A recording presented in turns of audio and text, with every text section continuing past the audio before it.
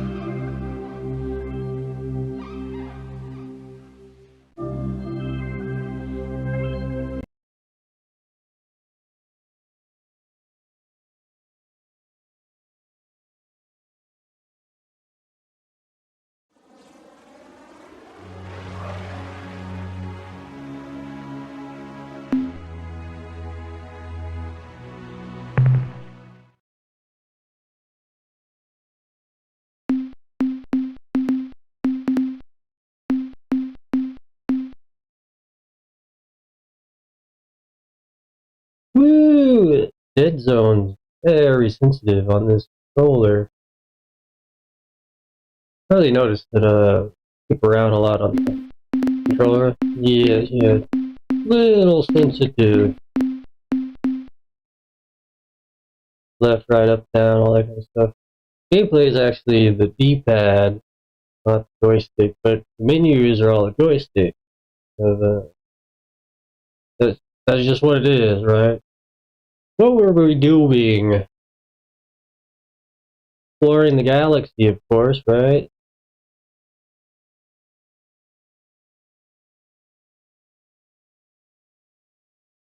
So I looked up a small bit of information about those portals. I was curious. Looked up a bit of history.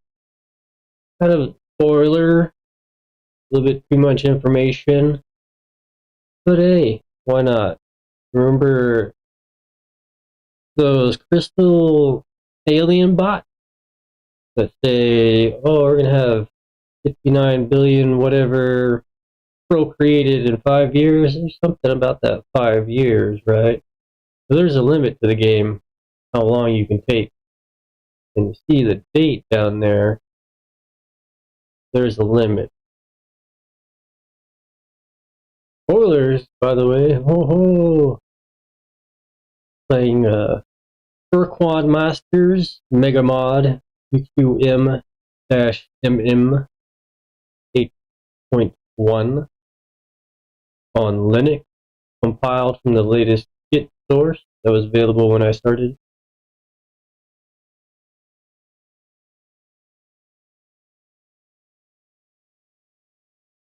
Oh, also I got a YouTube copyright claim on some of this space audio. This music matches the melody of this other song that doesn't have an artist or an album title that says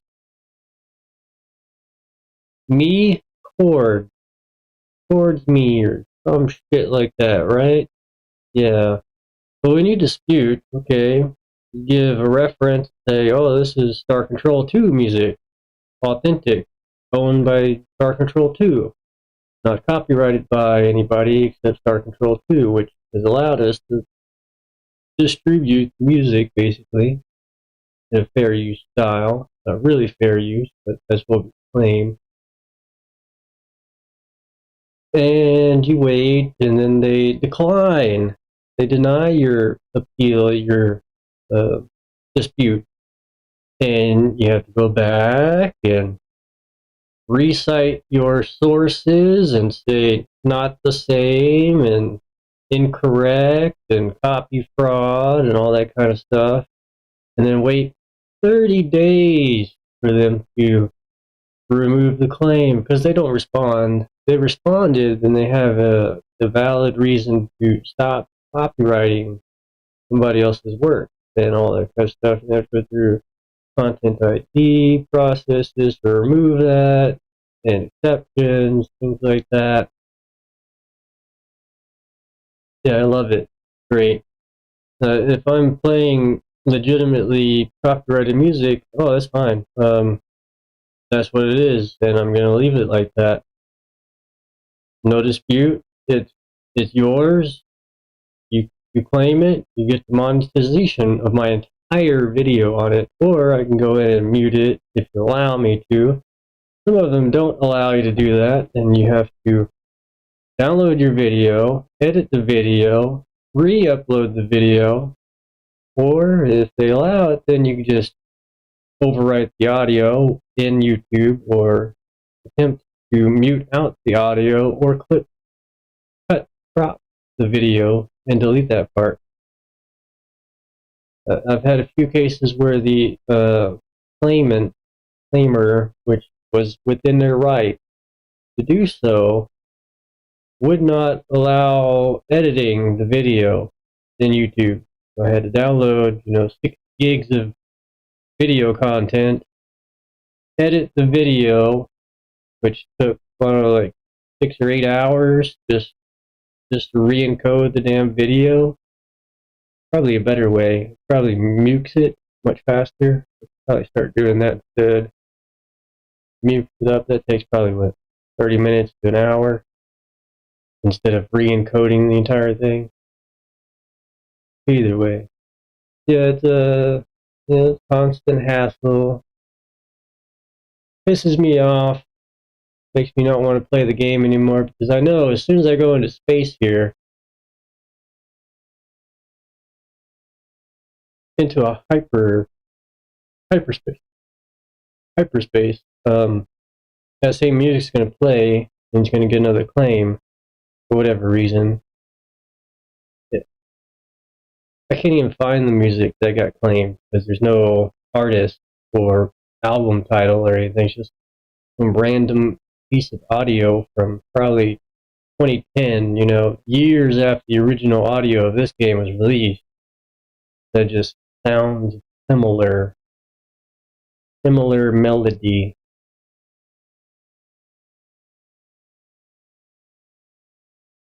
Yeah, the game. Without any hints or spoilers or looking up any guides or much of anything, we're doing pretty well. We got lander upgrades 100%, I believe 100%. We've got some 100% on the thrusters and maneuvering thrusters. We've got some nice upgrades on the ship started. Need more money. That's another thing is resources are finite in the galaxy. So you're on limited time.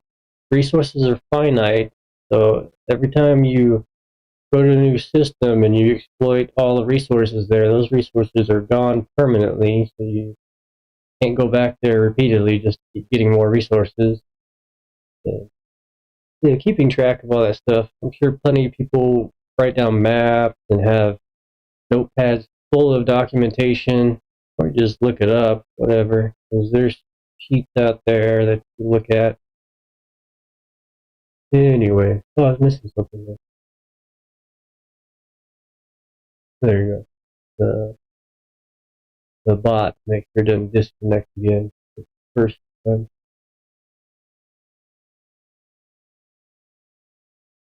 So I kind of know definitely the early game, pretty well understood.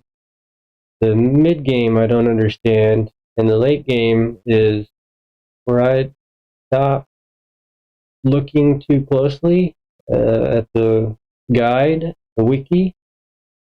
I don't want to know exactly how to end the game. There's some pretty useful and good information. I found some maps. The game originally came with a map that showed you a lot of stars and the portals. That was the key thing, was the portals that I looked up. So the map included the portals on a white piece of paper folded up.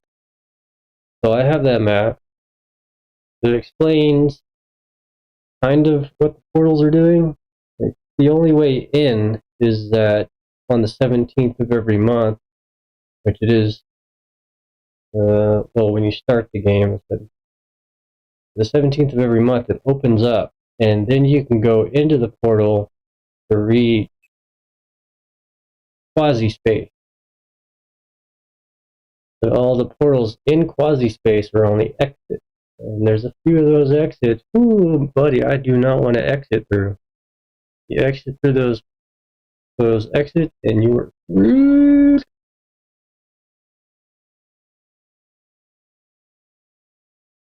So who's ready to play a game? I mean, I can just sit here and keep talking on the load screen for quite a long time. Another thing, I could probably edit the resource files and make this on the left versus on the right where it says save, load, quit settings. I could fix that to be the correct size for the font. Because I believe they have a GitHub issue with that open. I don't think it was ever fixed because this is the latest Git. And that's just literally the picture underneath all of that, make it larger, fit.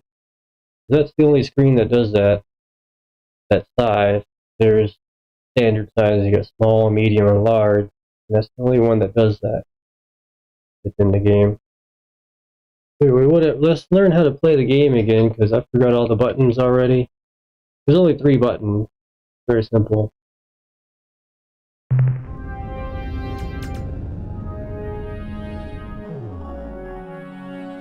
And I believe we're loaded up and ready to go, so we're gonna create a new save for today. Start using that save for everything we do until I decide to make another save.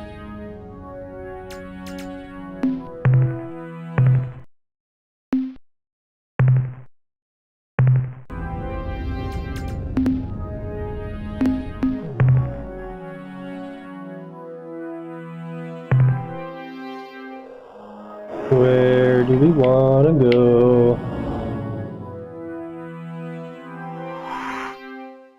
I don't know how much of the story I really want to progress. I could either go down here and resource gather for money, here, go along here and resource gather. I want to do both of those, of course. Because I want to visit all the stars, right? Visit here, or I can go back up here and try to visit all these around the nebula there. Interestingly, keyboard is the only way to zoom in and out, but the controller doesn't have any bindings for it.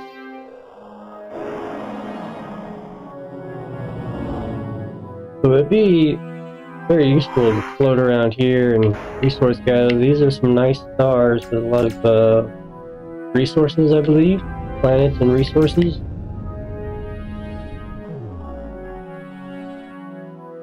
But it is kind of far away. Maybe I say let's go ahead and visit here and then head up that way. How about that? Let's hop on.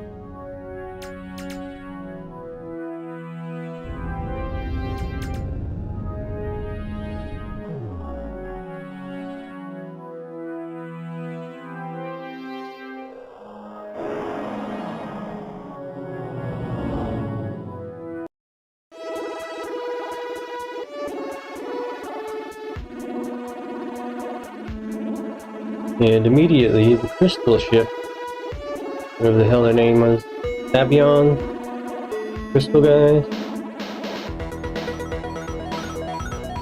Immediately.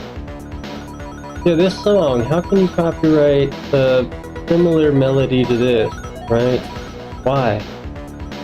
All the music in the game to try to claim this and then decline my dispute. What the hell's wrong with you?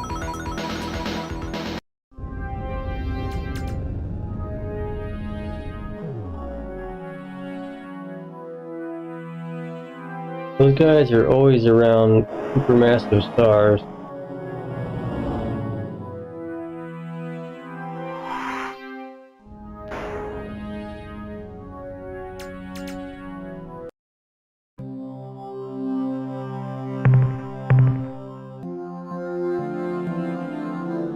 Oh, it's a torture, but it's got gold on it.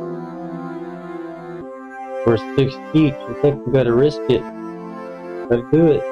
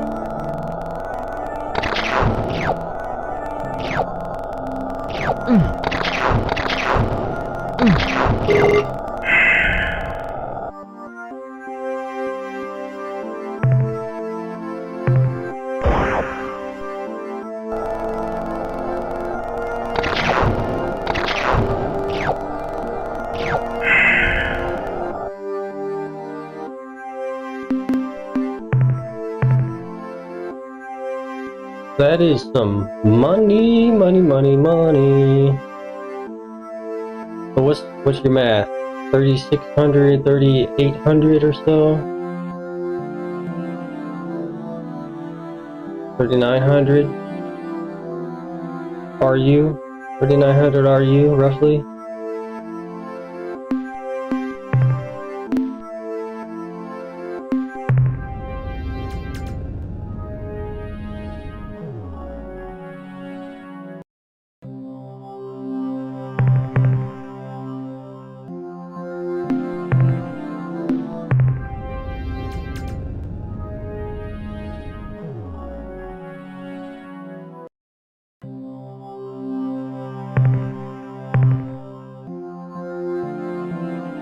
I have to nope on that one.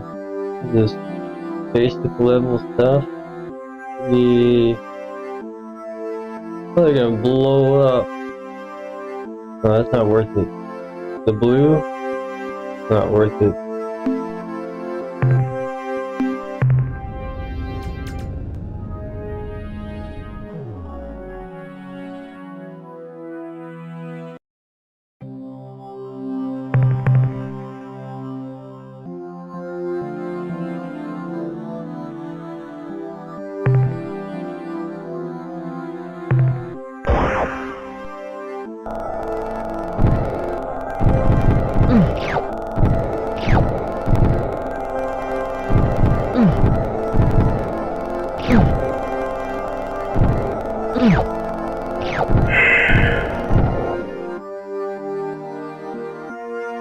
Sacrifices of the crew must be made for progress.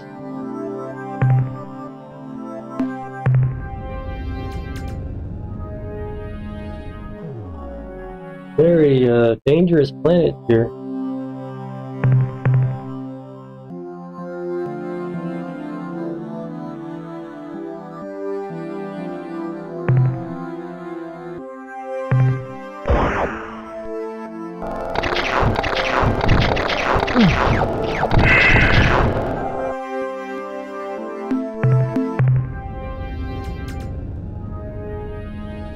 Not worth it.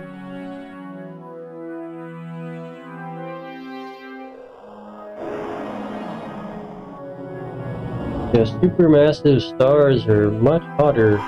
Probably because it's white too. It's a white star.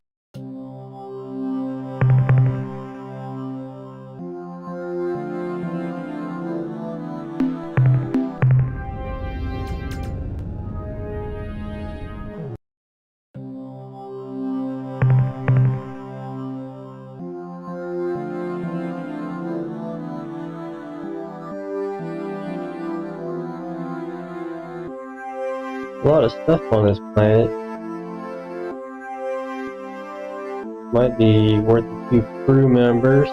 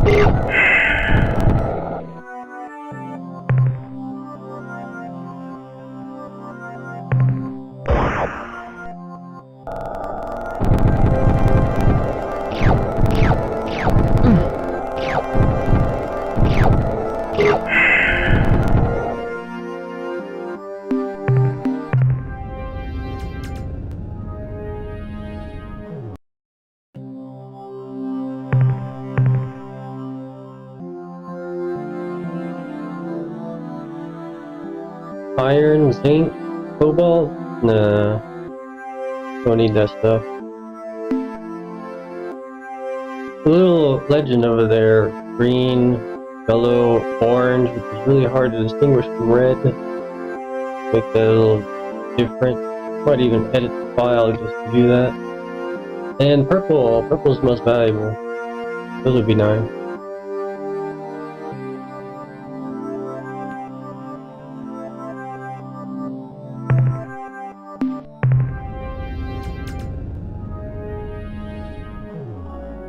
The system is very hot.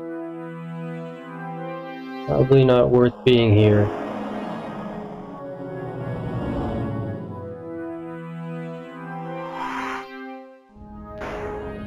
Other than talk to that one guy.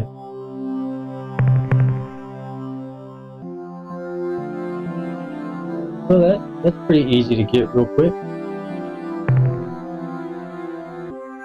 I would love to find a planet that's just full of crystal.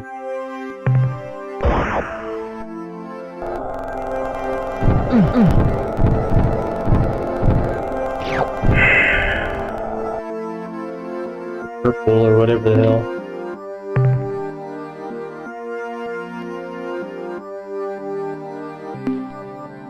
How's the mic anyhow? I noticed it cuts out kind of early.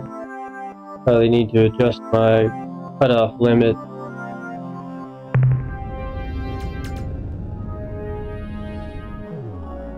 Well, like you want to hear what I have to say? Hey, watch Space Game.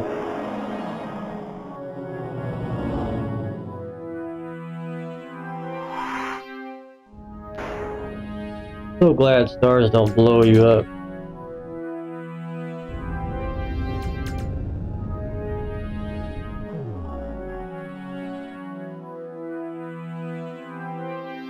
The gas giant.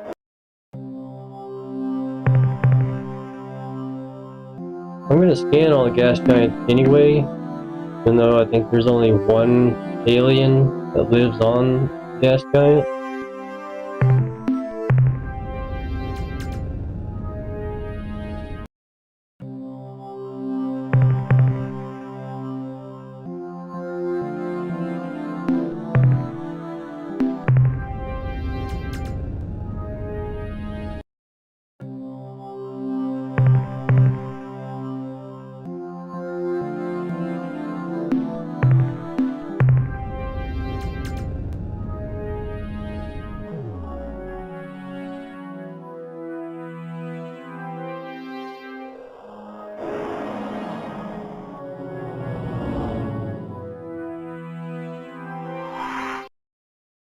Welcome back, Captain.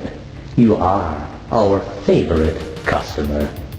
Now, what can we do for you today? I would like to inseminate DNA into your trading bank. What would you like to? The 115. It has been a pleasure.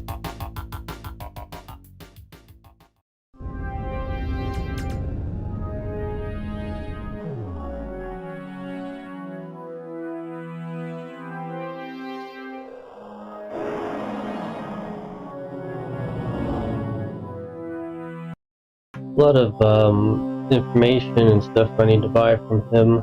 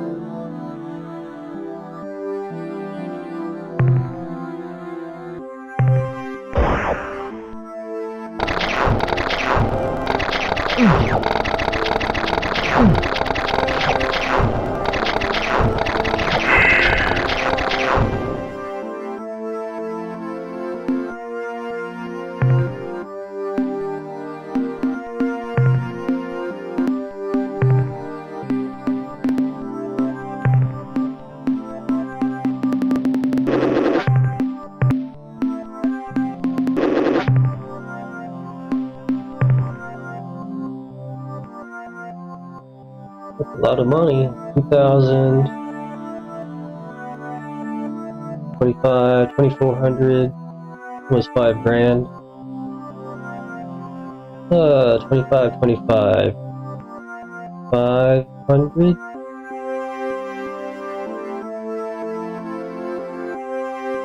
$25 times 20,000, right? 700. About $6,200 right there. I could math in my head. What about you? What do you think? 6,200 is my guess.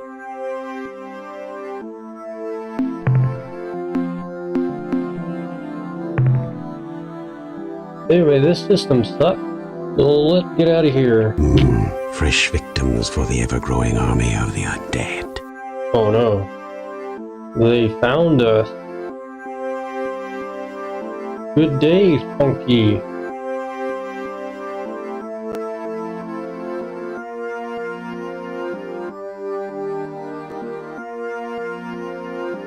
You ready to enjoy the space between spaces? Yeah, this little planet. We should go here.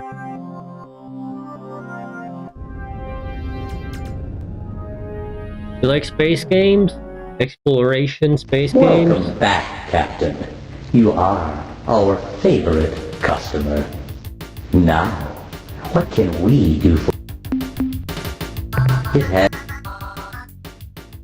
I did not mean to run into you on my autopilot.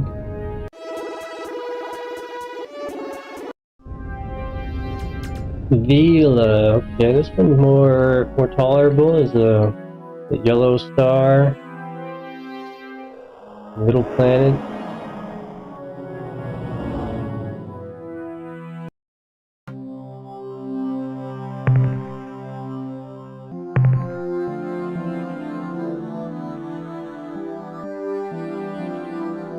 That orange, red. So I need to change these colors. That is too hard to tell the difference. I'm not colorblind, but look.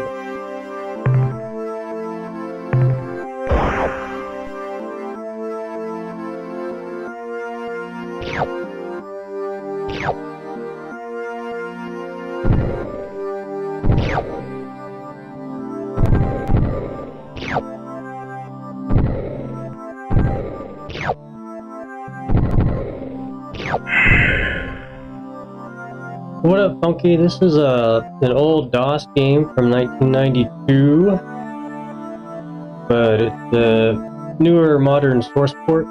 It was also on the 3DO, 94, I believe, 94, on the 3DO, multiplayer interactive system, whatever the full title is, Super Console is. As you can see from the title, UQM-Ur-Quan Masters. Free game. You play it also if you like space games.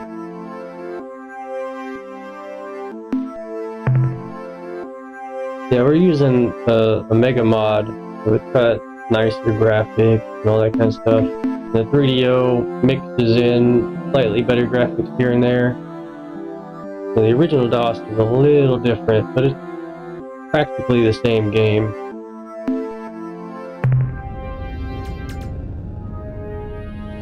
You know, basically the same thing.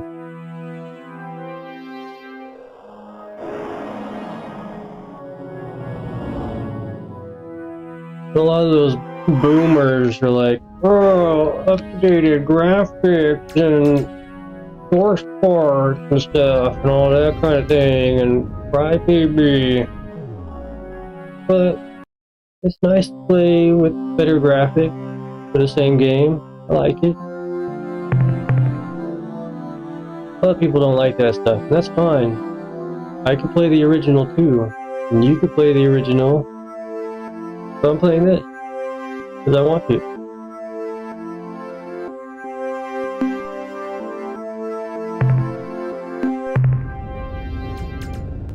Nothing of value on that planet. I could strip all the planets of materials, but I'm currently almost out of cargo space. Maybe I should buy another cargo space for my travels. Till I need to buy weapons.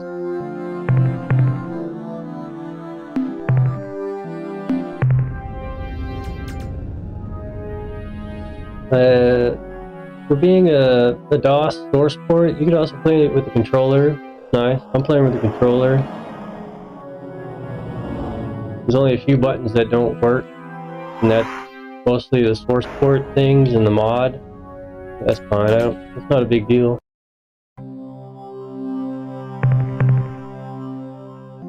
We're looking for minerals, any kind of energy signatures, and biology. We want to shoot those aliens and capture them.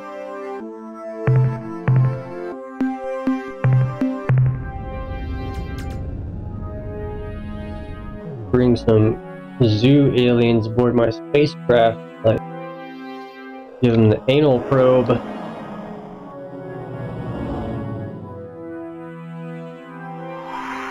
Oh, I don't like that one bit, but we could save and maybe interact with them. Better remember to save often, a lot. Save more than you normally would. You will die. And you're probably gonna die right now. Oh, it's a shielded planet. So, okay, interesting.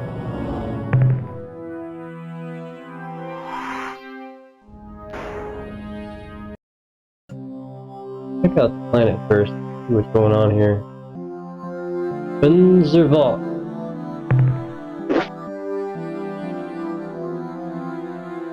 What an alien living on the planet. Don't know how to get in there. Crew looks good. Let's try space combat.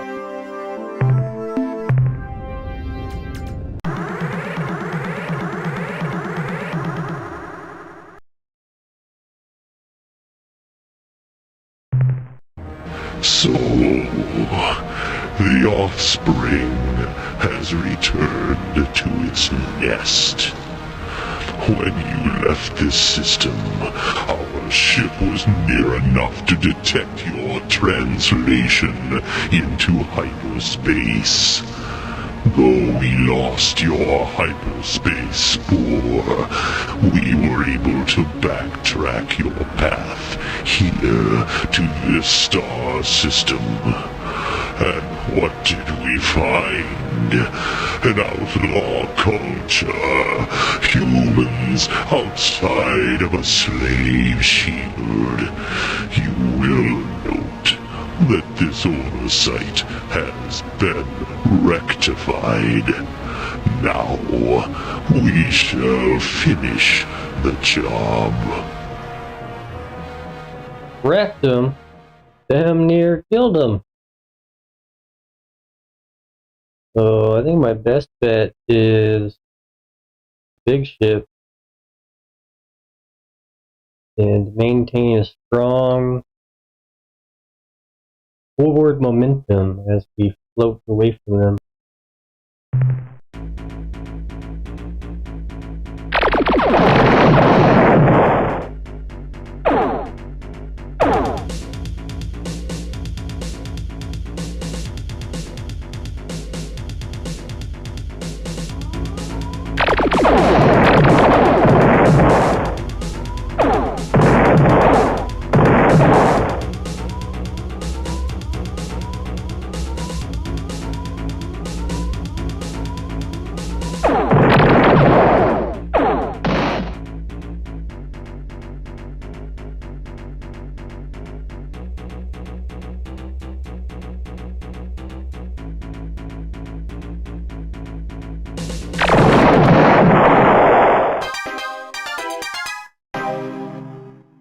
Take that, scumbag!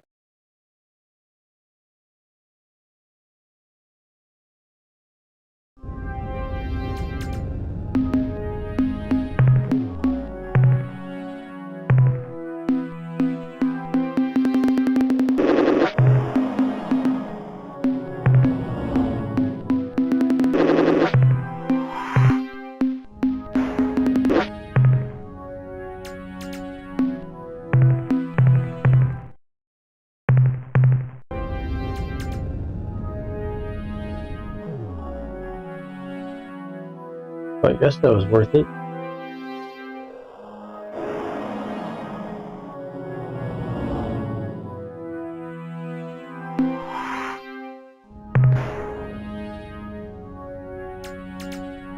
Still can't get into the planet.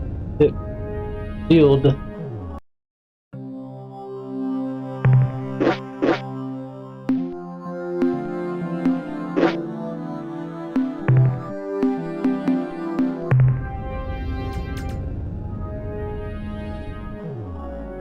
That's where the precursors came from. Our ship. That's where we launched from on Vela 1. Vela 1, Ur-Quan. Look at this planet real quick.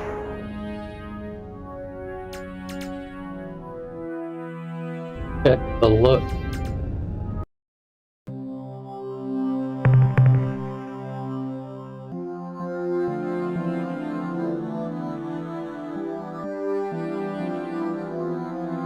Those are all red.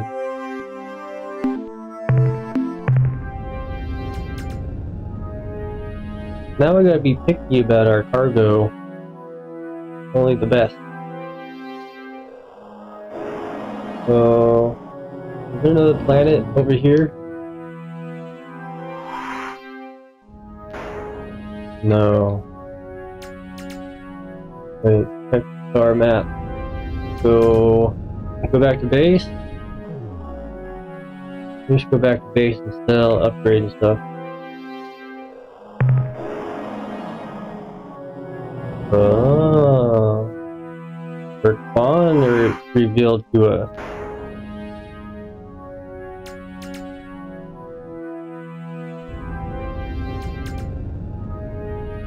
Another phone shot. Man, you got a piss yellow looking name there. Color your name.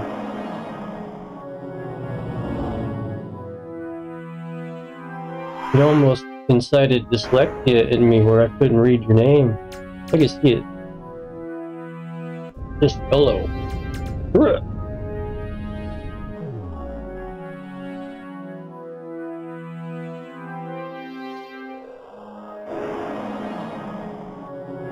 Probably around 40 fuel round trip. I could get fuel cheap over there. I think we're full on cargo though.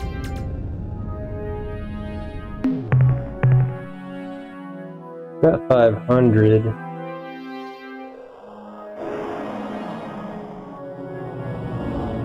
Yes, while I'm here, collect the other cargo.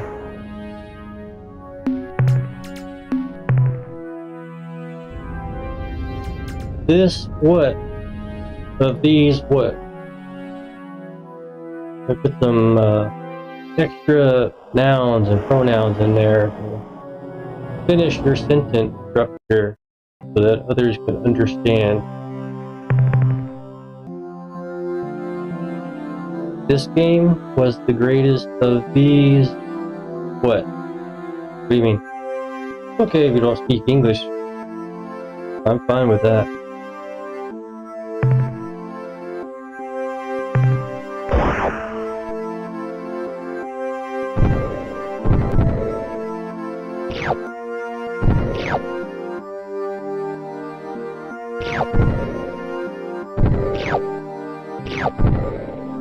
For sure, there's no debating that one. I am more familiar with Starflight. Came out before this. Starflight 2. Probably aware of it. So, very similar in a lot of ways. I think, honestly, I think Starflight had like greater planetary and star systems discovery. They were actually procedural in a way, even though the stars are fixed in location. They were just kind of procedural how they were generated.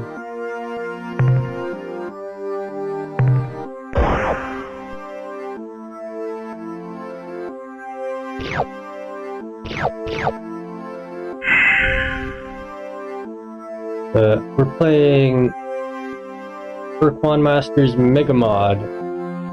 We got some better graphics, pretty much just HD graphics, upscales, things like that. Makes it look pretty. MegaMod adds a lot of options, different settings I can configure.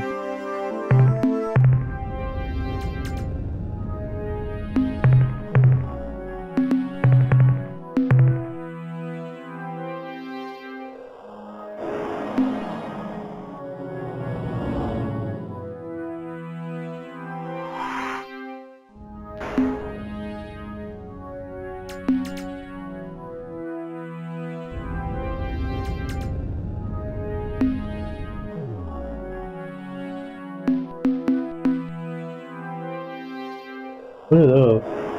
Known homeworld. Homeworld. Maybe I should go check that out. What system is that in? The show 50. Ooh. Okay, visit to them. And then come back. Maybe what, around trigonometry, hypotenuse, 40 extra. Maybe go there first. I don't mind. Pay them a visit. Maybe we'll die.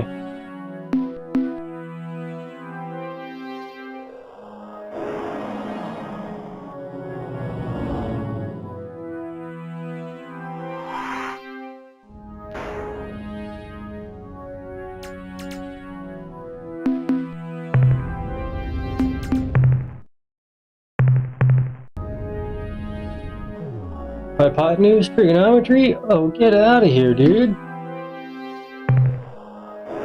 What kind of stream is this? Using mathematics to calculate distances? What?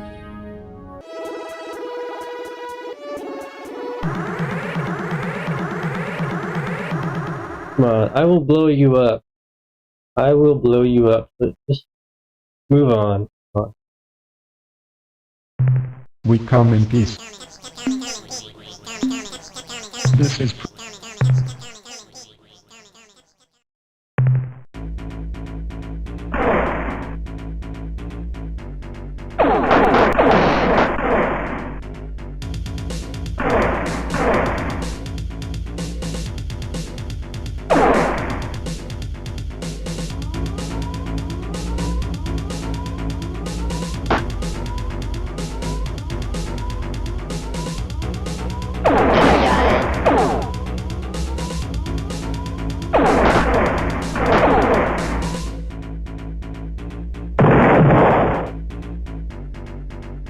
Energize.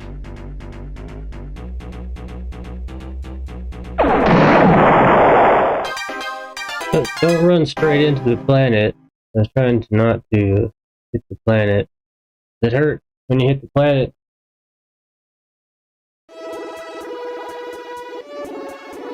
Look at that. The autopilot continues.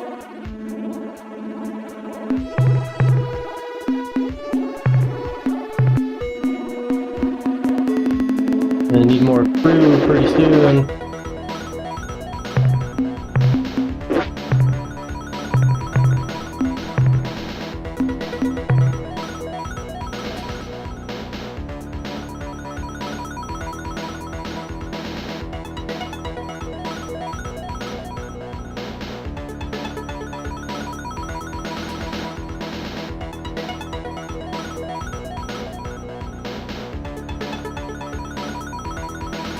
Well, thanks for dropping by and saying that you liked the game. Cool, good time.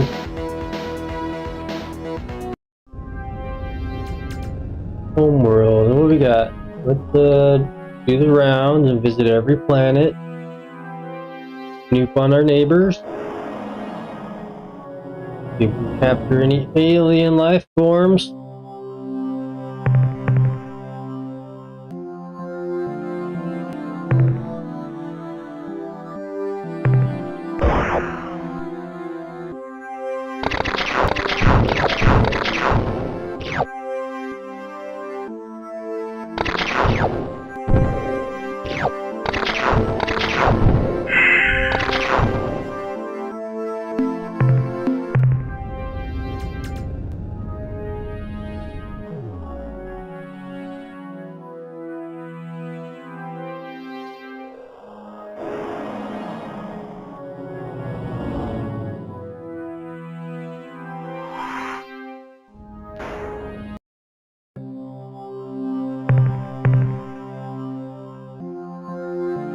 Life finds a way. Nice planet.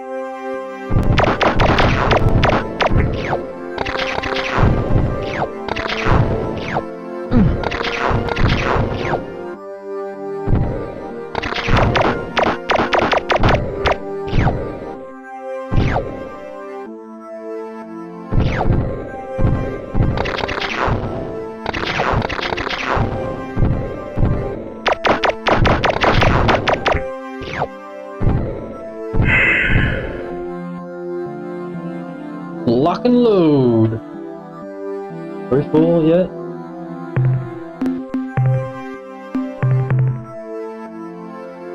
$87. Might dump all of this right here.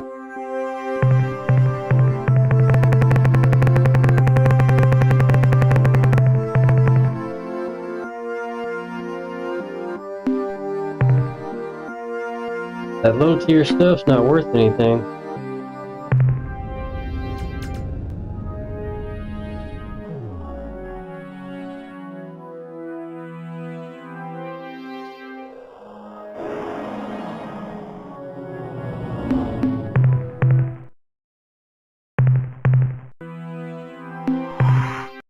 Attention, huge areas metal! Though most of my sensory instruments are malfunctioning, my mass indicator shows the huge size of your vessel, revealing you are none other than a disgusting Ur-Quan slime wad. I am the glorious Sophisti warrior Tanaka. You killed my father, my mother, my many brothers, all 6 of my sisters. In fact, my entire species. Prepare to die!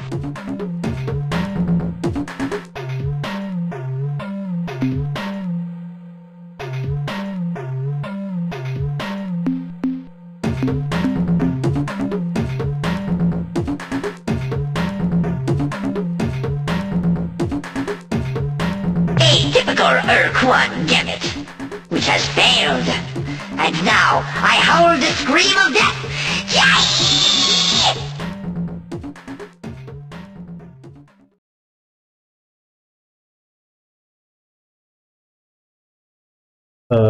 Guess there's no choice but to kill them. I don't know why.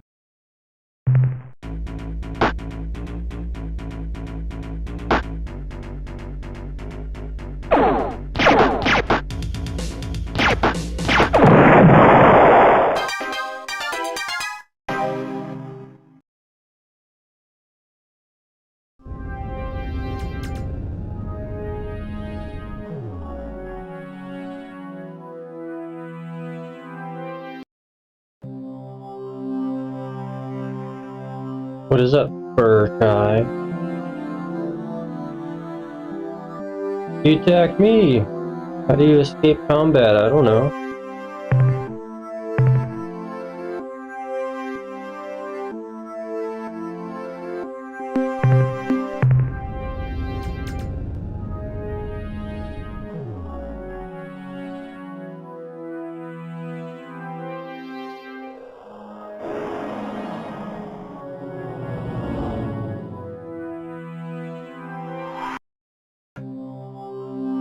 Those are the only options I had. Talk to him, and he attacked me.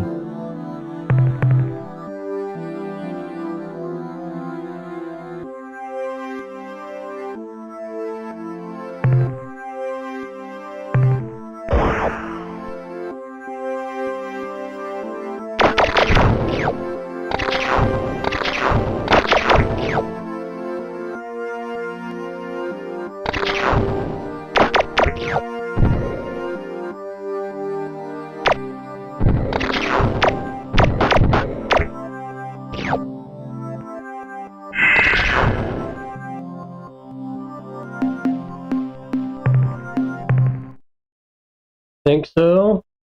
Probably. Try the other options, but the most logical one is don't attack me, I'm your ally. Didn't like that. I don't have a quest or anything. No quest. No log. Attention, huge area.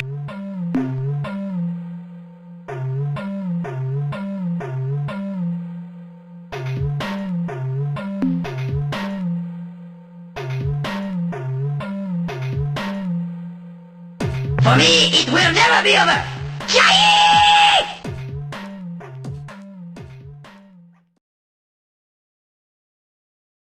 A little strange, yeah. It's got some HD textures here and there.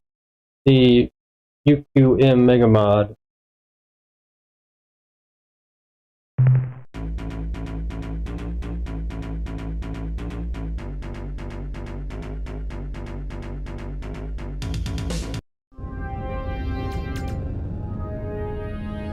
Oh, I didn't even know you could text through combat. So, the cowardly slug spawn has returned.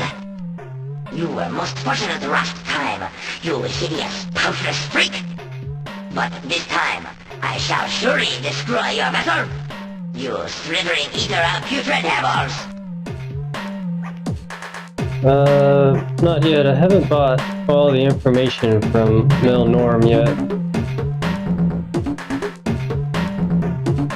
A typical Ur-Quan gambit. How do you exit combat? What did I do?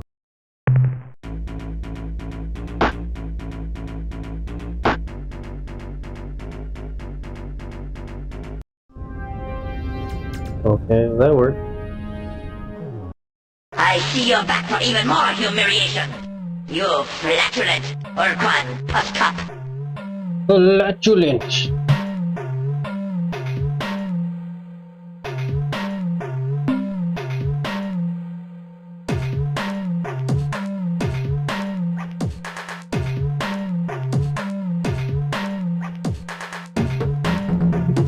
I was thinking the same thing.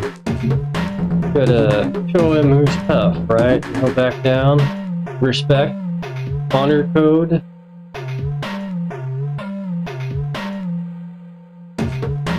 You rip, bloodless sack of decaying flesh, Ur-Quan. You die, die!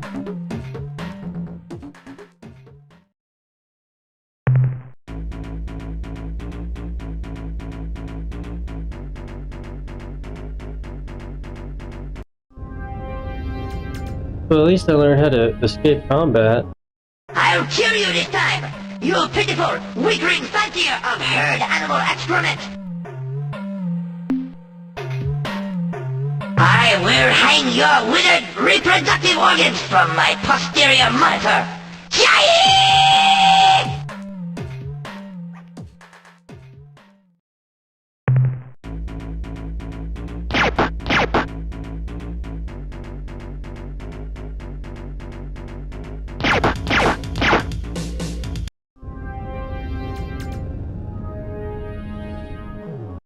I'll kill you this time! You pitiful, weakling fancier of herd animal excrement!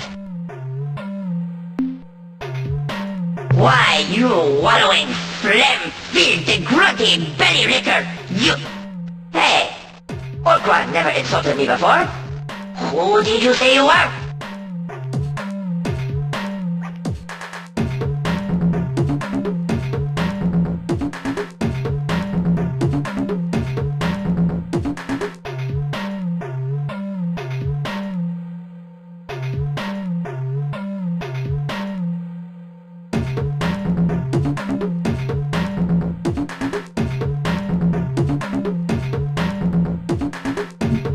I appreciate backseating as much as the next person. Might as well just tell me how to finish the game. It's always fun when you see somebody playing the game that you like, that you know, that you enjoy, and they want to experience it. So, maybe make more commentary about the Linux port that I'm playing on Linux and streaming on Linux than telling me how to play the game. I will figure it out for sure, even if I lose. Oh, I am furious. I must be reprimanded. When we report back to StarControl, suddenly your words ring in my ears. Captain, is this true? Have the Ur-Quan been destroyed? Has the ultimate sacrifice of my people resulted in freedom for the Alliance?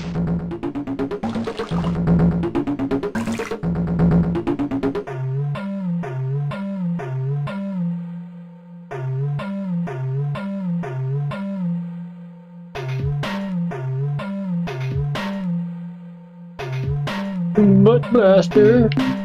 The ultimate Butt Blaster!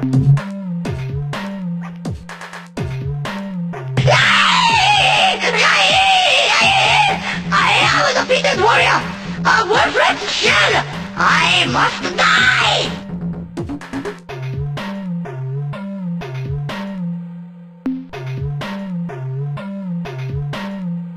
To fight again?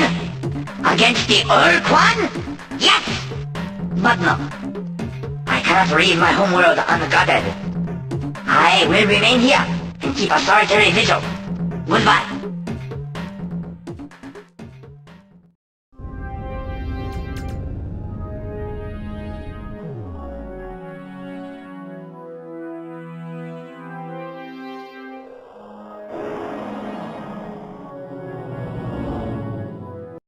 Greetings, Captain. It is good to see you again. Nothing new to report, sir. I guard the homeworld. I seek revenge against its destroyers, the Ur-Quan, and their vile battle thralls. I await the return of the hero Daikon, and the rebirth of my species. But you didn't think I would actually just kill them and leave, did you? I know you need to gather allies, know parts of the story. But I wasn't sure how to avoid combat.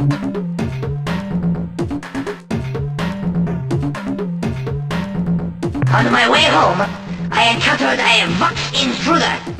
Before I destroyed it, the Vox was able to affix some of those vile lipid things to my ship, and I had to return home at a greatly diminished speed. I did find one thing interesting though, as I skimmed to the edge of Yehat space. I dropped into Zeta Sextantis to recharge some of my depleted energy cells, so I moved into the extreme inner system. There, right next to the sun, I found a very strange planet. It messed up my sensors somehow. That's why I could not recognize your ship at first. I'd never seen a planet like that before, so maybe you should investigate.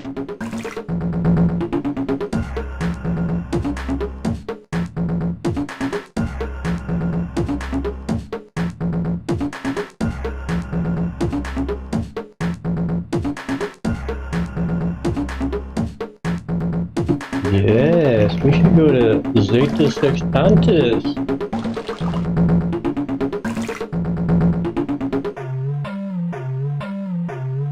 Written down right there. Don't need to write it down. In chat. Somebody told me what to do.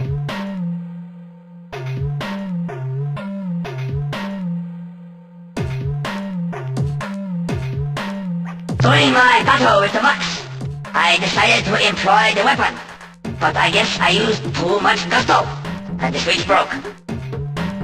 My people blew up the sun! Or at least they caused it to flare like a nova, destroying the many hundreds of hierarchy vessels that had invaded our system to enslave us Shokitsuki. I wasn't here when they made the sun flare. I was assigned to a Yahat squadron as a forward scout performing deep recon in Mycon space. We were sent to investigate reports of unusual Mycon activity around Beta Brahi. I was the first ship to enter the system. My scanners showed a small fleet of Mycon clustered around the planet, conducting a test of some device. The unit was small, not even half the size of my ship. When the Mycon activated it, a glow began to radiate outward. I crept closer to get a better look. Suddenly, there was a flare, like a newborn sun, blinding me and overloading my sensors. When I recovered my vision, hours later, the Mycon and their device were gone. I was able to effect repairs on my sensors and depart the system, but I had been cut off from my squadron and had to travel home alone.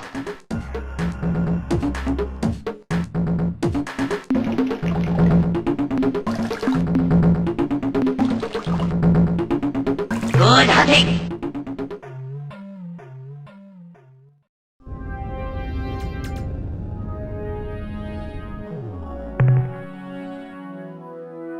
Nothing new on the map. That's it.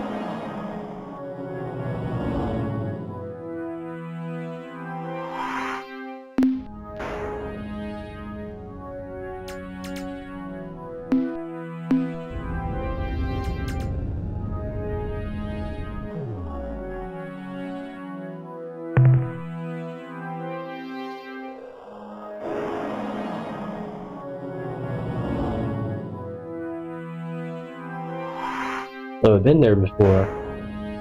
With a rainbow planet.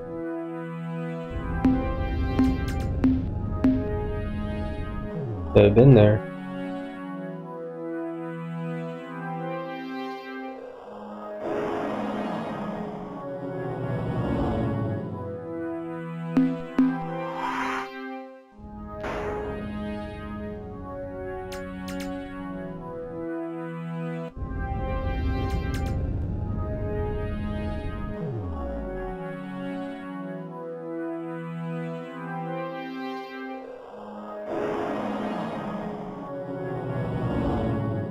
So I wonder why my map shows this as a homeworld if their homeworld was blown up by a supernova.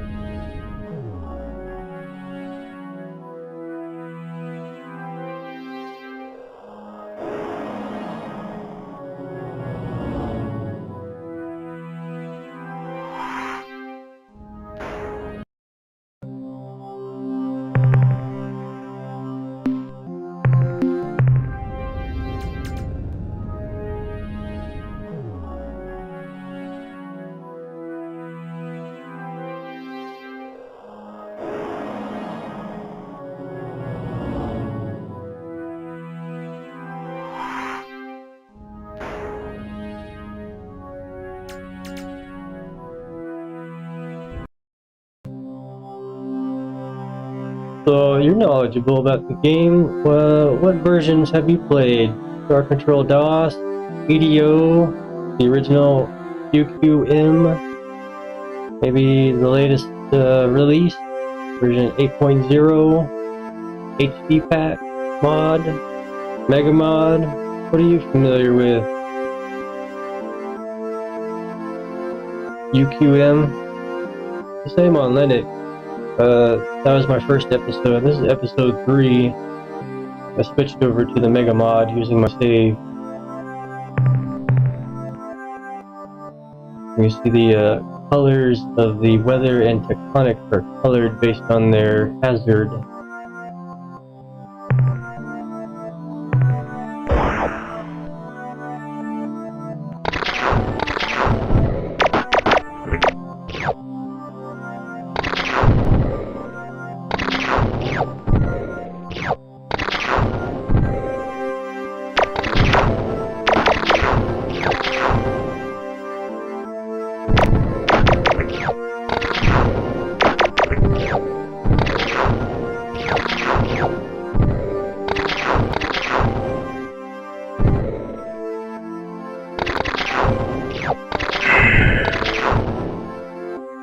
So I spent all my money on technology upgrades for the lander, and my next task was to get all the information that I can get from the Mel Norm.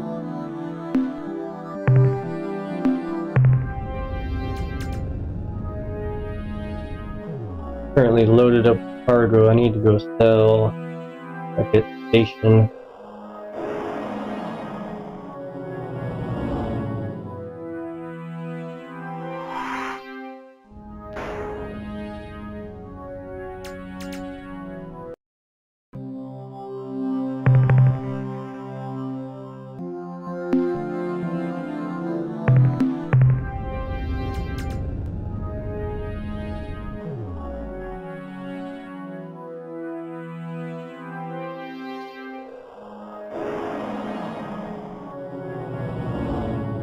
One, two, three, four.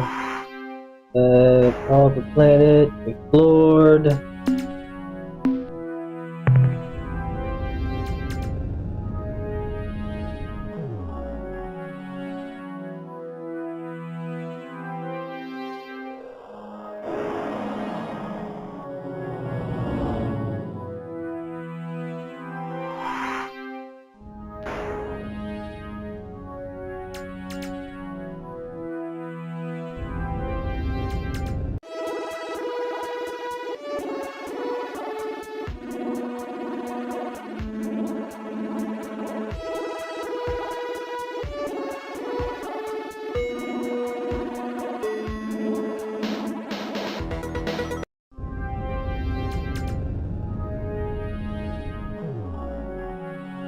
Yes, my favorite YouTube bot has returned.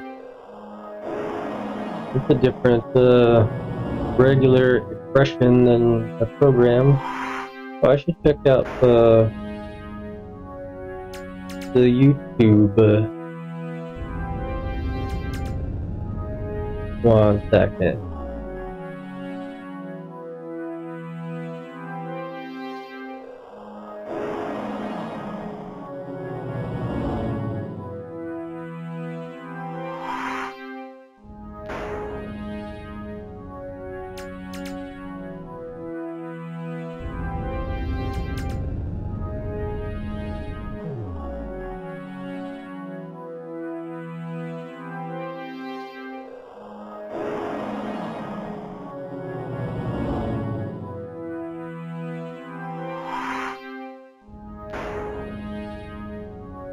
I don't know why the stupid cloud bot's always turned off over there. The word section, blacklist, yep. What about increasing a bit?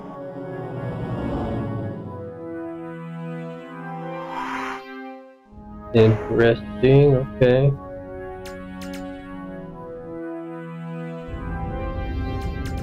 Monkytron left. Posted, said hello and left. Okay, so it's on. Should be on. Refresh.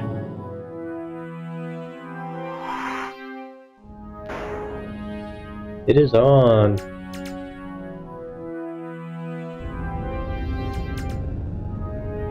I'm gonna bring out my pop-out chat to deal with those stupid bots.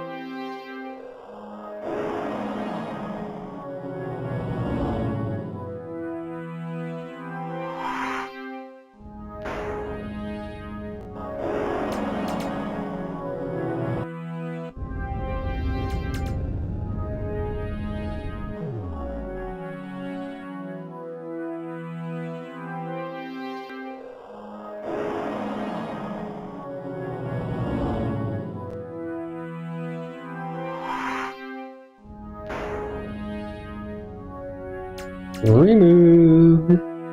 Goodbye.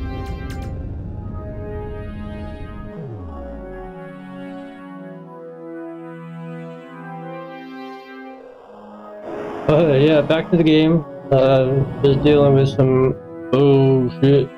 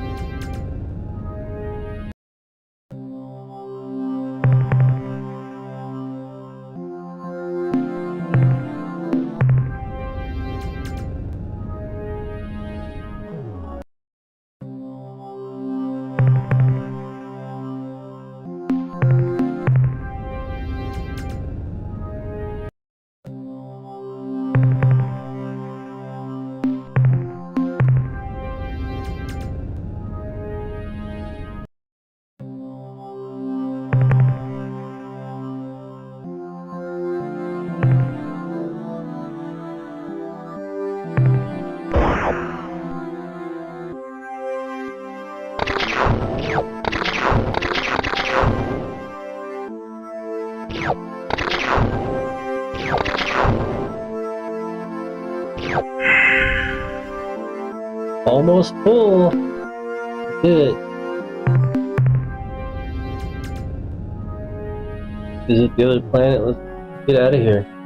Go home.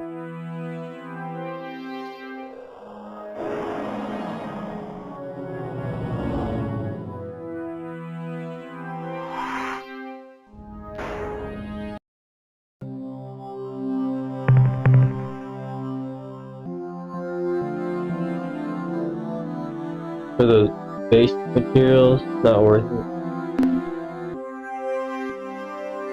Only when I'm gonna get desperate for materials will I come back to you. investing more in fuel just trying to get it than it's worth.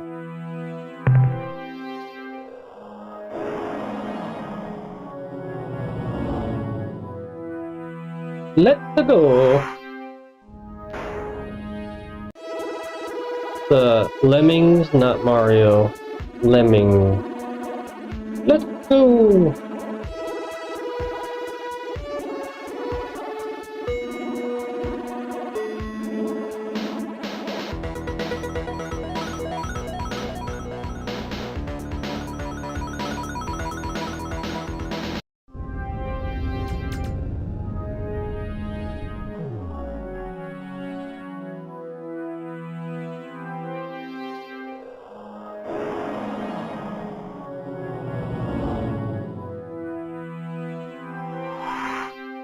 Even though Chia left, you can get the MegaMod on GitHub or their website if you want, if you like, if you care.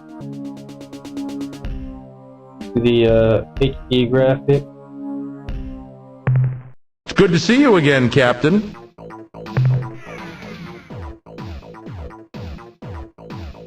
More fuel for the fire, eh, Captain? That last load should keep it blazing.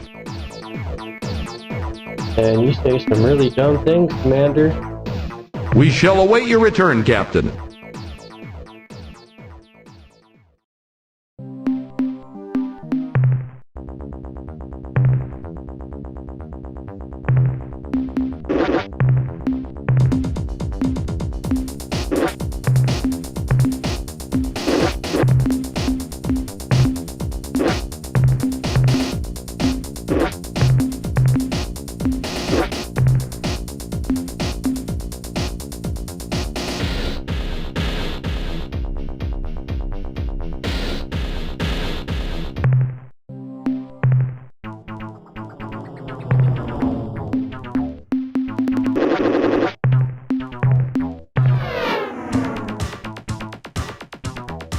Do I want 2,000? That would be pretty good.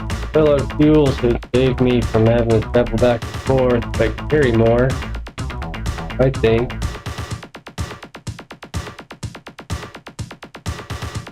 What we got here? I guess we put it there, it's fine.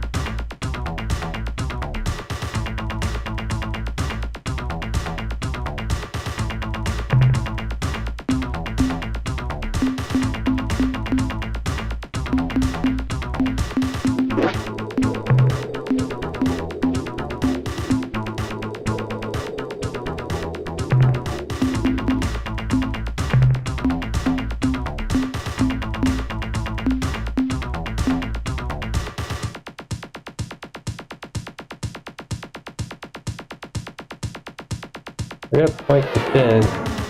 I didn't see it doing anything, point defense. Might not even be worth it. Tracking system. Not sure if this is going to benefit anything. Combat energy. Don't have enough money.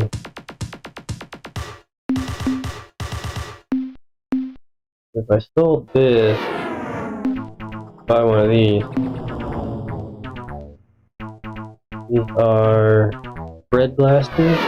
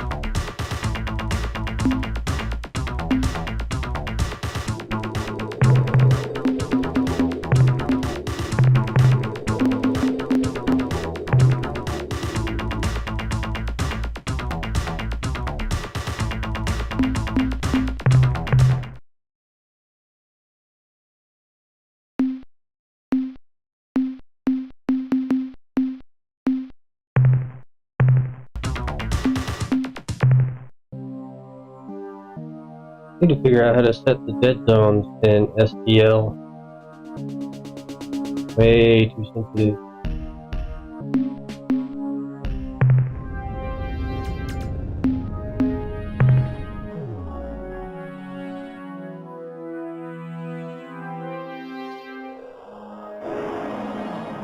So he's talking about the rainbow planet that I've discovered. I don't need to go there, right?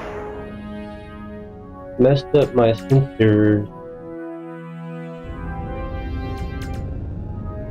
I'm sure that's what he's talking about.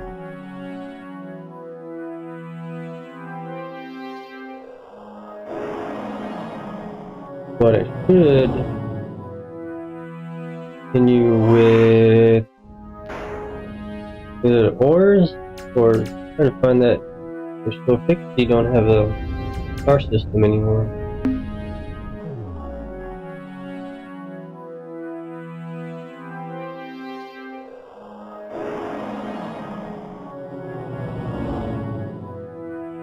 The Micron had a supernova device of some sort. Been there before. They were chasing me down. I'm not sure if they're friendly.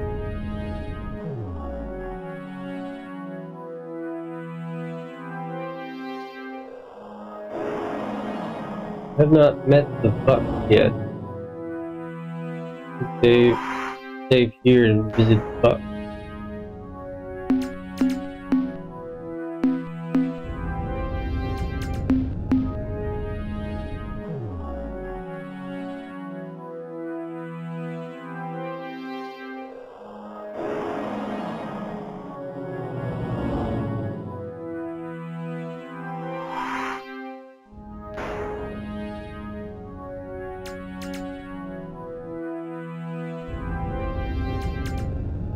Since we are safe here, I will visit the Buck.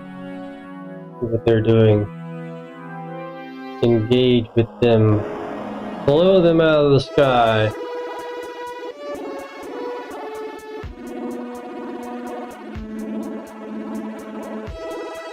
I also need to visit those aliens from Pluto over there.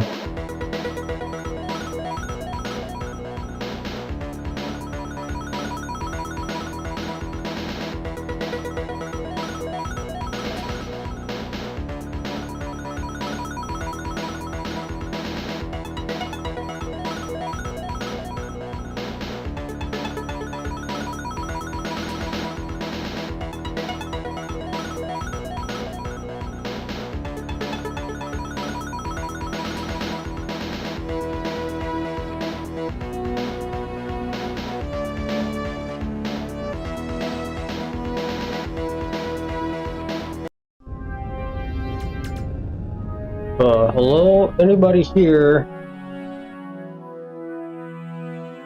Come say hello.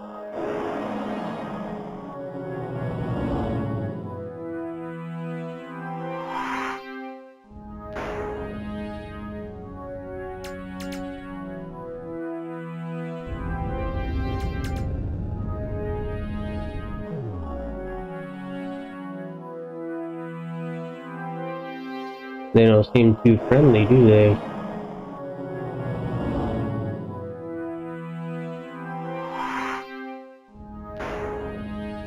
Good lord, there's a lot of them. Is that all of them? Can I sneak into their planet? Sneak on their planet real quick. Go, go, go, go, go, go, go.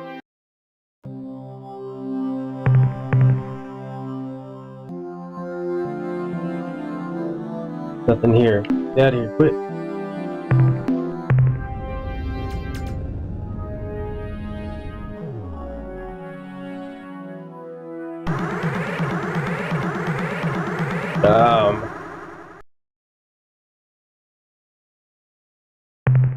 Greetings from Vox, the last word in life-form destruction. To gain an intimate knowledge of our engines of war, simply place both hands over your eyes and count to 3.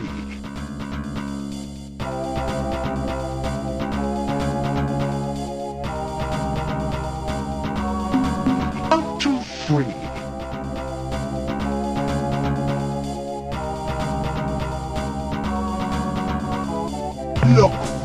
notice, alien. If you want to talk to one of our species without making them sick, why don't you go see Admiral Zex at his world in Alpha Serenkov? He likes humans. You are even uglier than I had thought possible.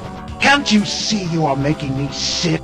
Please, foul creature, turn your head, or better yet, put a sack over it. Never mind. I have adjusted my display so it is dim enough to be tolerable. In answer to your question, our response is simple. We must attack you because our masters, the Ur-Quan, wish it so. Now, if you don't mind, stop knocking your head like that. We Vox do not share this range of motion, and it appears as though your neck is broken and you are a jabbering corpse. Ugh!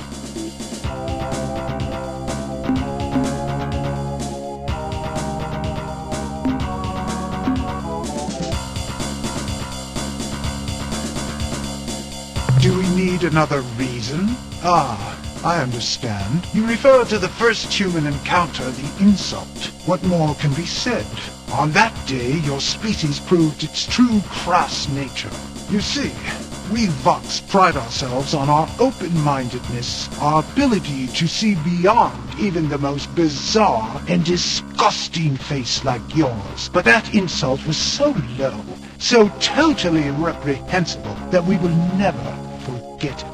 Yes, to be honest, that event pretty much fixed our attitude setting at abhor. I suspect we will despise you forever. Probably not. You see, although we Vox are highly reasonable beings who would never judge our race solely on its, appearance, the magnitude of your Captain Rand's insult was such that we will probably never forgive your species. Nope, I didn't think that would be sufficient. It lacked conviction. Sorry, but I'm afraid we'll just have to kill you now.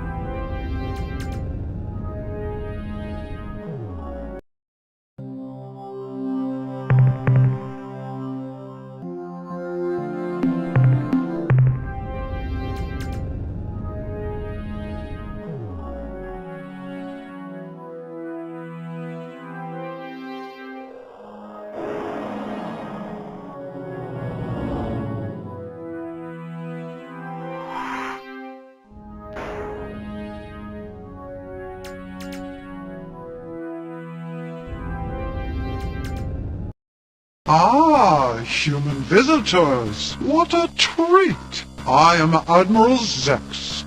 Please, do not be frightened. Unlike the rest of my species, I enjoy humans. You may know me by my reputation, my leadership of Vox forces during the war with your alliance. I assure you that this behavior, a sad necessity of those times, belies a much kinder, gentler being. Please, be welcome. We can get to know one another, expand our interspecies relationship. But wait, how silly of me. You aren't here for polite repartee. You have come for my show-fixing maidens.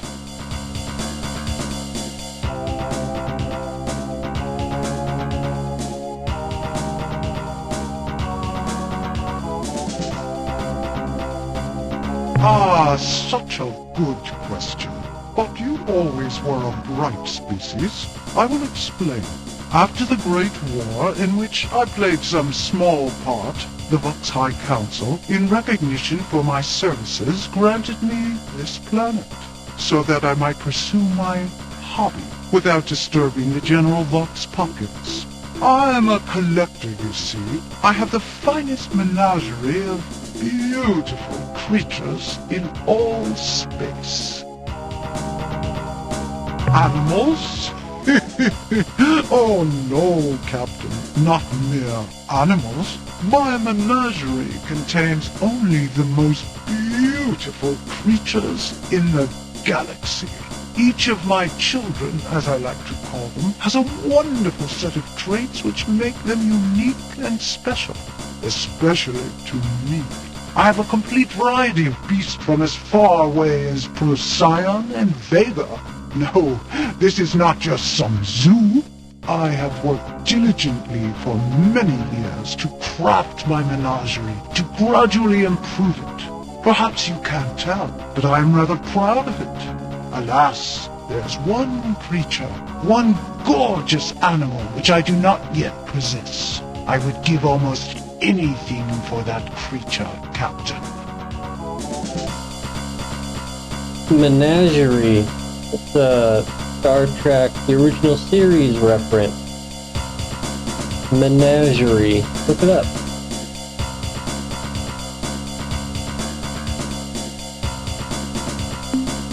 Because I like humans, Captain, I respect and admire your species. I do not share the bigoted views of most of my people.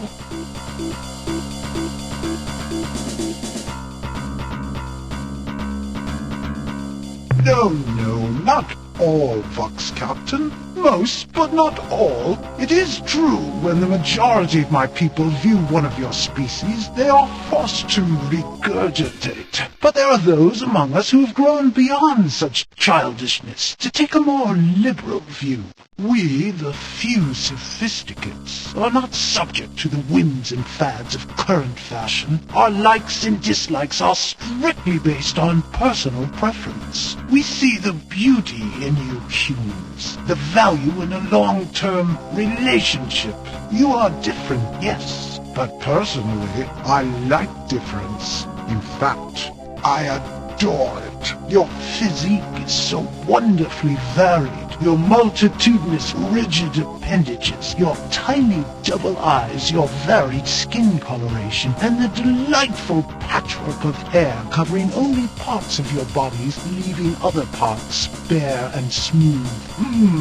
I value your species, Captain. I see you as just people, like us Vox.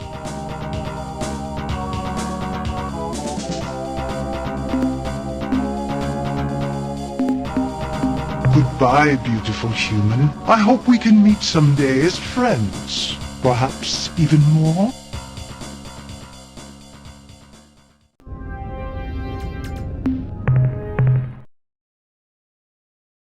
Yeah. Star Trek. Menagerie. Look it up.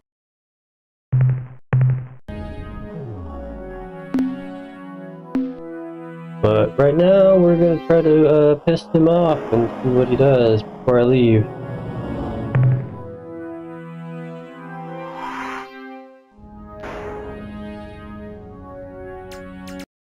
Why am I so blessed? My favorite friends, the humans, are back.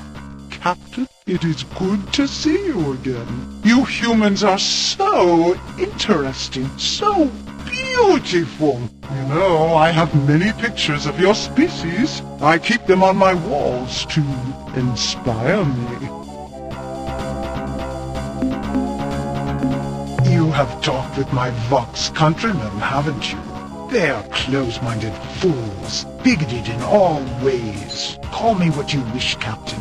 I choose to view myself as, well, simply open-minded, free to experience the full range of life's possibilities. The Vox rulers could not refuse my military genius, couldn't ignore the many victories I gave them, but they would not tolerate my behavior, accept my desires as natural. So they sent me out here, a hero's exile, where I won't poison the minds of youth with my bizarre ideas and perverted lifestyle. Bigoted fools. You see, Captain, we are not all that different, you and I. We are different from the majority of Vox, and so we, in Vox eyes, are both monsters.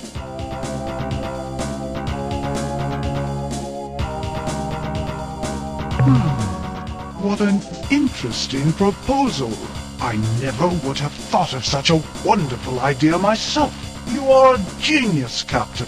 In answer to your question, yes, I accept your offer. Deliver the creature to me, and I shall give you the show-fixing maidens. I will even provide you with a clue to finding the creature's native planet. My source for this information is an ancient wildlife handbook written millennia ago by some unknown alien author.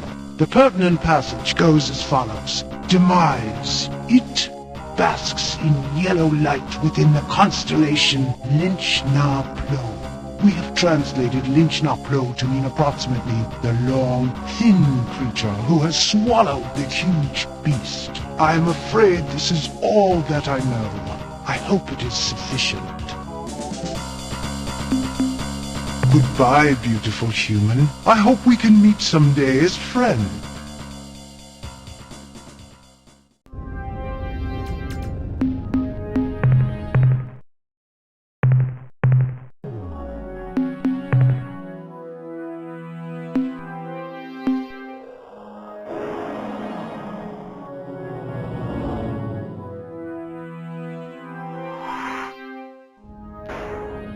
Some kind of serpent with a large yellow star.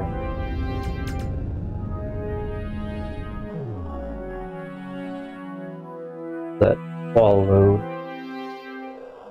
something.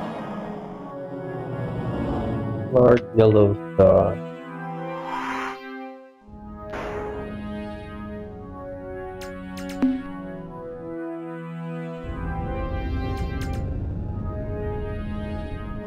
Still doesn't show them as a home world. It's not their home world? Oh no.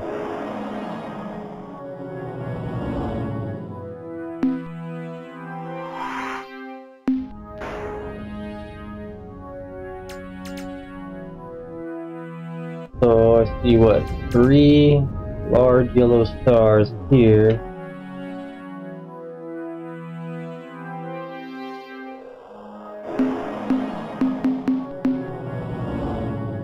Unknown.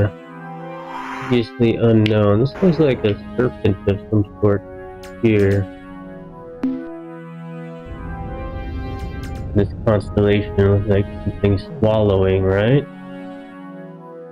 Would that be the clue? Is that the answer? Is the answer to the clue is over there? I say we visit there in a little while, sometime soon. So I saved. Let's go ahead and insult or try to aggravate the captain, Commander.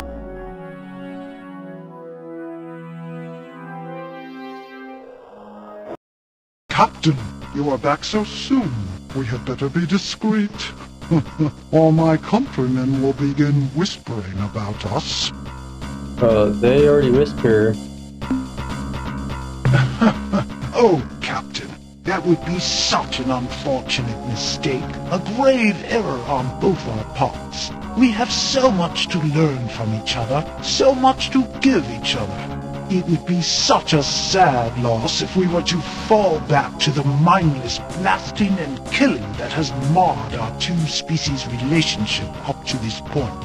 Admittedly, as the acknowledged Vox military genius, I would find it interesting to face your one powerful alien starship with my huge personal fleet of intruders. But oh, what a mistake it would be.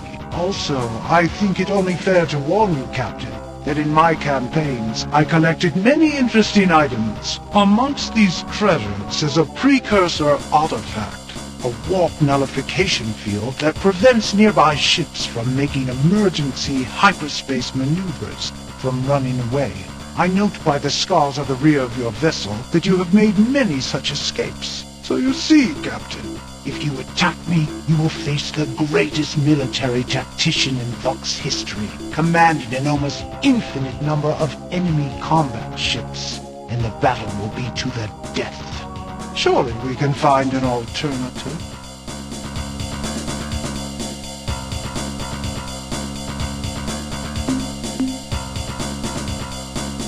Certainly, my smooth-skinned friend.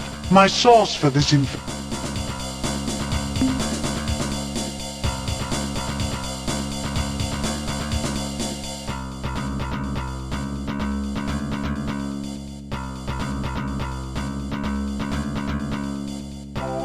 Yellow light. Long, thin creature. Looks a large yellow star. I'm guessing that's what it's talking about. Goodbye, beauty.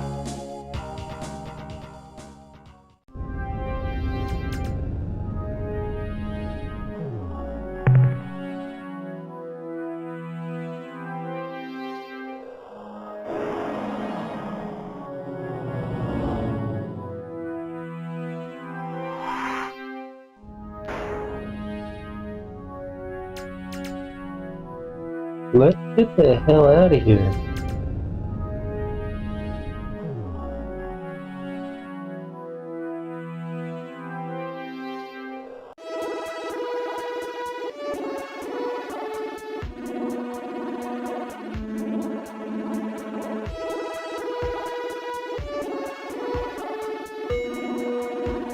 The Shulfixi, that's right. We're gonna visit them after Melnorm.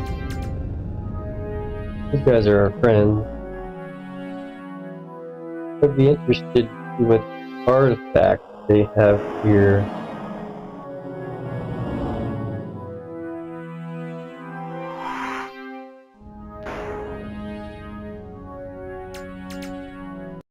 I am expanding. It is so much squishy to smell you. Campers are the best. I have anticipation. And then what? Better parties in the middle for sure.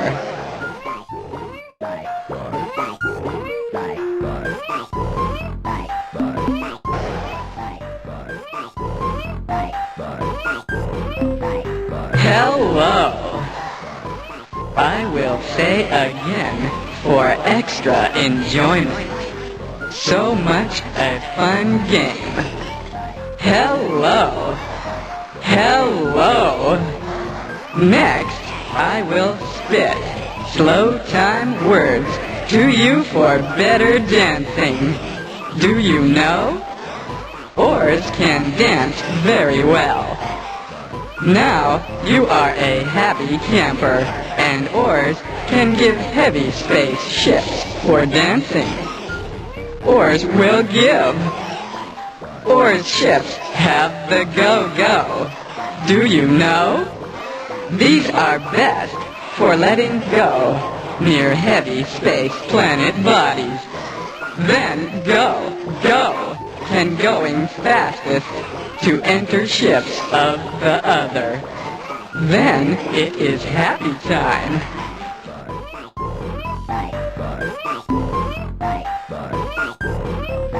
Here is good news. 6 or 9 pieces ago, myself the oars did not even smell your level.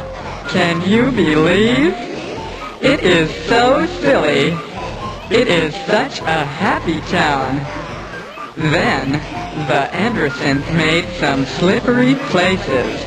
And then oars can smell it. It smells so good, oars are surprised. I myself push the fingers into the new town, and there are so many campers. First, the Bucks. But they are such silly cows. They ask so much about the Andersons, we must dance with them. Then, we can smell the Arilu. Again, they are jumping in front. It is always... There is juice squeezing, and then we are not so frumple. Finally, we find you, the happy campers, and the a.k.a. playground for sliding through. Where are the a.k.a.? There they are! It is too much fun! We are too happy in this slow time heavy space. It is a better level for games. This is the everything story. Now you know. Oh no. A real happy camper is happy to see oars. Smell you long time, friend.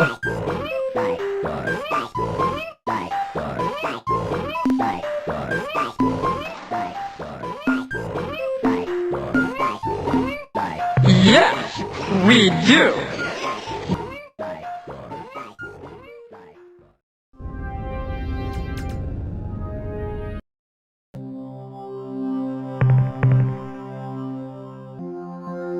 Oh, nice planet.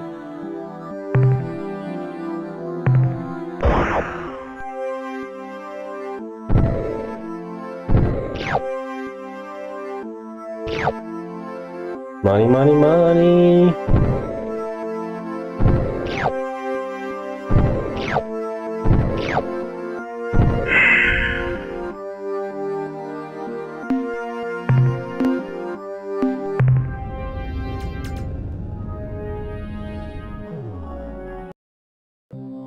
Why won't you tell me about the Anderson?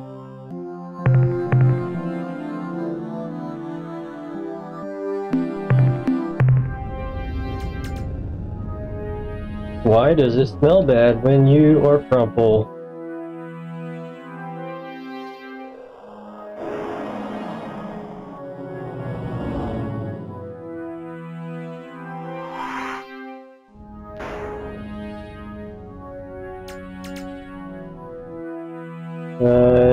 Sneak through here and just land on the planet, please.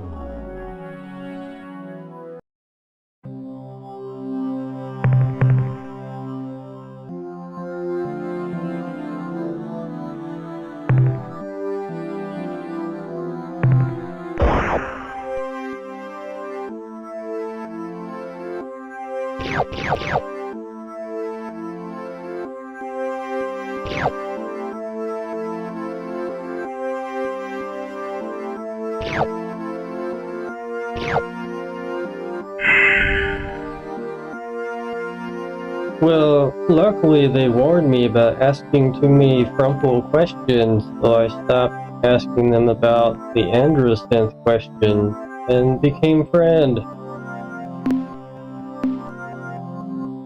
And then they visited my homeworld and they are running amok, going crazy over there, driving the commander insane.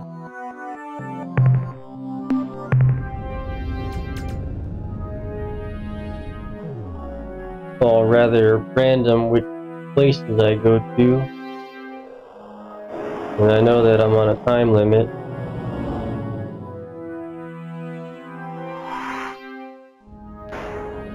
But I'm exploring the galaxy.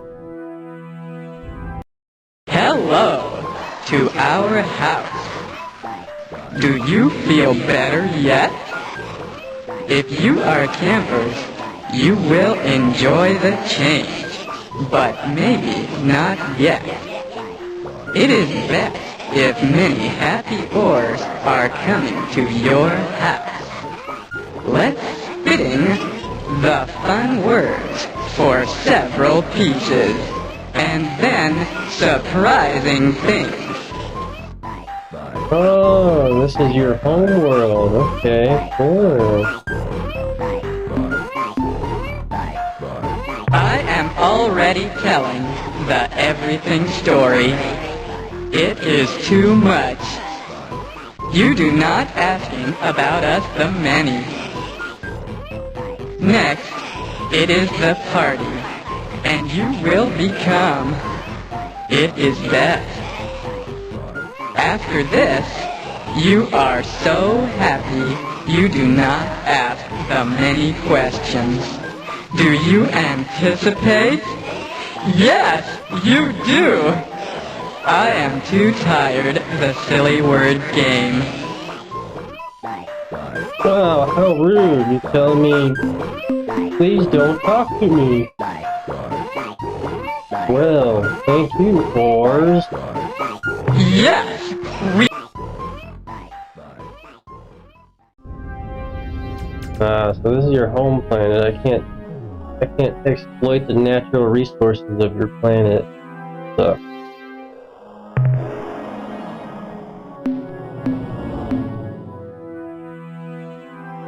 It doesn't show a home world there for some reason.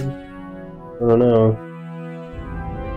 Not sure why known home world doesn't seem to update.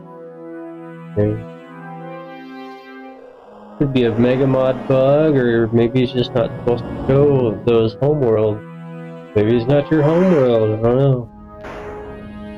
Onward with exploration and resource gathering.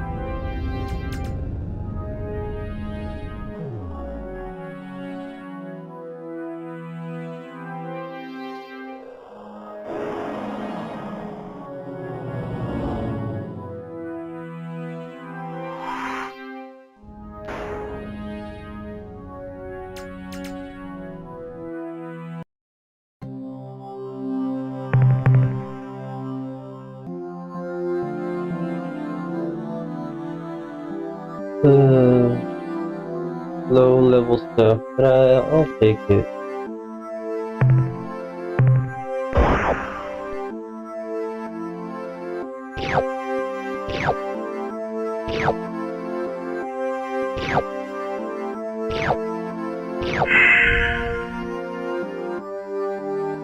I gather, Happy Camper, that Ors is your favorite alien species?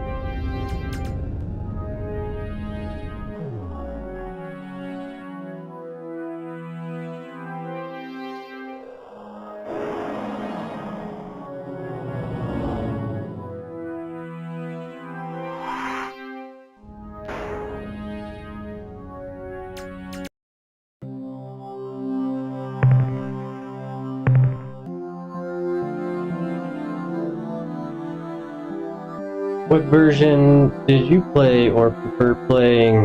The DOS, the 3DO, the Ur-Quan Masters port? What do you like? I'm playing currently the MegaMod.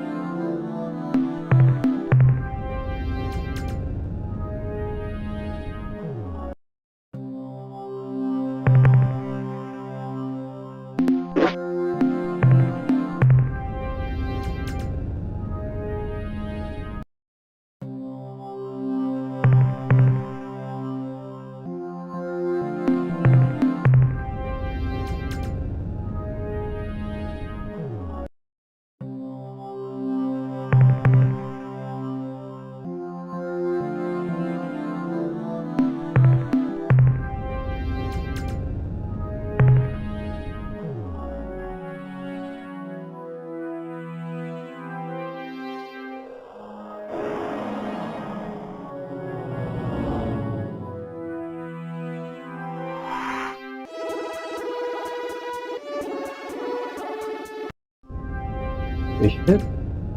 I don't like seeing spaceship. Welcome back, Captain. What would you... The 1904. Okay, let's buy some information. Credits. What trade items would you like to buy today? Let's learn a lot today. Information. How wonderful, Captain.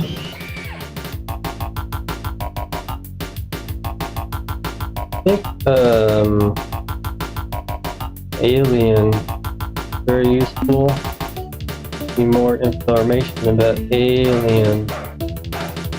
The creatures presently fighting the Ur-Quan are called the Korra. They are an Ur-Quan subspecies who split off from the main species many thousands of years ago. Their present fight is a ritual reenacting of a major difference of opinion between two rival Ur-Quan leaders after the Ur-Quan overwhelmed their slave masters, the Dinyare. The Korra are immune to reason, having long ago lost the ability to see their situation objectively. They live in a self-maintained paradox. To ensure their safety and security, the Korra fight an endless battle against all other sentient species.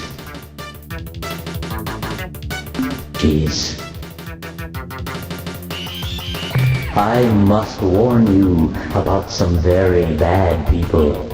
Is this worth so many credits? You ask yourself. I assure you it is. The creatures are called the Druge. and they are a callous and evil race. They care for nothing but profit and personal gain through unfair mercantile exchanges. Why are you looking at me like that, Captain? It is not appropriate. As I was saying, these wicked creatures will try to sell you commodities at unreasonably low prices. Boy, they almost give away fuel. Do not fall for their tricks. There are hidden costs, secret tariffs. So that you may avoid them, I will tell you that their main trade world is Zeta Persei 1. Why are you smiling, Captain?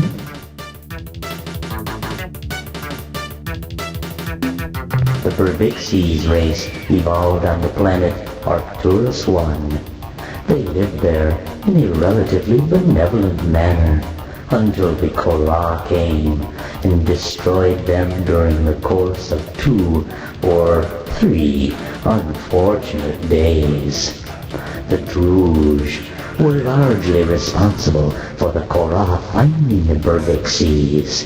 You see, the Berbixies were in long-distance hyperwave contact with a race known simply as the Keg. For decades, the Keg and the Berbixies traded much valuable information until the Keg came under attack by an invading race who you may know as the Korra.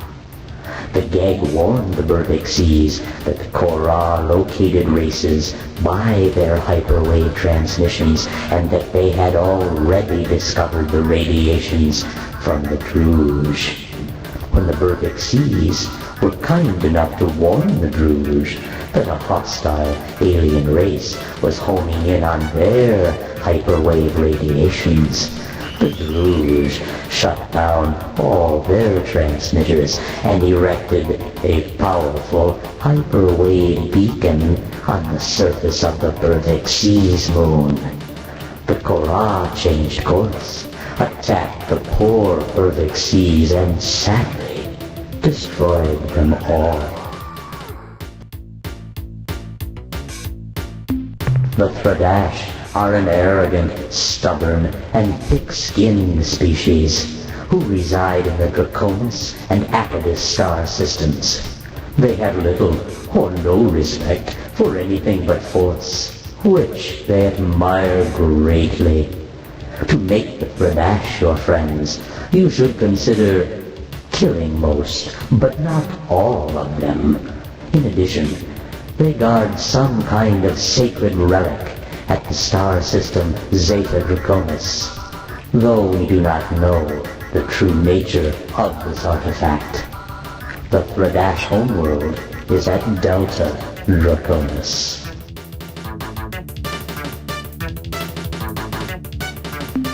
After the war, the Chenjesku and the Mernherm chose to be slave-shielded on the Chenjesu's homeworld at Procyon. We suspect that they are melding their two species to form some kind of new hybrid race, a race which may well be powerful enough to destroy the Ur-Quan single-handedly. However, by our calculations, this process will take many decades, if not centuries. Should you wish to talk to them, we recommend you invest in a hyperwave broadcasting system, which is powerful enough to penetrate the shield around their world. What else?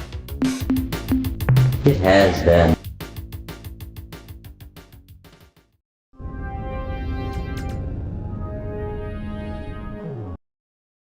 Welcome.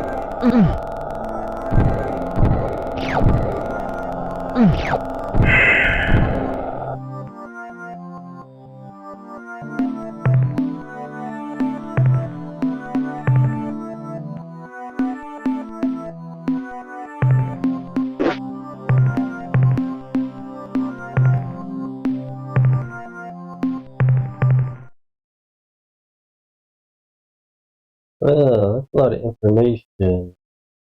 Do I have to write that down?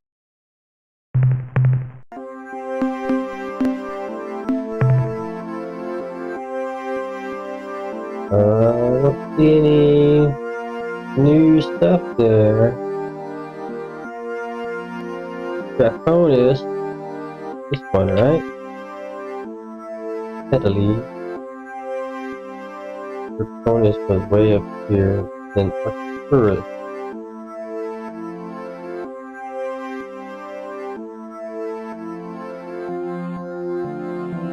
Big is an interesting one to visit.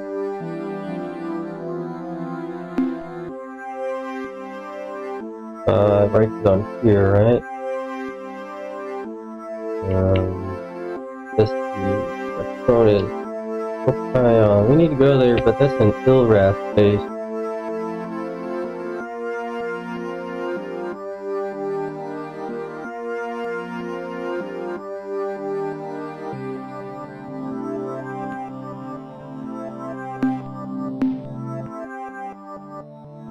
There we go. There's some updated homeworld. That's where we get the homeworld stuff from. From Melnorm.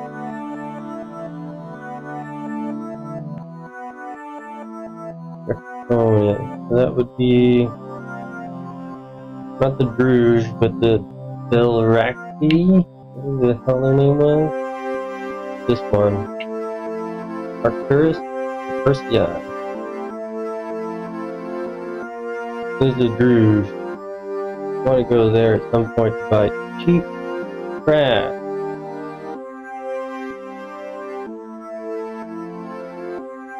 Got a bit of stuff left. I want to try to explore the stars around here.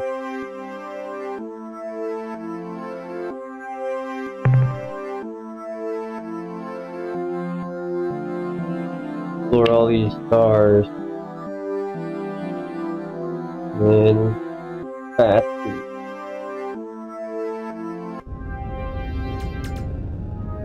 Onward we go!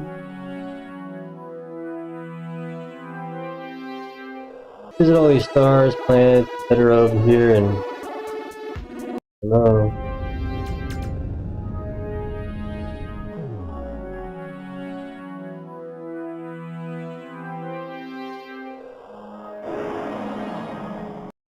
I am expanding. Yeah. I am expanding also, thank you.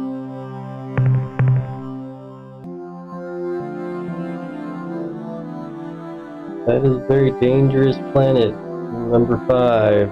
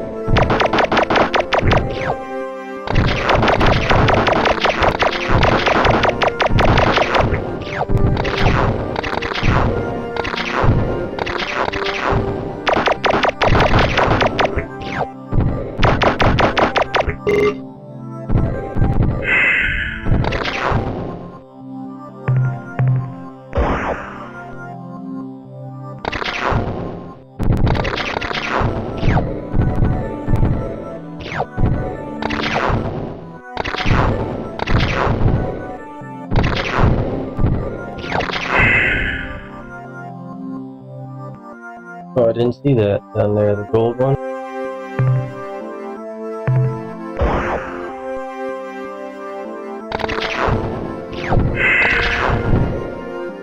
$88, worth it, I guess.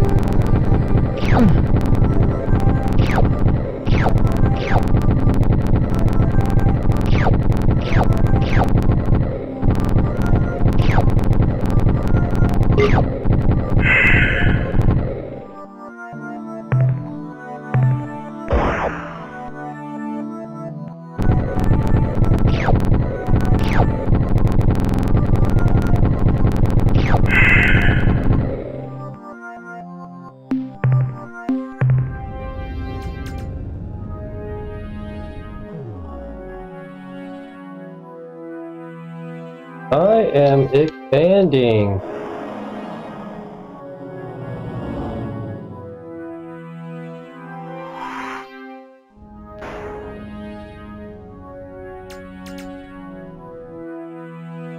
Also learning how to fly a ship.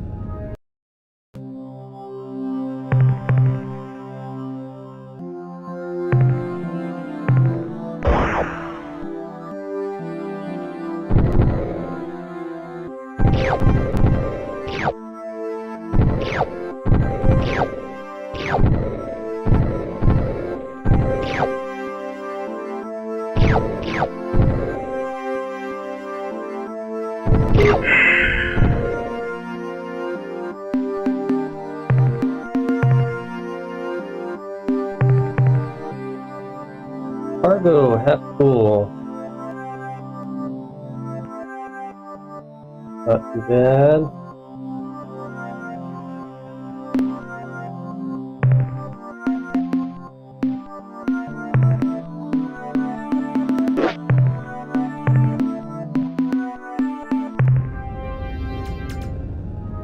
Next planet.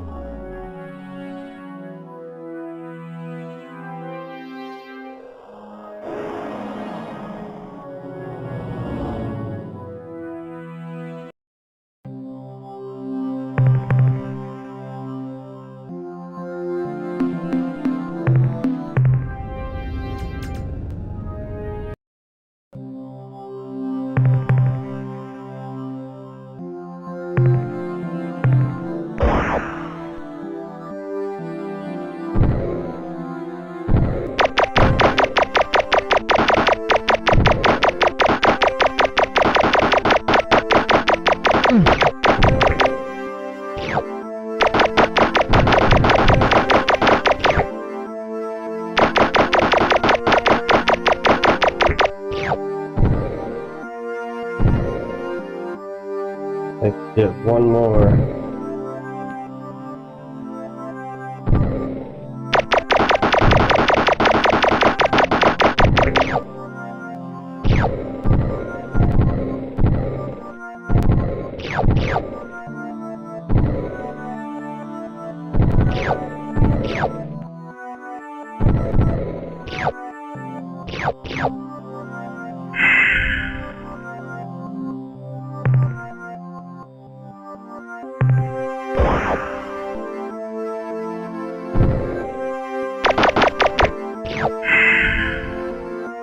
I am expanding.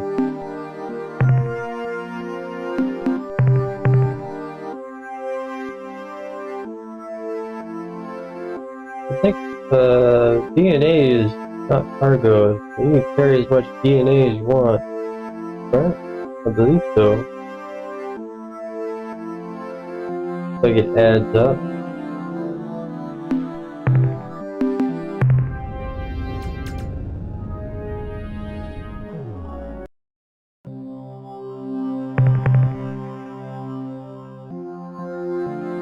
Oh, dangerous planet, full of life.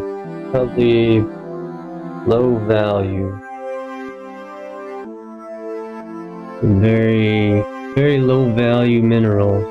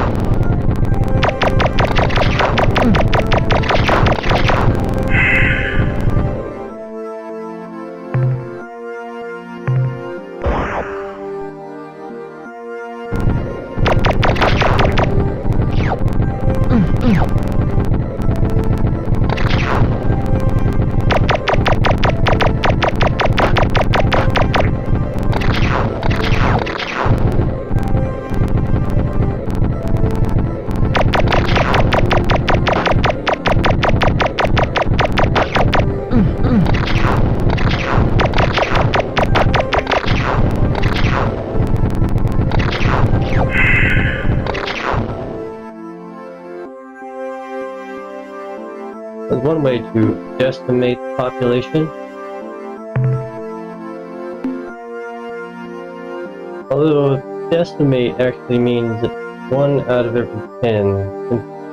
That's the decimal estimate.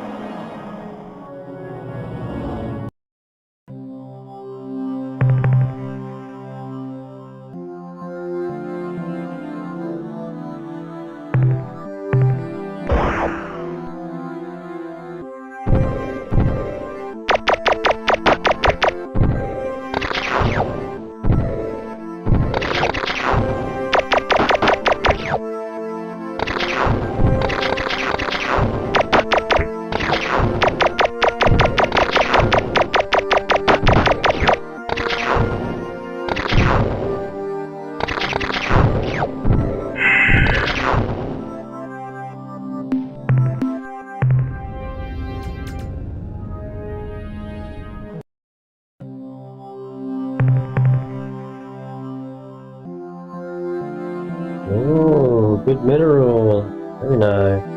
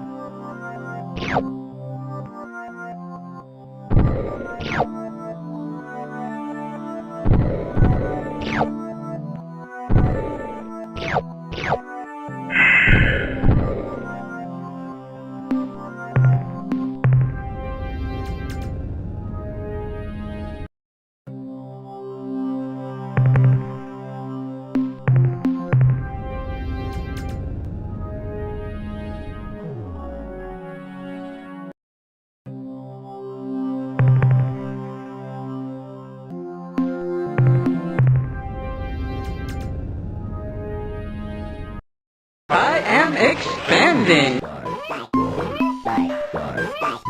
Yes.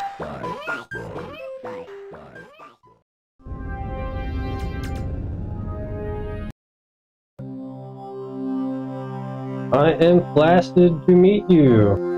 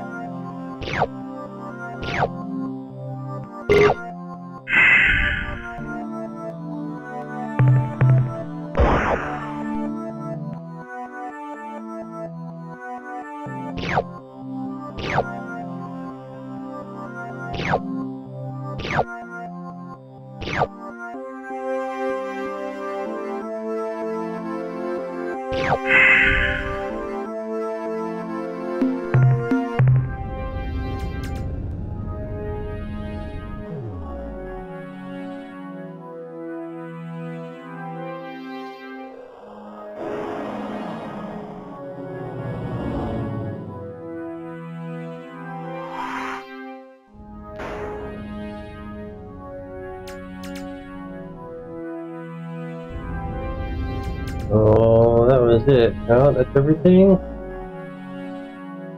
Maybe top left here. Maybe I missed this one.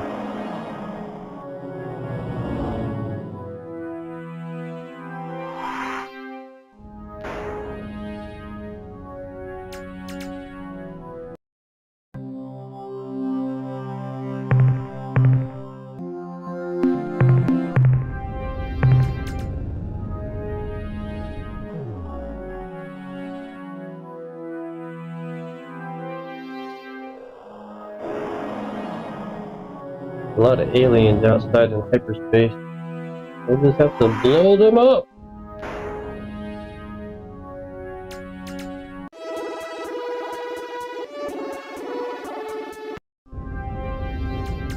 Oh, sneaky! There's a lot of aliens. Spores over here. They're gonna immediately come greet me with their flaccidness.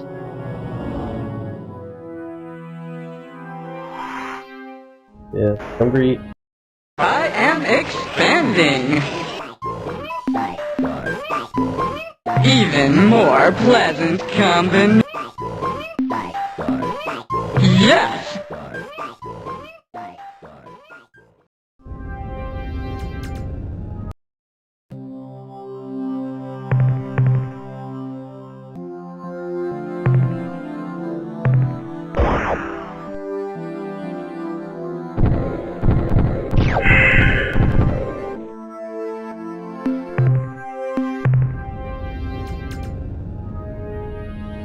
I am expanding!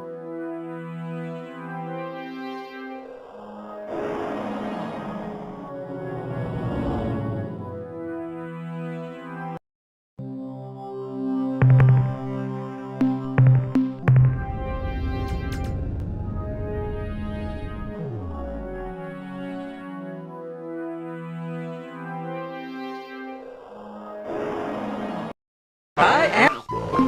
Yeah.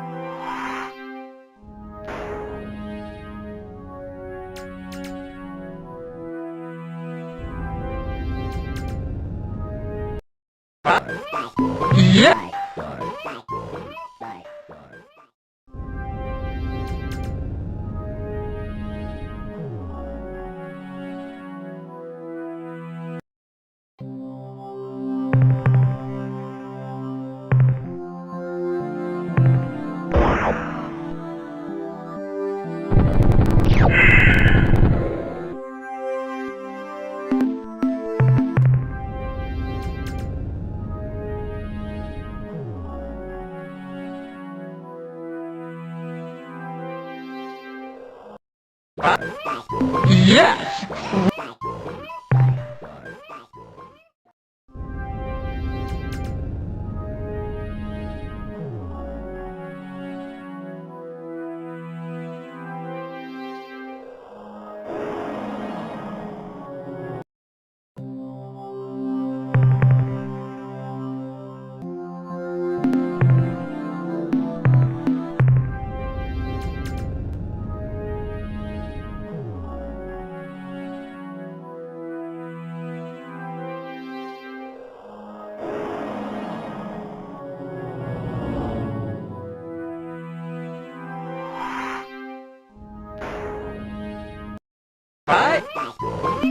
Yes!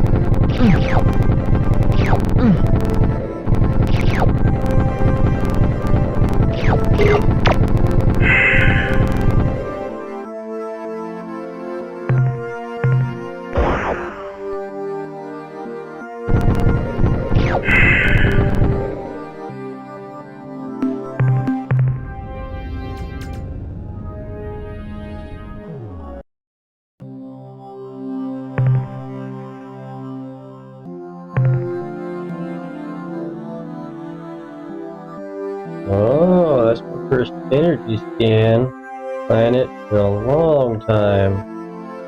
Save. Telluric world.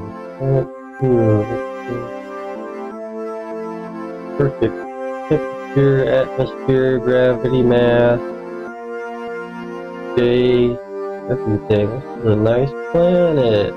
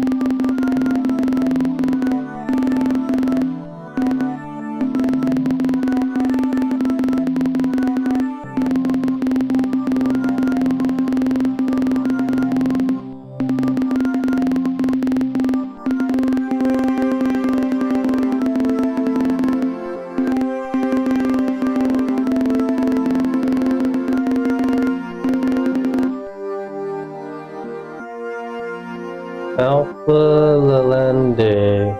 Let's write that in chat.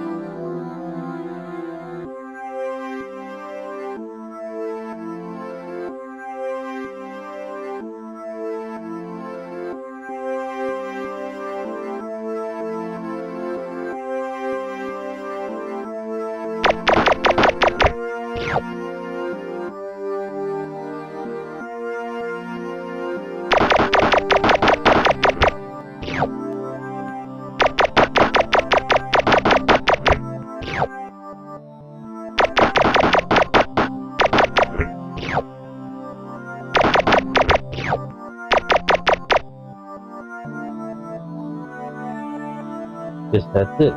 Everything. Alpha Lalande. Hyperspace dimensional being.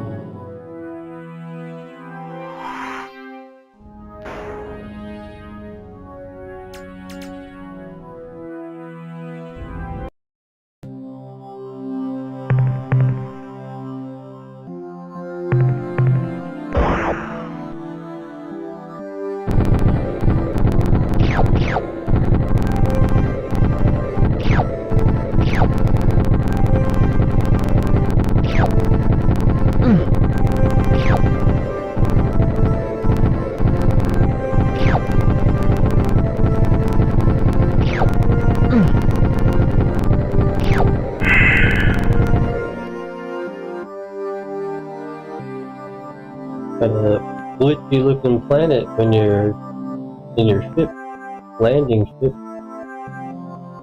Remember that last time I played, and oh, I limited the frames per second to 30 with lock. You can't go above 30 anymore. Why 30? A lot of the game runs at 30. Some of the transition screens go up to 180, and looking at this planet we go up to 40, 41 or so, 41, 42. Just I limited it.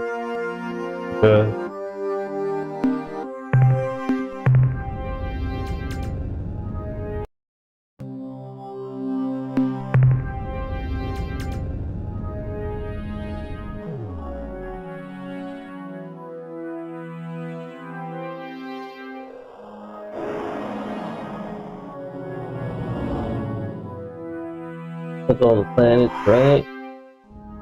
Next star system then. Next star system.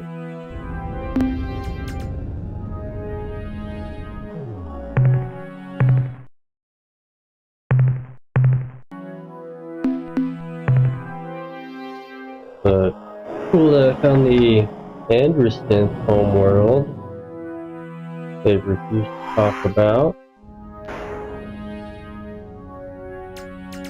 Go here and then probably gonna have to, combat. I am expanding. Even. Yes, we. What was the other one? Combat?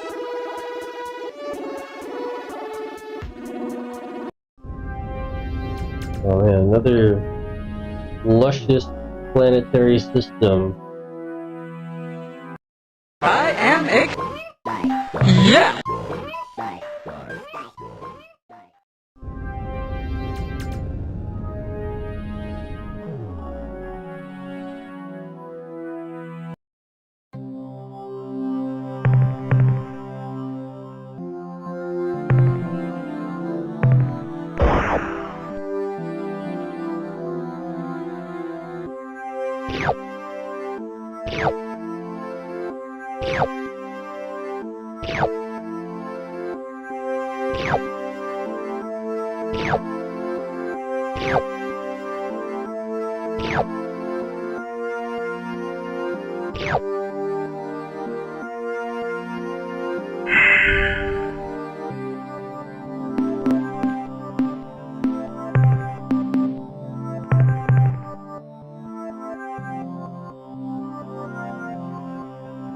So, is it worth it to dump 50 credit? At least I find some better credit.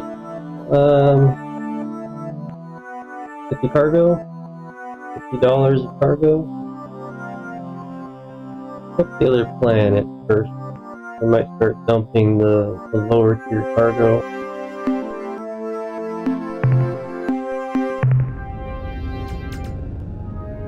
I am expanding.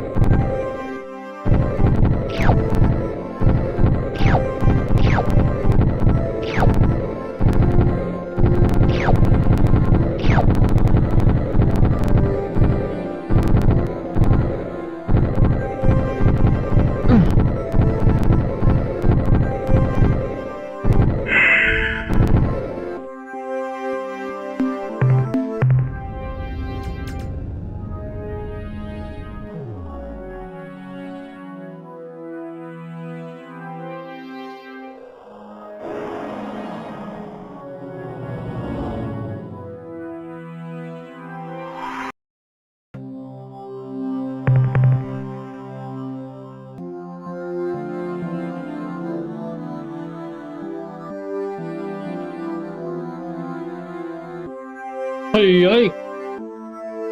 3 hours non-stop. No break. Breaks are for non-gamers, right? Where you don't take breaks.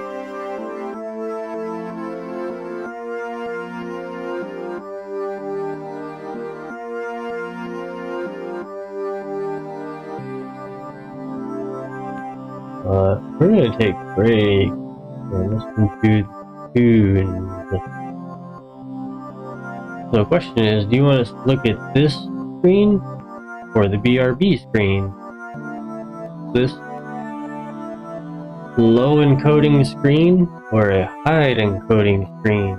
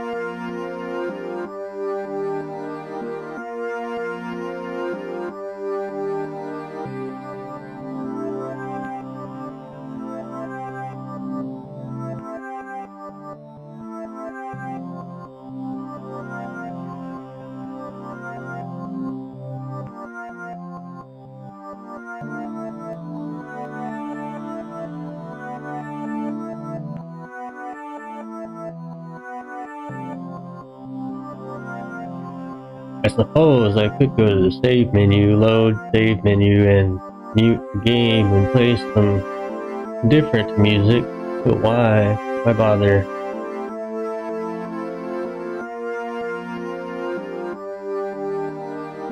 I'll put that YouTube chat that I have to keep deleting bots from. Very nice. Hopefully, Streamlabs takes care of that for me now. I guess I'll have to check after the stream if it disables itself again. So here's the thing, right? Gold is worth a lot more than number 3, silver, white, gray. We're gonna dump 100 of that and pick up 100 of gold.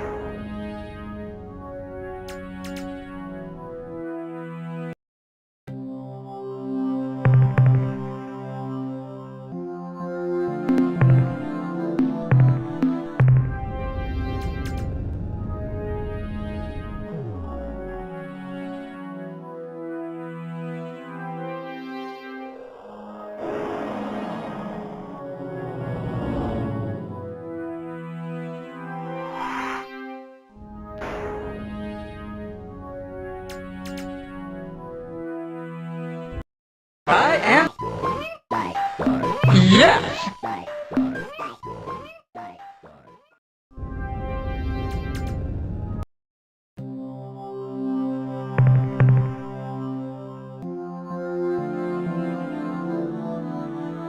Oh my goodness. Not 100 more.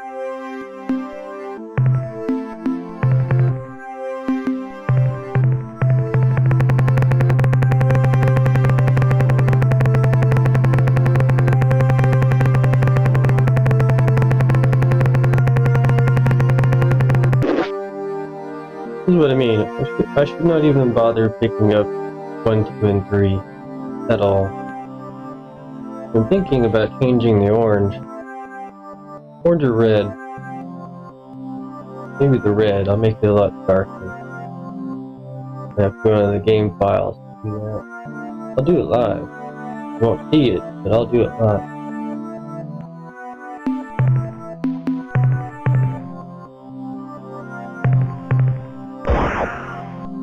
I am expanding.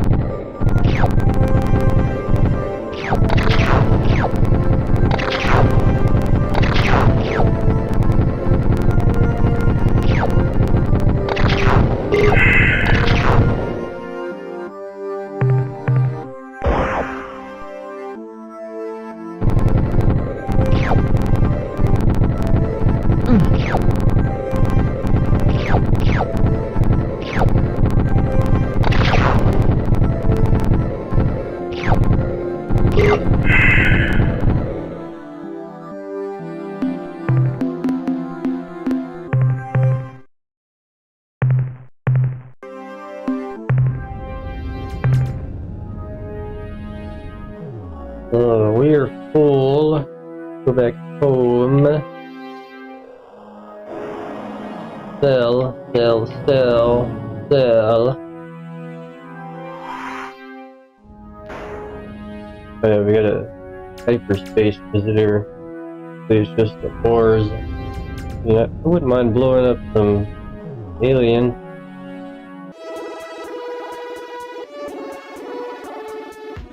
Oh, we escaped. Good. The ores are like annoying orange, right?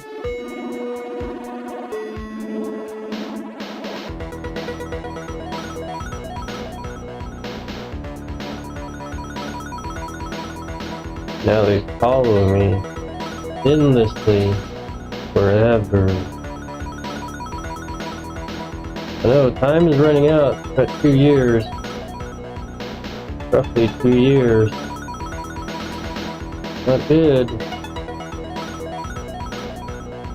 It's only been a year. Almost 2 years. Say 20 months.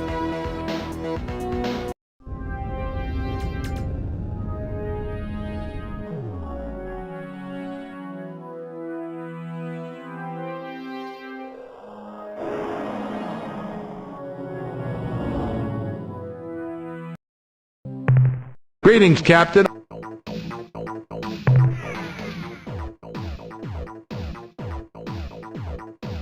More fuel for the fire, eh, Captain? Farewell, Captain.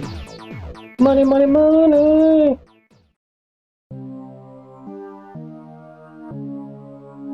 So here's what I'm going to do. I'm going to open up the game folder and browse through the file.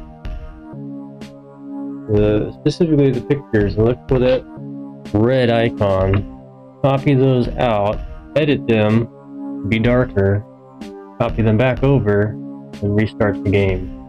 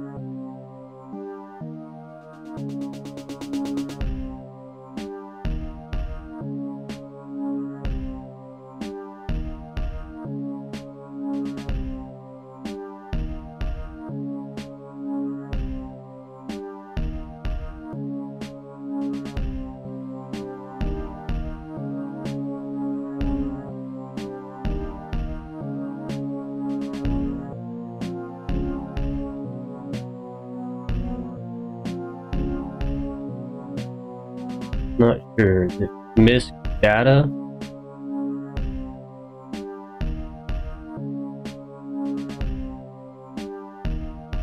Look in the MMHD folder, UI planet.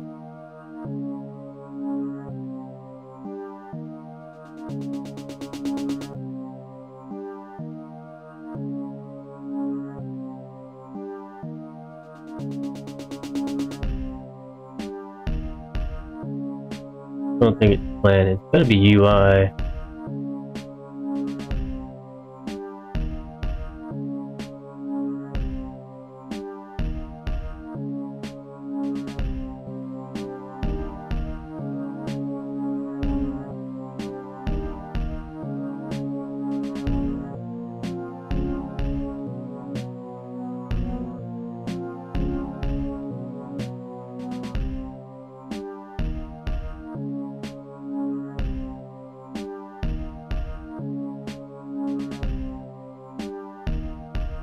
Yeah, it's gotta be misc data.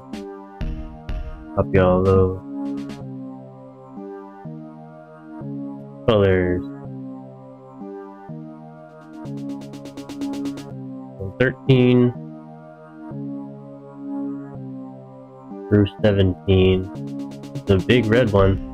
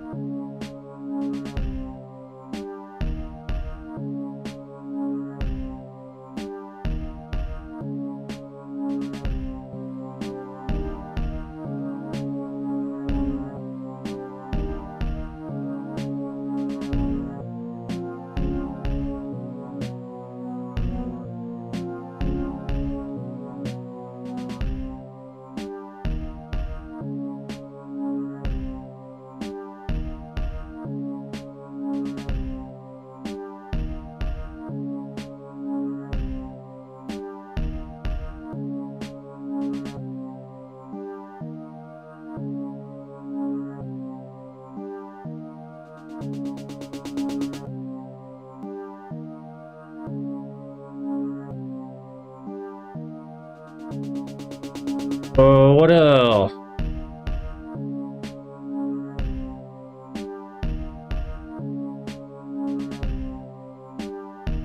The legend map, maybe?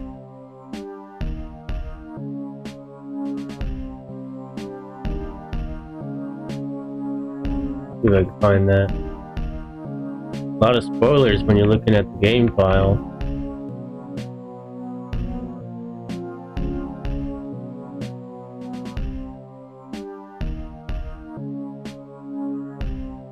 Here's the map. You got Xbox, PlayStation, keyboard.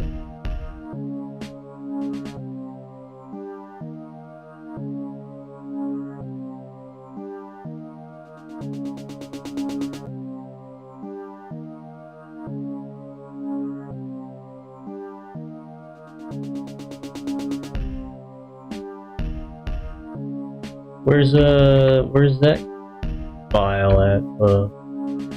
The legend. Two of them somewhere.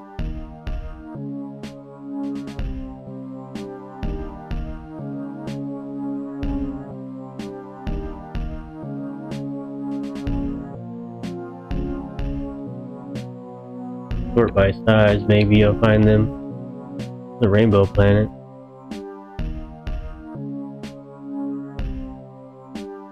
Probably a portal, quasi-portal.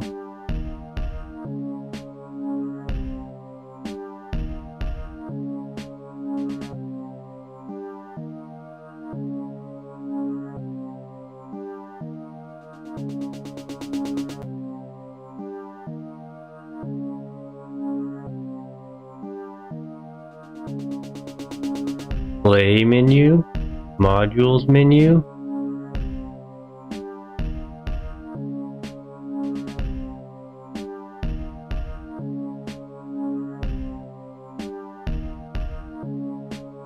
Oh, those are all the icons. Those look okay, but I prefer the text. Text is fine. The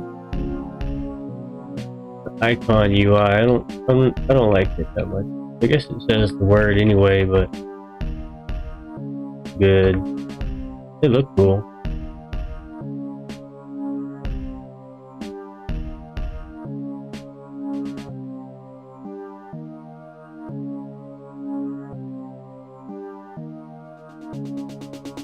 Custom border.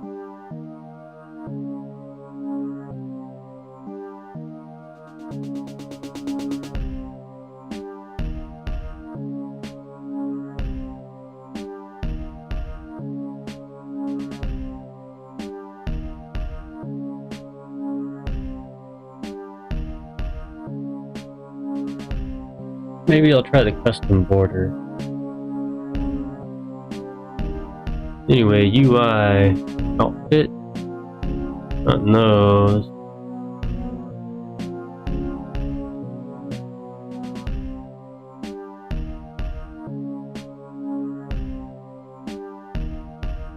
Not outfit.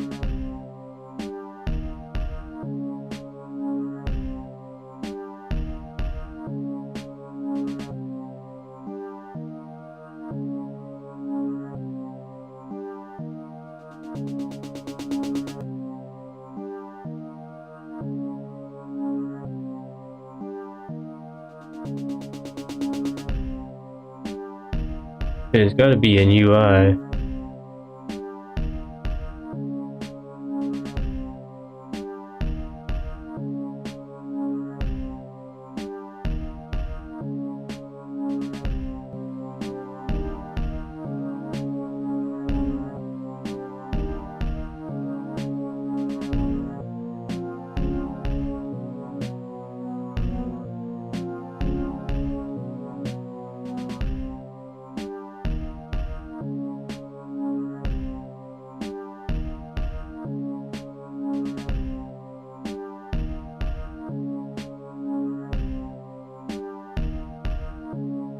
Maybe it just pulls those files into positions on the screen. That'd be an interesting way to do it.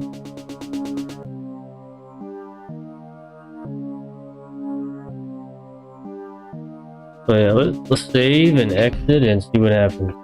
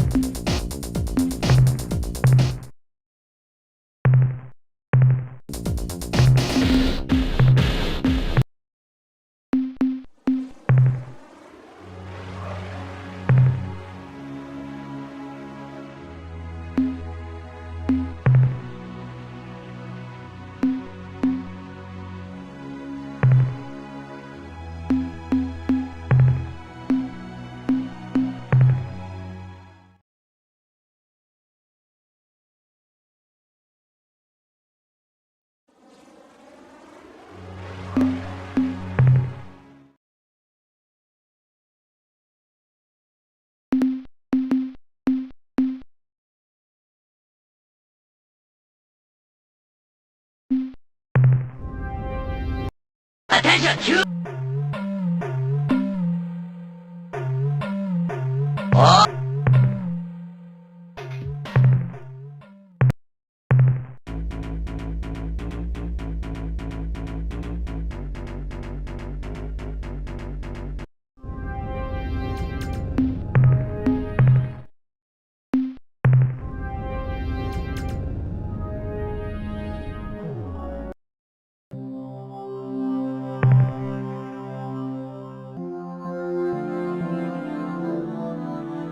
Yeah.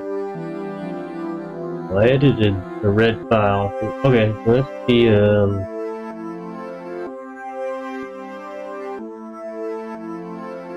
it's just using the same file. Good.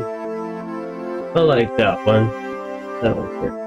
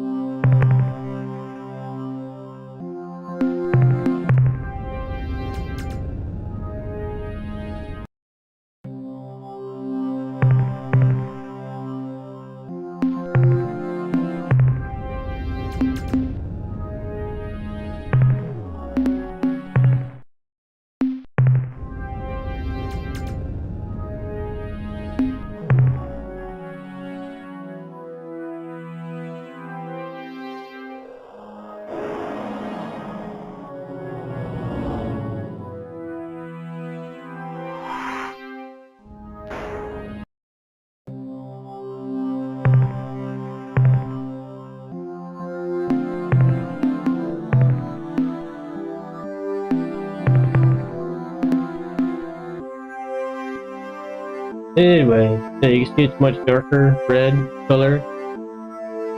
Distinguishing factor. Back to our game.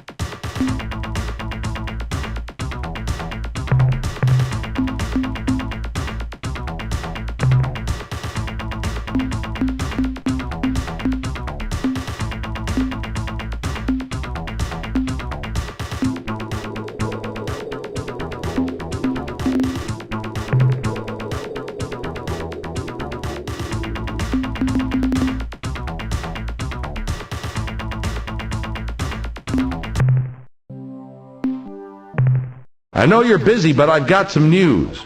Well, Captain, we have another problem. Your efforts on our behalf have been amazing. I truly believe we may win this struggle, but these achievements have not been gained without a price. Over 1,000 of my people have gone away with you on your ship and not returned. 1,000, Captain. Crew are quickly becoming a valuable commodity, and I expect their RU cost will reflect this.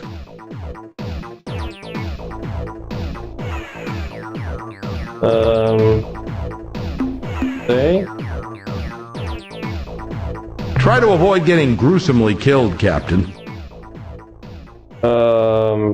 Thing.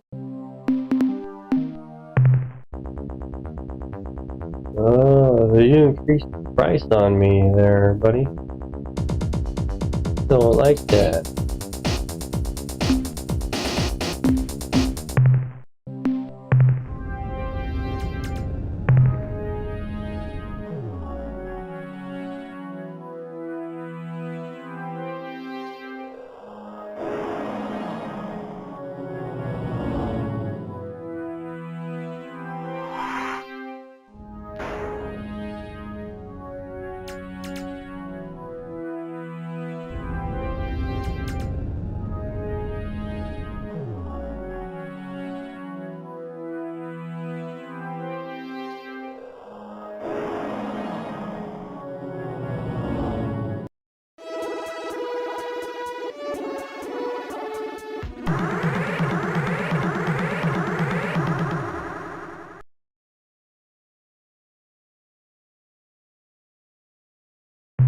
We come in peace.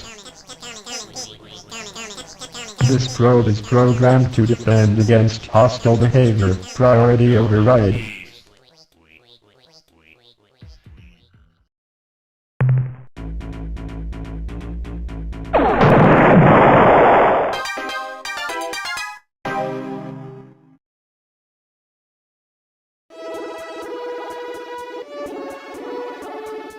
Hostile behavior, you say? Okay, so we're going to explore these last few stars here for resource gathering and then visit the Spalati region of space with our new and improved UI.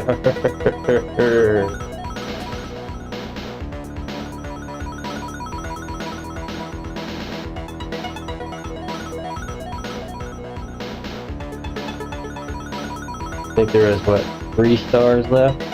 Finish 2.5 stars, really?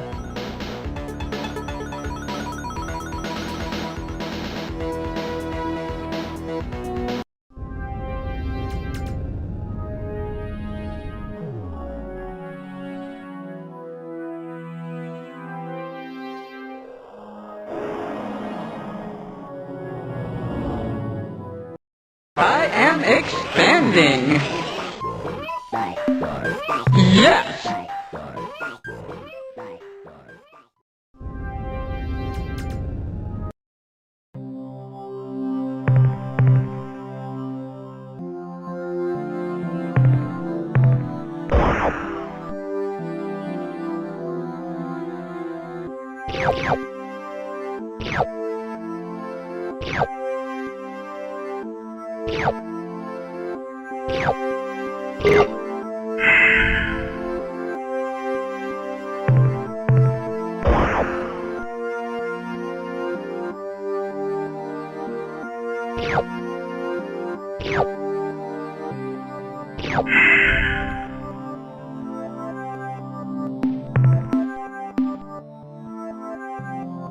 This UI fits a little better on the menu screens, I like that.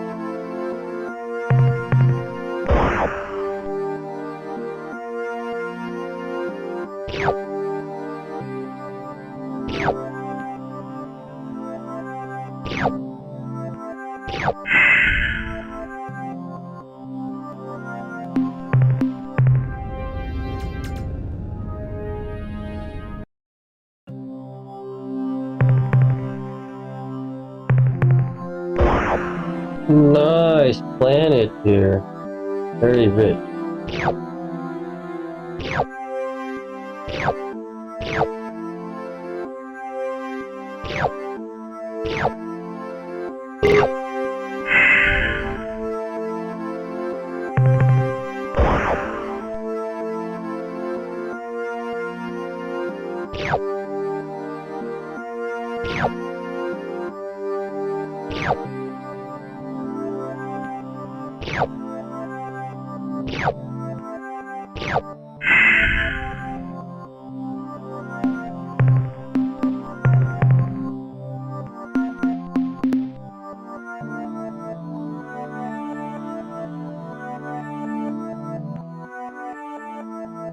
4,500 or so. Like 4,400.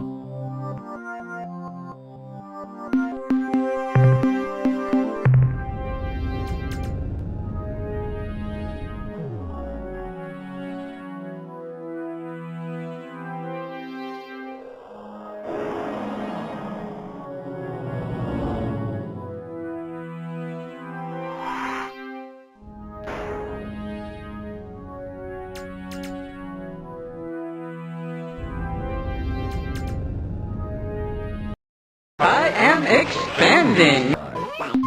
Yeah.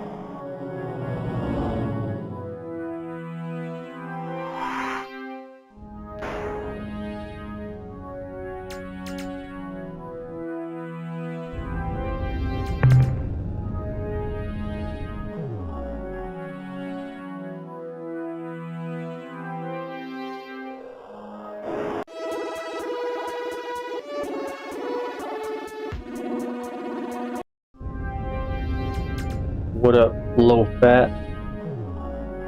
Eustace? What are you up to?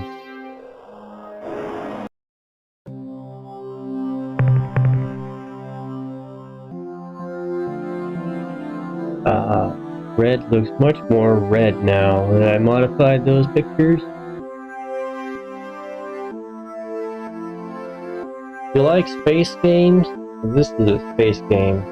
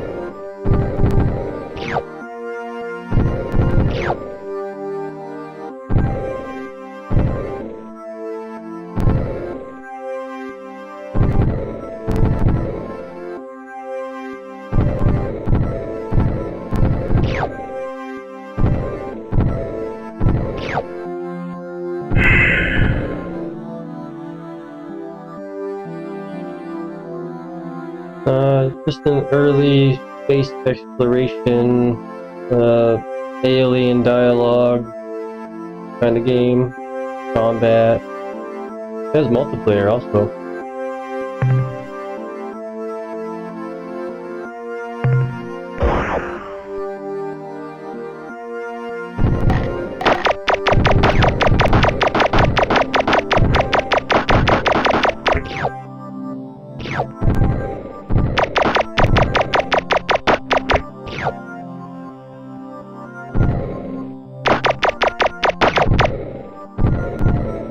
You know Mass Effect? Nobody knows that series of games, right?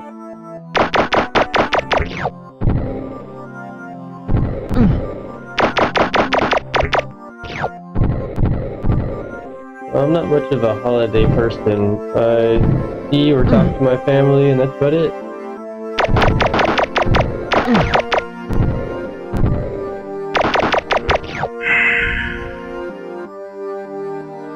I know. Heathen doesn't celebrate holidays.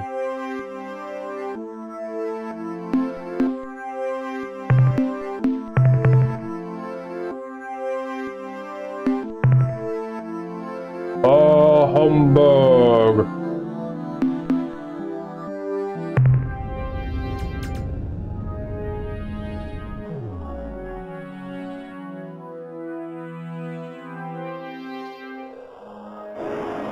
The only thing that I like holidays for is the reason to see your family, really. That's all that I care about in the holiday season.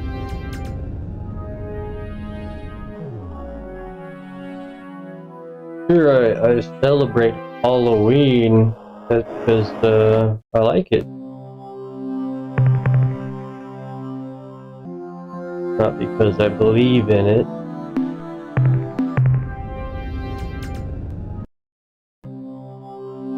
For Dios de los Muertos, which is celebrating the day of your dead family members in Mexico. Pretty sure it's only Mexico, not Spain. Let's look at the crash log there. Locking on mute text, colors map, lock.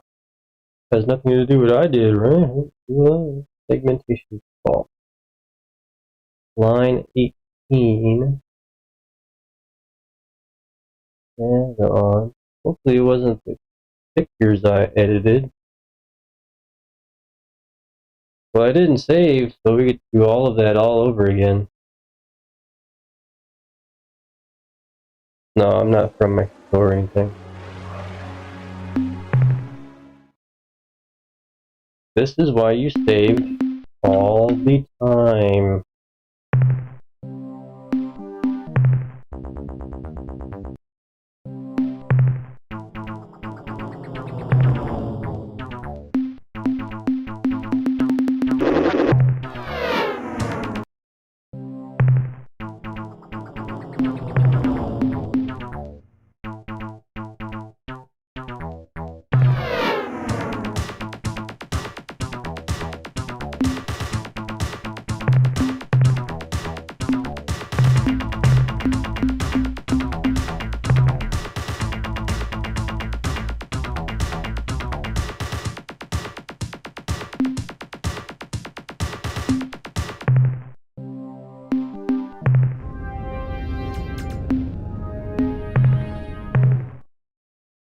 Originally on DOS in 1992.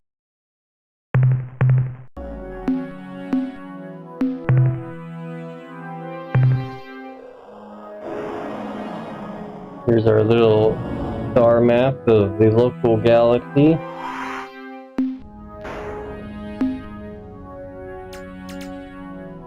Constellations. Known home worlds as you see at the very top.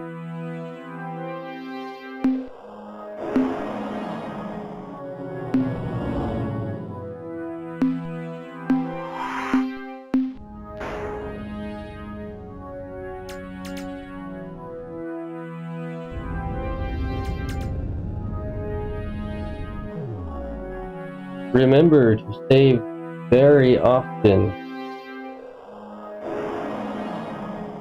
Now I gotta do 20 minutes of grinding all over again.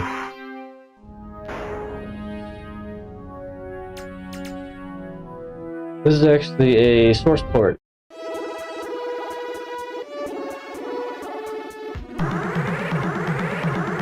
Oh yeah, this guy. I'm gonna have to deal with this. We come in peace. Ending alien contact subroutine. Priority override. New behavior dictated. Must break target into component materials.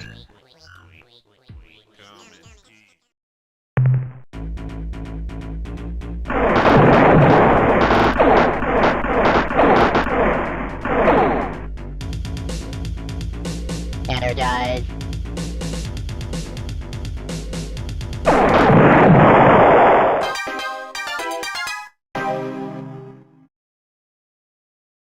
Damn, last time I just blew them up and boom, they're gone.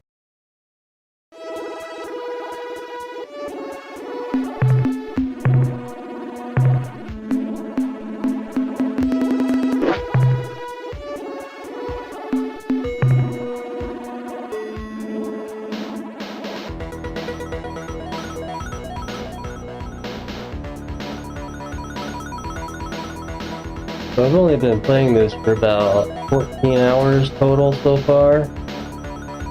I played a very similar game called Starflight that the game was kind of inspired by, based on. StarControl 2. Played Starflight 2.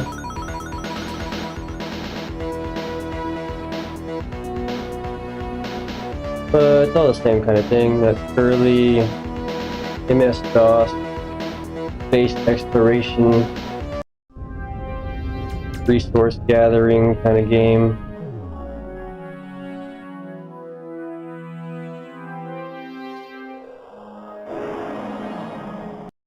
I am expanding. Yes. I am expanding too, if you know what I mean.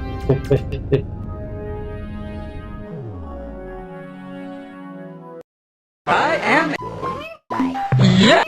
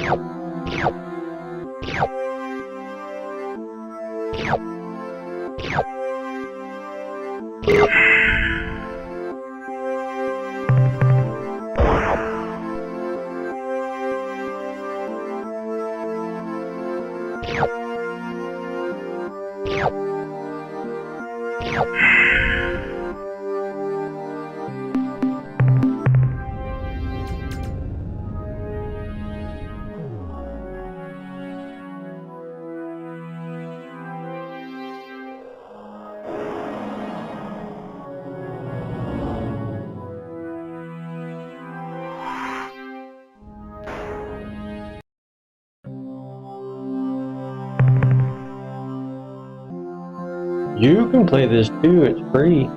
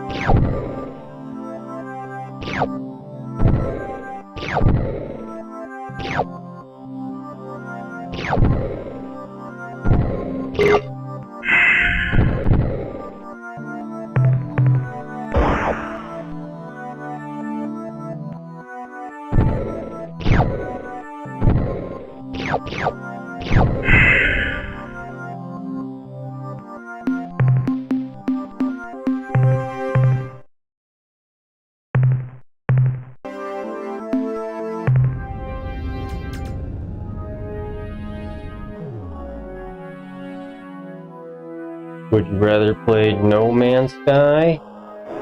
No Man's Sky?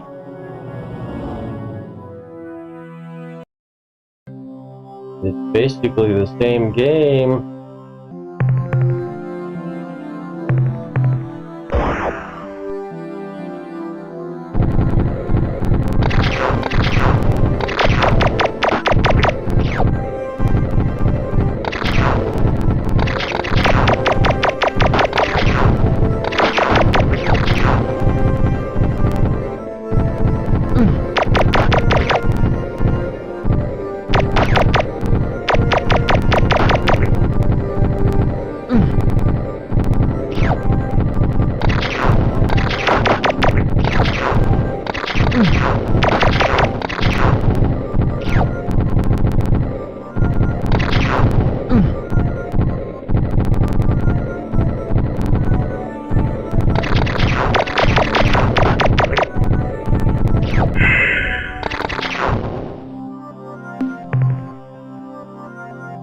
But about Mass Effect, this game right here, StarControl 2 and Ur-Quan Masters inspired Mass Effect and has a lot of similar gameplay.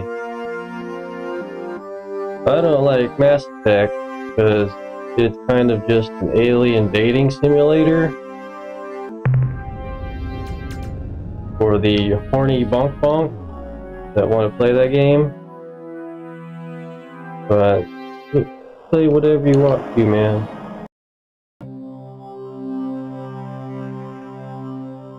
Horny aliens gotta have somebody playing their game. But there's horny aliens in this game too, so that's part of the similarity.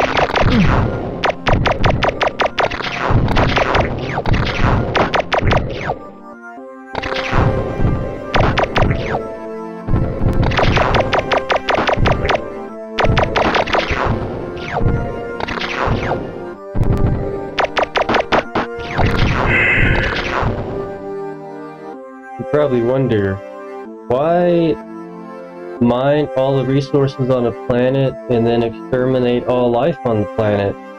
The answer is, because I'm a human.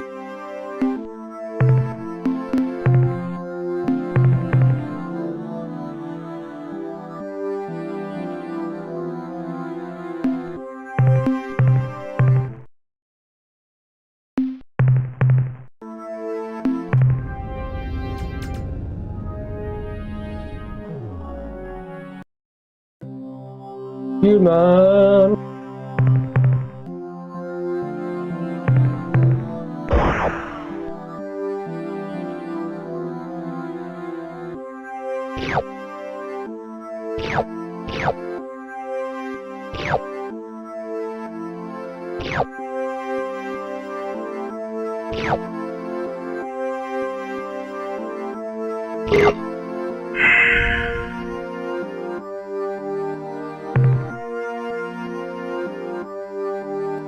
Right on. Of course, what else are you gonna do besides play games? I watch movies and do a lot of research and things also, but streaming, play games, hang out. That's how it is. See you later.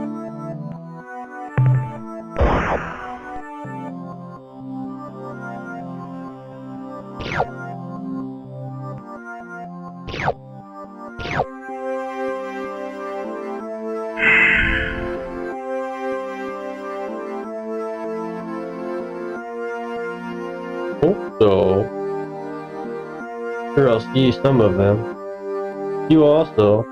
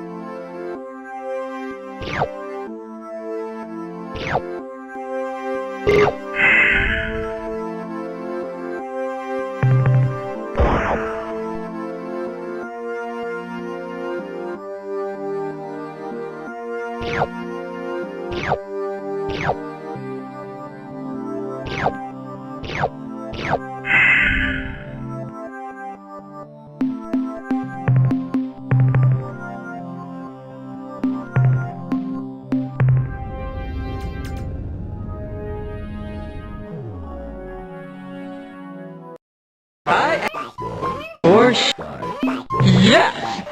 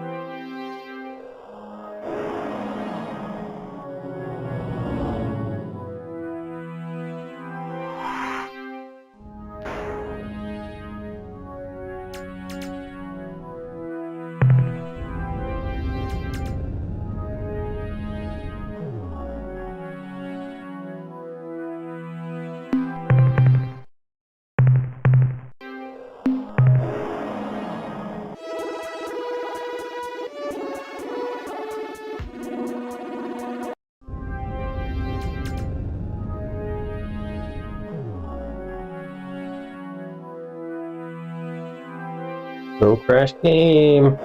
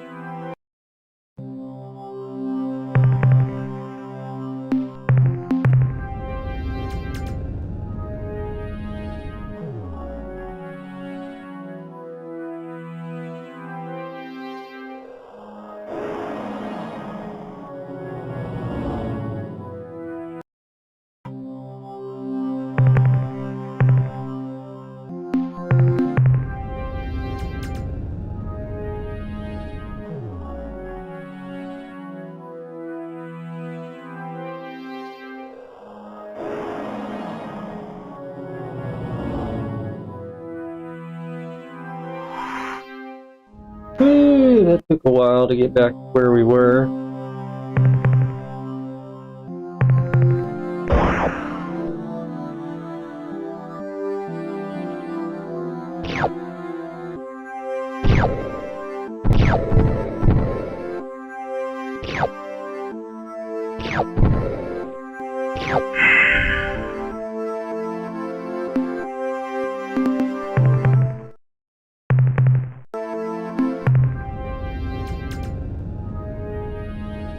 How many planets are left?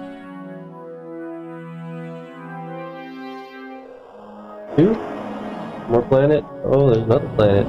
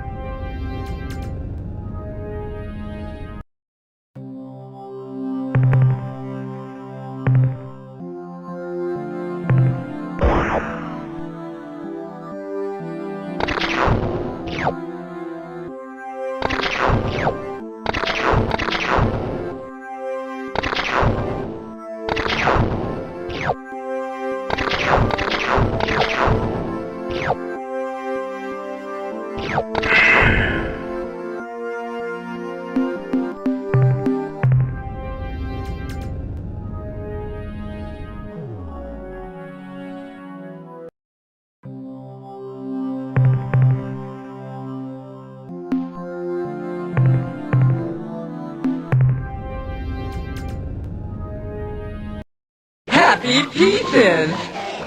I am squirting nice colors. Why? The reason. Camper friends have come to Tailo Playground. Why are you coming to this?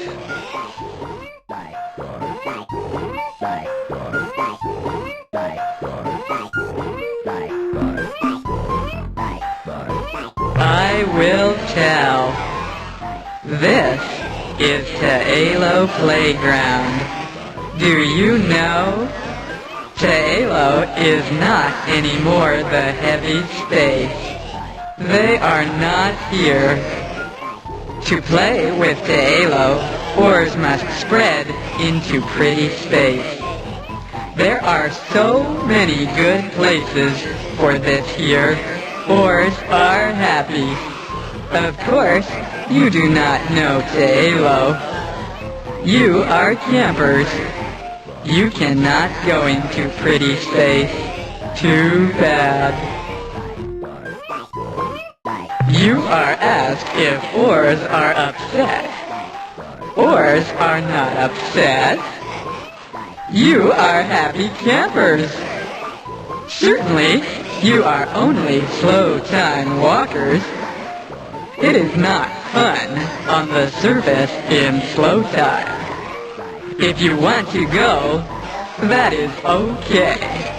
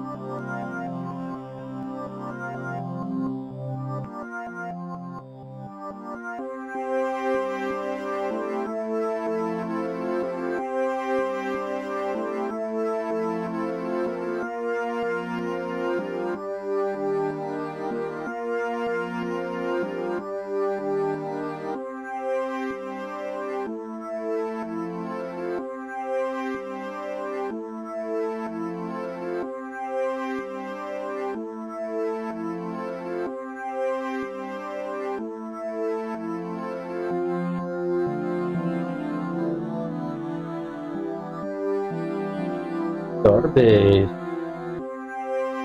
Will the oars be happy? Happy campers that we took their Halo device?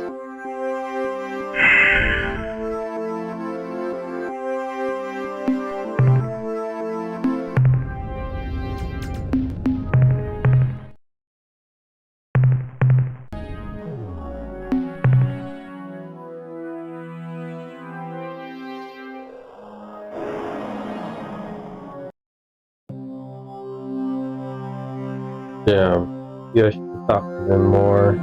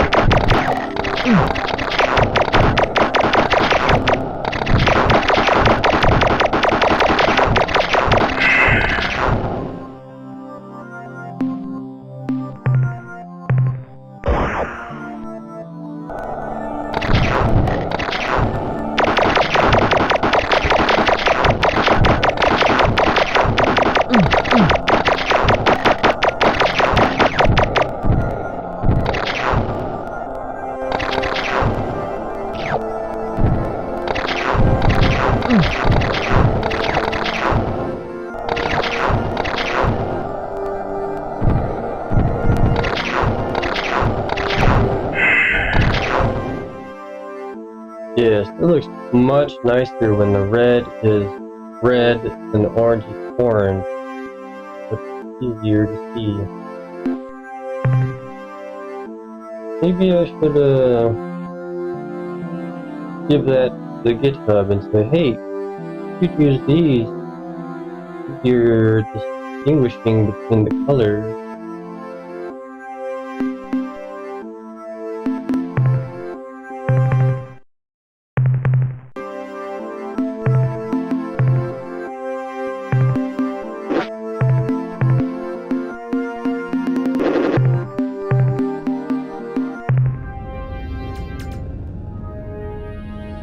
That would be an idea. Say, hey, here's some new colors.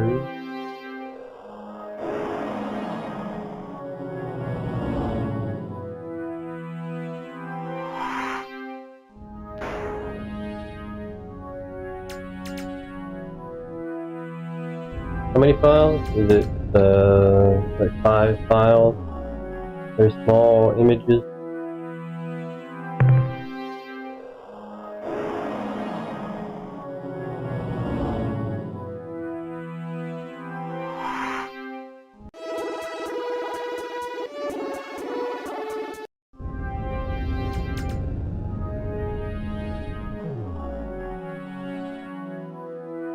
You always look at the sun, the star, with some small planets around the center, this inner orbit. You never know, I could be missing a lot of planets. I am Yeah! You go expand somewhere else. There's a lot of them in here.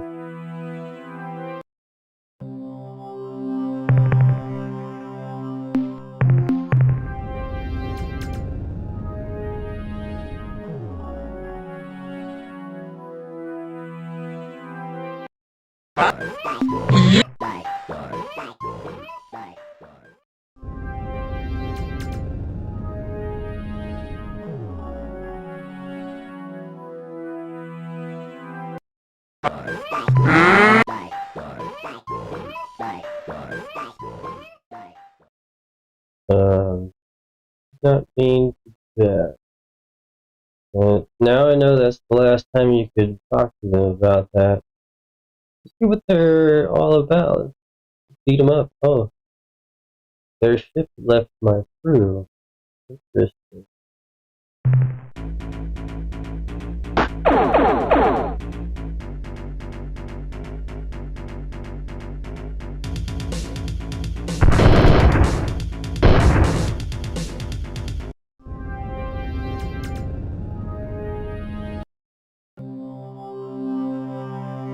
Yeah, now they are all attacking. Let's look at the planet and reload. Nothing. Oh, this is an okay planet. Reload.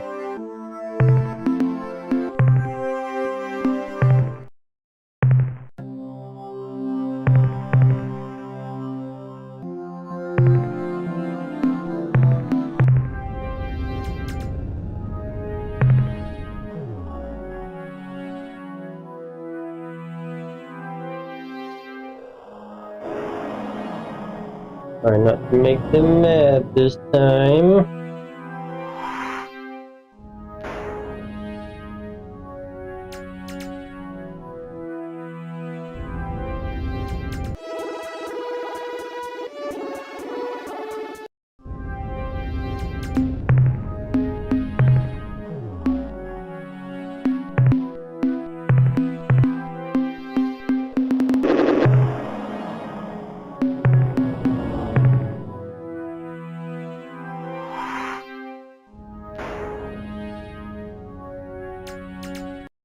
I am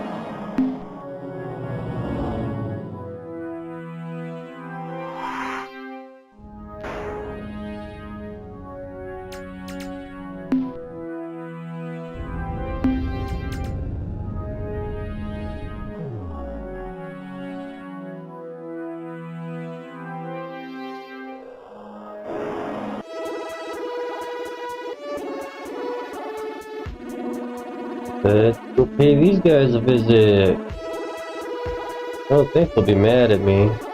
Pretty sure we could be friends.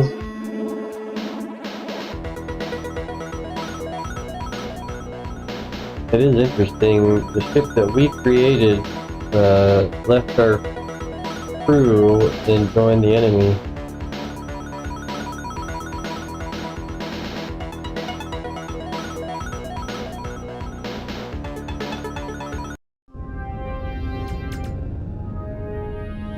Okay, these guys. So we'll say hello. Yeah, check the inner star. Inner orbit. Planet hiding over there.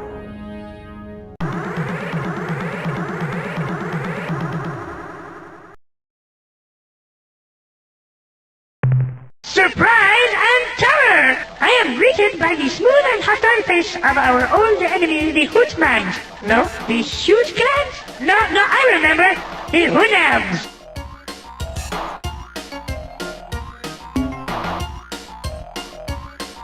Two aspects of your last statement defy the course of nature as I know it. First, peace, as you call it, is an illusion. If you have peace, you simply haven't yet seen the thing that's trying to kill you. Second, peaceful missions through the cosmos rarely require weapons large enough to punch holes through a small moon.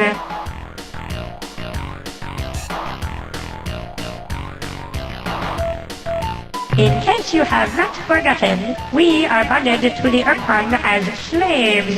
The punishment for the plan you propose can be described as death.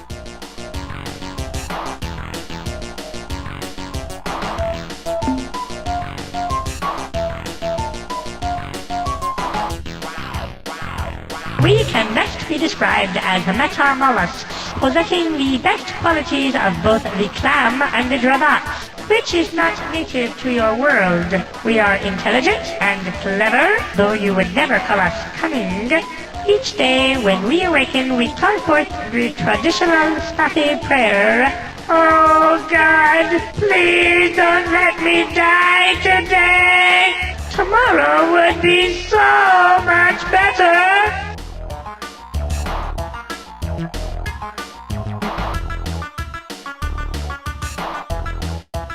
I want to live forever, with no pain whatsoever, owning vast personal property plus a company of nubiles. If this is in your power to give, I beg of you to do so.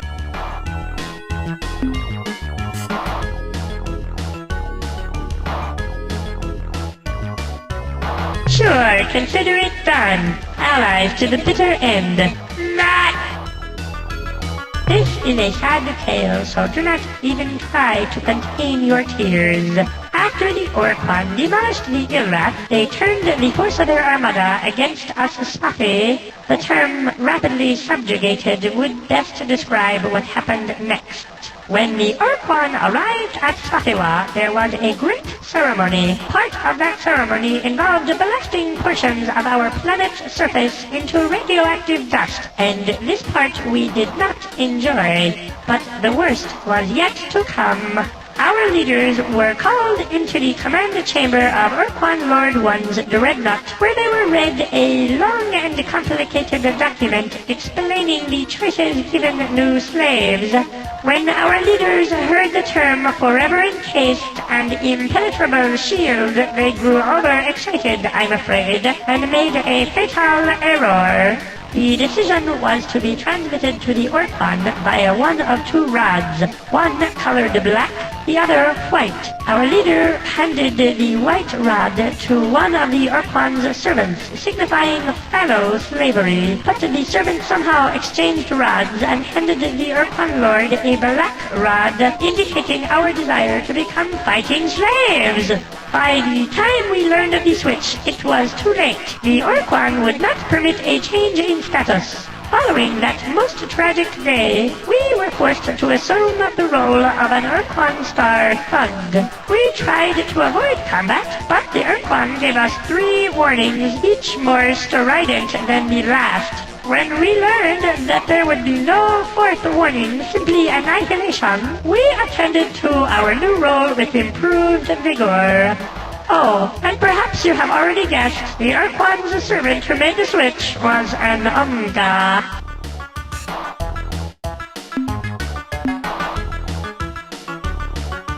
Look, can we keep this as a secret between the two of us? It's really rather embarrassing.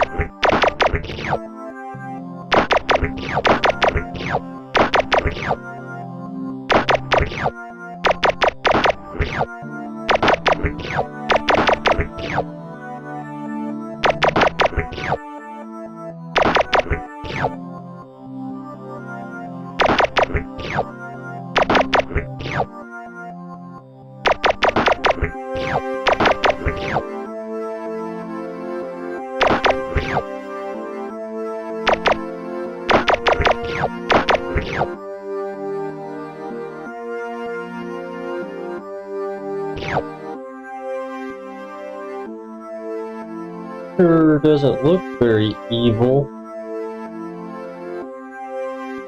But we'll leave just one evil one on the planet.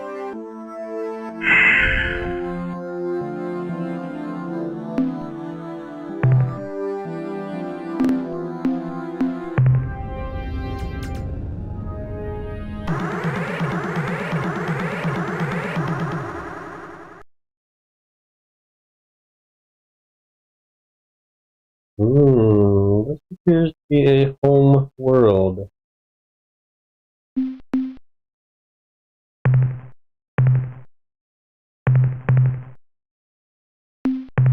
What is the secret cipher?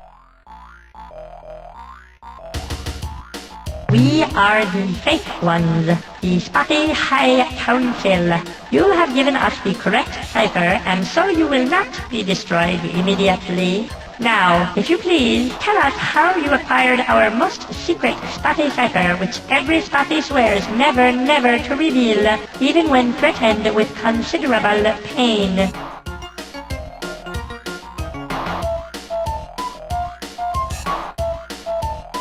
no doubt.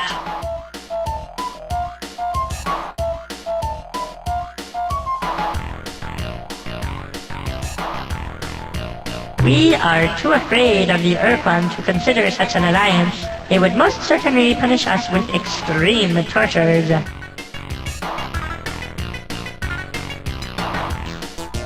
Hello? Hello? Awaken from your dreamy state, you them! Now is the time for realism, not wild fancy. Yes, your vessel is unique. And here is the crux of the problem. A unique, meaning singular, starship is not equal to the task of destroying the entire Ur-Quan armada. If you had, say, 10,000 similar starships, we could take your boasts more seriously. Well, that would probably work, but I have a better idea. A test. One of those questy kind of things.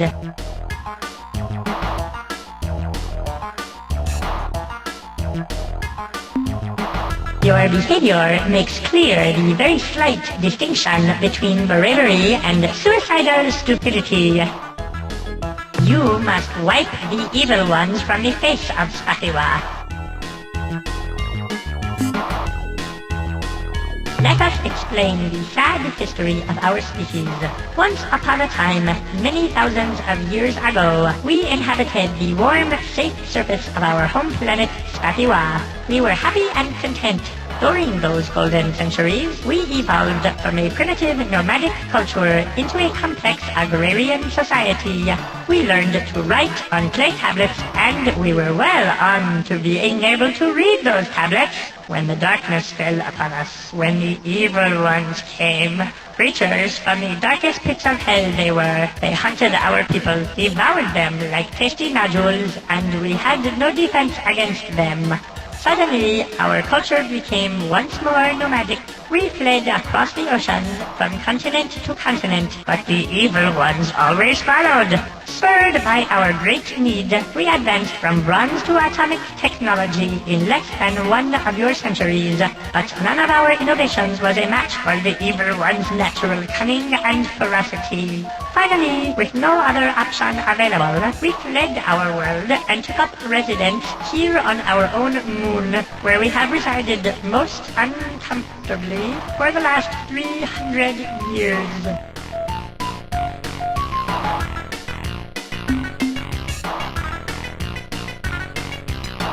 Two reasons. Firstly, we have an unreasoning fear that the evil ones will devour us all painfully. Secondly, in the rare cases where we have overcome our fear and ventured to Spatiwa's surface, the Spati who landed were all devoured painfully.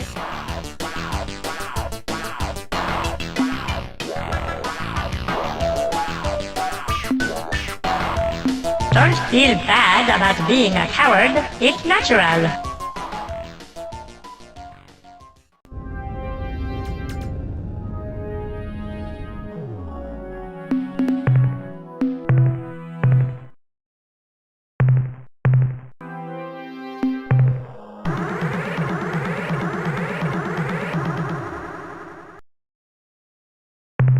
So, the human coward has returned. You know, if the Ur-Quan discover we have been fraternizing with you, we're going to be in serious trouble.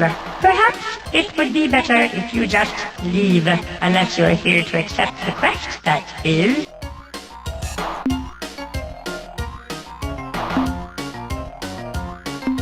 You're right, it is. Don't even consider reconsidering.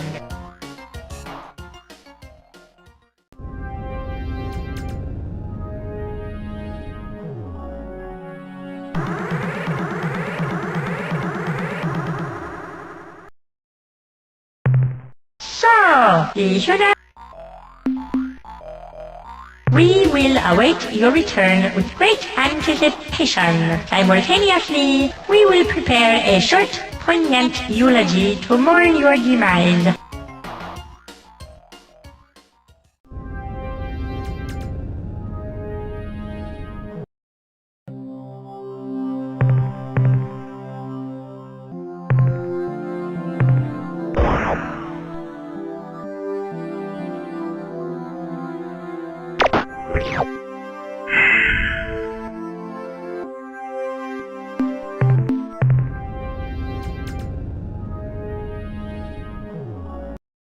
So go your foolishly courageous and noble efforts to rid the evil ones from our beloved Spathiwa. This is wonderful. Too good to be true. We will immediately begin transporting Spathy from this unpleasant moon down to the safe surface. We shall send in crustlings and the infirm elderly first as a special honor. Please come back later to receive your accolades.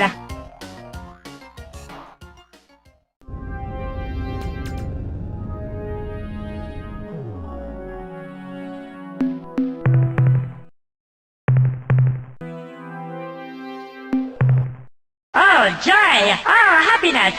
We rejoice and make merry in celebration of our imminent return to our home world. You are most heroic and helpful. Thank you, thank you, thank you! But now I must return to our festivities. Please feel free to come back any time. Why don't you just wait a while until after we are resettled on our home world? We can discuss details at that time. 10, 15 years tops. No. We are simply taking a more adult, welcome to the real world view of the situation. We cannot simply say, hurrah! And form an alliance with you this very moment. Surely you see that.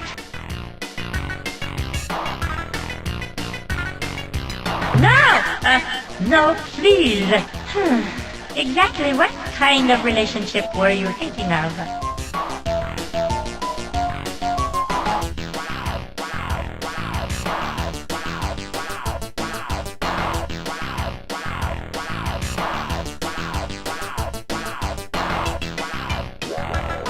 Huh? What? Okay, we are quite familiar with that arrangement. Very well. I'll bet we will regret this decision later on, but you leave me with no choice. We will comply with your needs. A Spathy delegation will depart immediately for the planet Earth.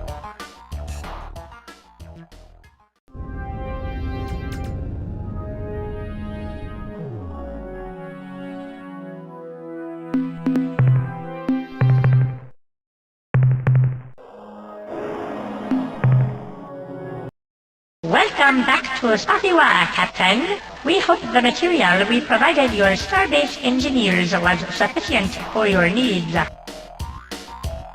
Perhaps, Captain, I will explain. We have been investigating the caster which we took away from the Unga after the Judd the Bug scandal 8 years ago. We have uncovered evidence of something strange going on between the Unga and the Ur-Rat over the past many years.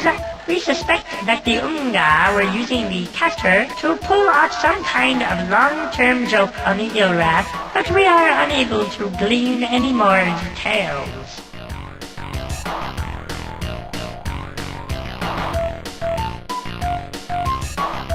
No. Certainly. About what? Since we never wanted to be in the hierarchy, and we are afraid of all the other members, our knowledge on this subject is a bit limited. But I'll tell you what I know. The hierarchy is the construct of the Ur-Quan. It exists to maintain their supreme authority over all sentient life forms in the galaxy. As far as we know, there are 6 other races active in the hierarchy, including the gelatinous Unga pranksters, the multi-legged, super-violent Ur-Rat, who are fanatical in their worship of Dogar and Kazan, the Tradash, a weak and obnoxious race from the Draconis group of stars, the humanoid clones you call Andro-Synth, though they have been strangely absent for some years, the vain Vox, commanded by the brilliant and eccentric General Zex, and the mysterious Mycon, who ramble endlessly about people, places, and events from long ago as though they happened just today. If there are other hierarchy races, we are not aware of them. Before the evil ones appeared, we Spathy were a simple folk. We were content with our calm lives, our rude huts, and our coarse-woven turtleneck sweaters. I suppose we could have remained that way for eons, were it not for the sudden arrival of a million voracious monsters from hell. We have never quite figured out where they, the evil ones, came from. The few specimens we collected, who had mostly died of tooth decay from eating sweet, spicy flesh, were physiologically unlike any other species from Spaffiwa. It was as though they had arrived suddenly on the surface of our planet, transported there by some unknown agency. But that is nonsense. Who could be so cruel?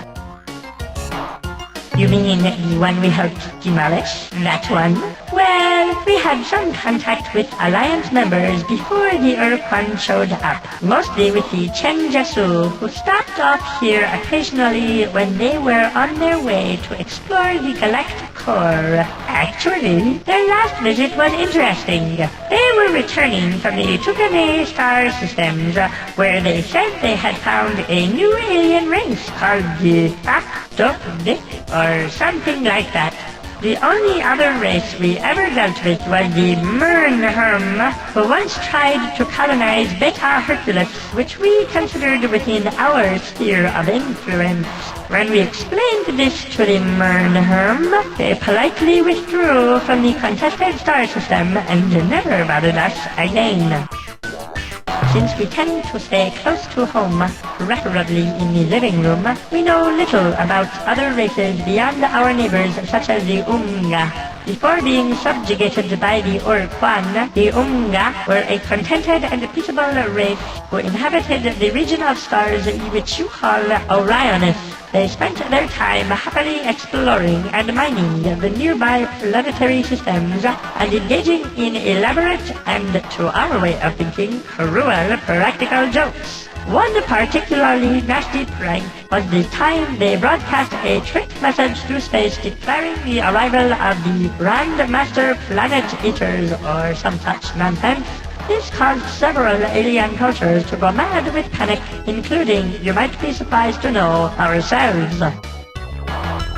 Like all other races, we have found evidence of the precursors scattered throughout our space. Our belief is that the precursors are not really gone. They simply came to their senses one day and used their superior technology to invent some kind of perfect invisibility shield and remain alive and happy to this day. We hope to rediscover the secret someday and disappear into similar obscurity.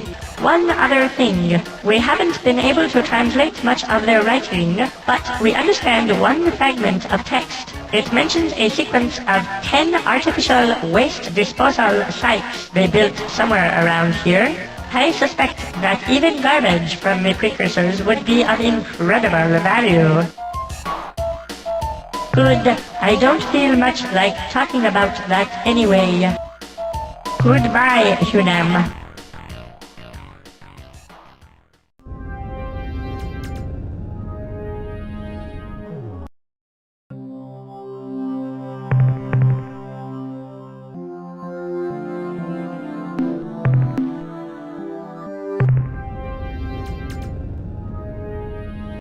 Hello, Captain Ally UQM. We are here in this place at this time just like you.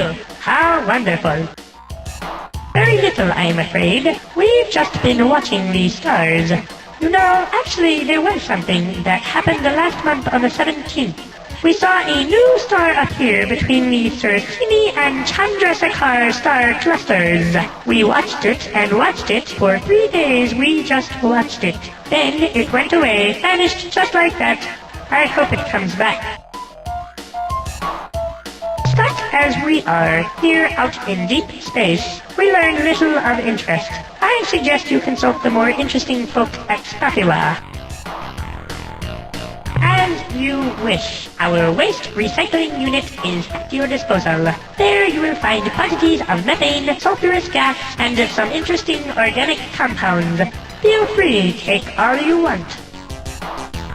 We used to be bored, but then we bought this cool entertainment product. It simulated a grand adventure through 1,000 parsecs of hostile space, where we met interesting aliens, uncovered the secrets of a long-lost superior race, and eventually, to save our world from destruction, we had to face the dragon! Never mind, I can tell you aren't really interested. Same to you.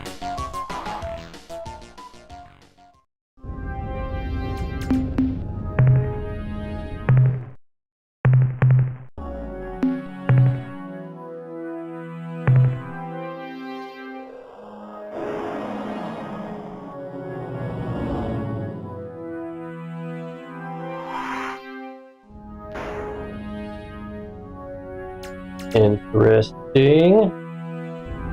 Very fun encounter.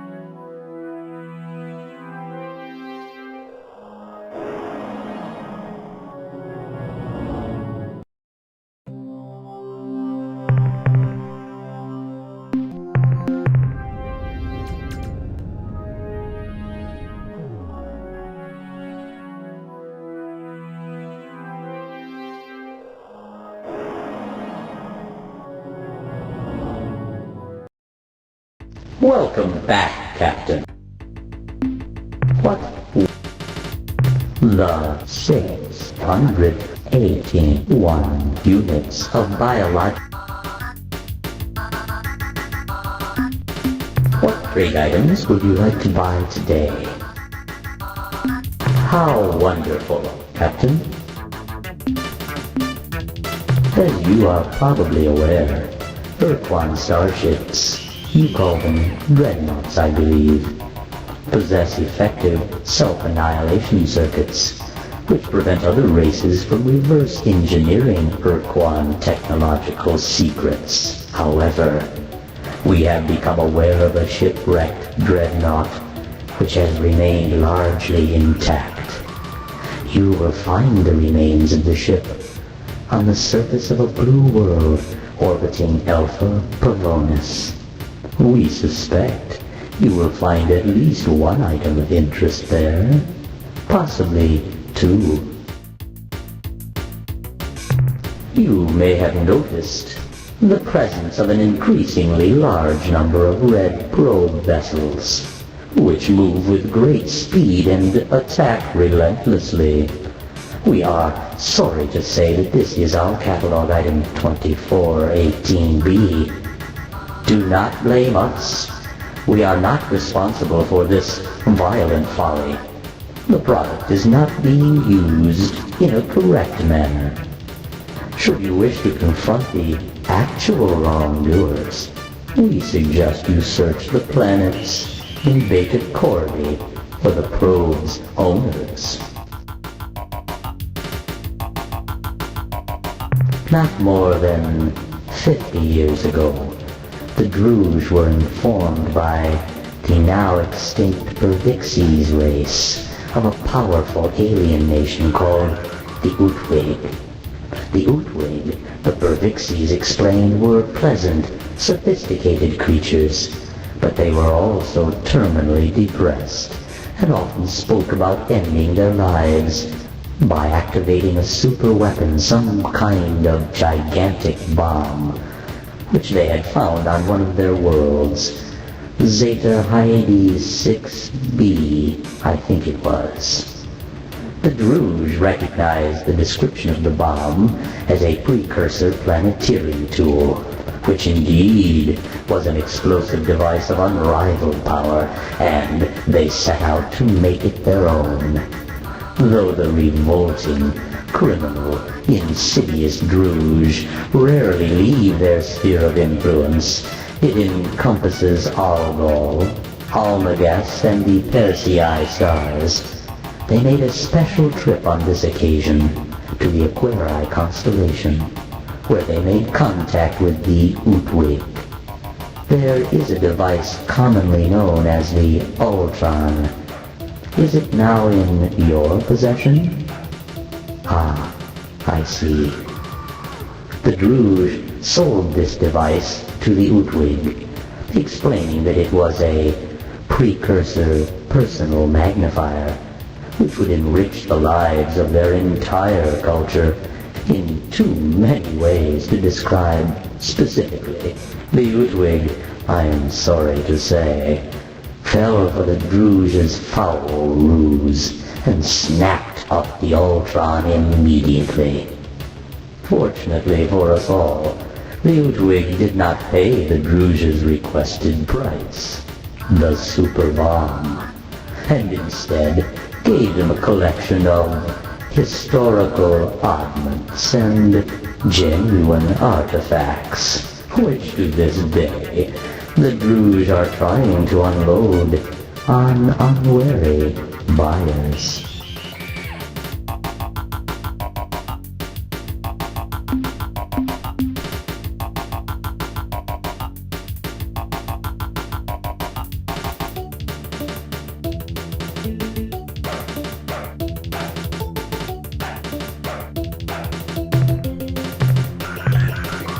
The Utwig, who live in the a.k.a. constellation, have grown very depressed of late.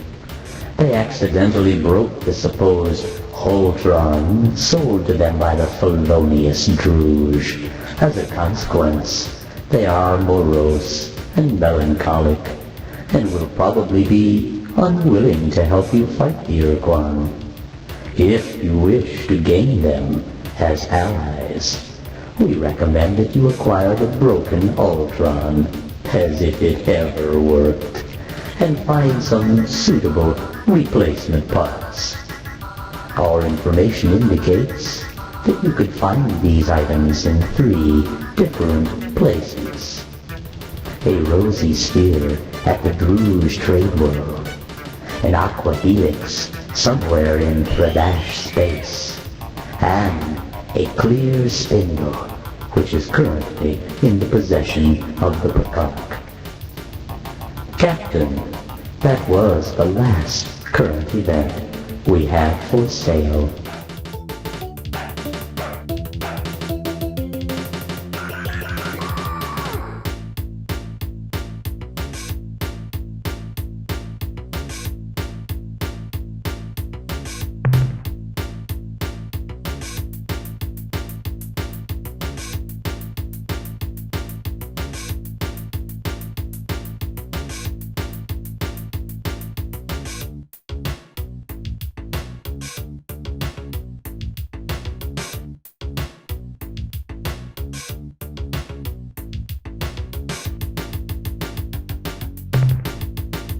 The Mycon are using this time, while the Ur-Quan have their attention elsewhere, to expand their sphere of influence as fast as possible.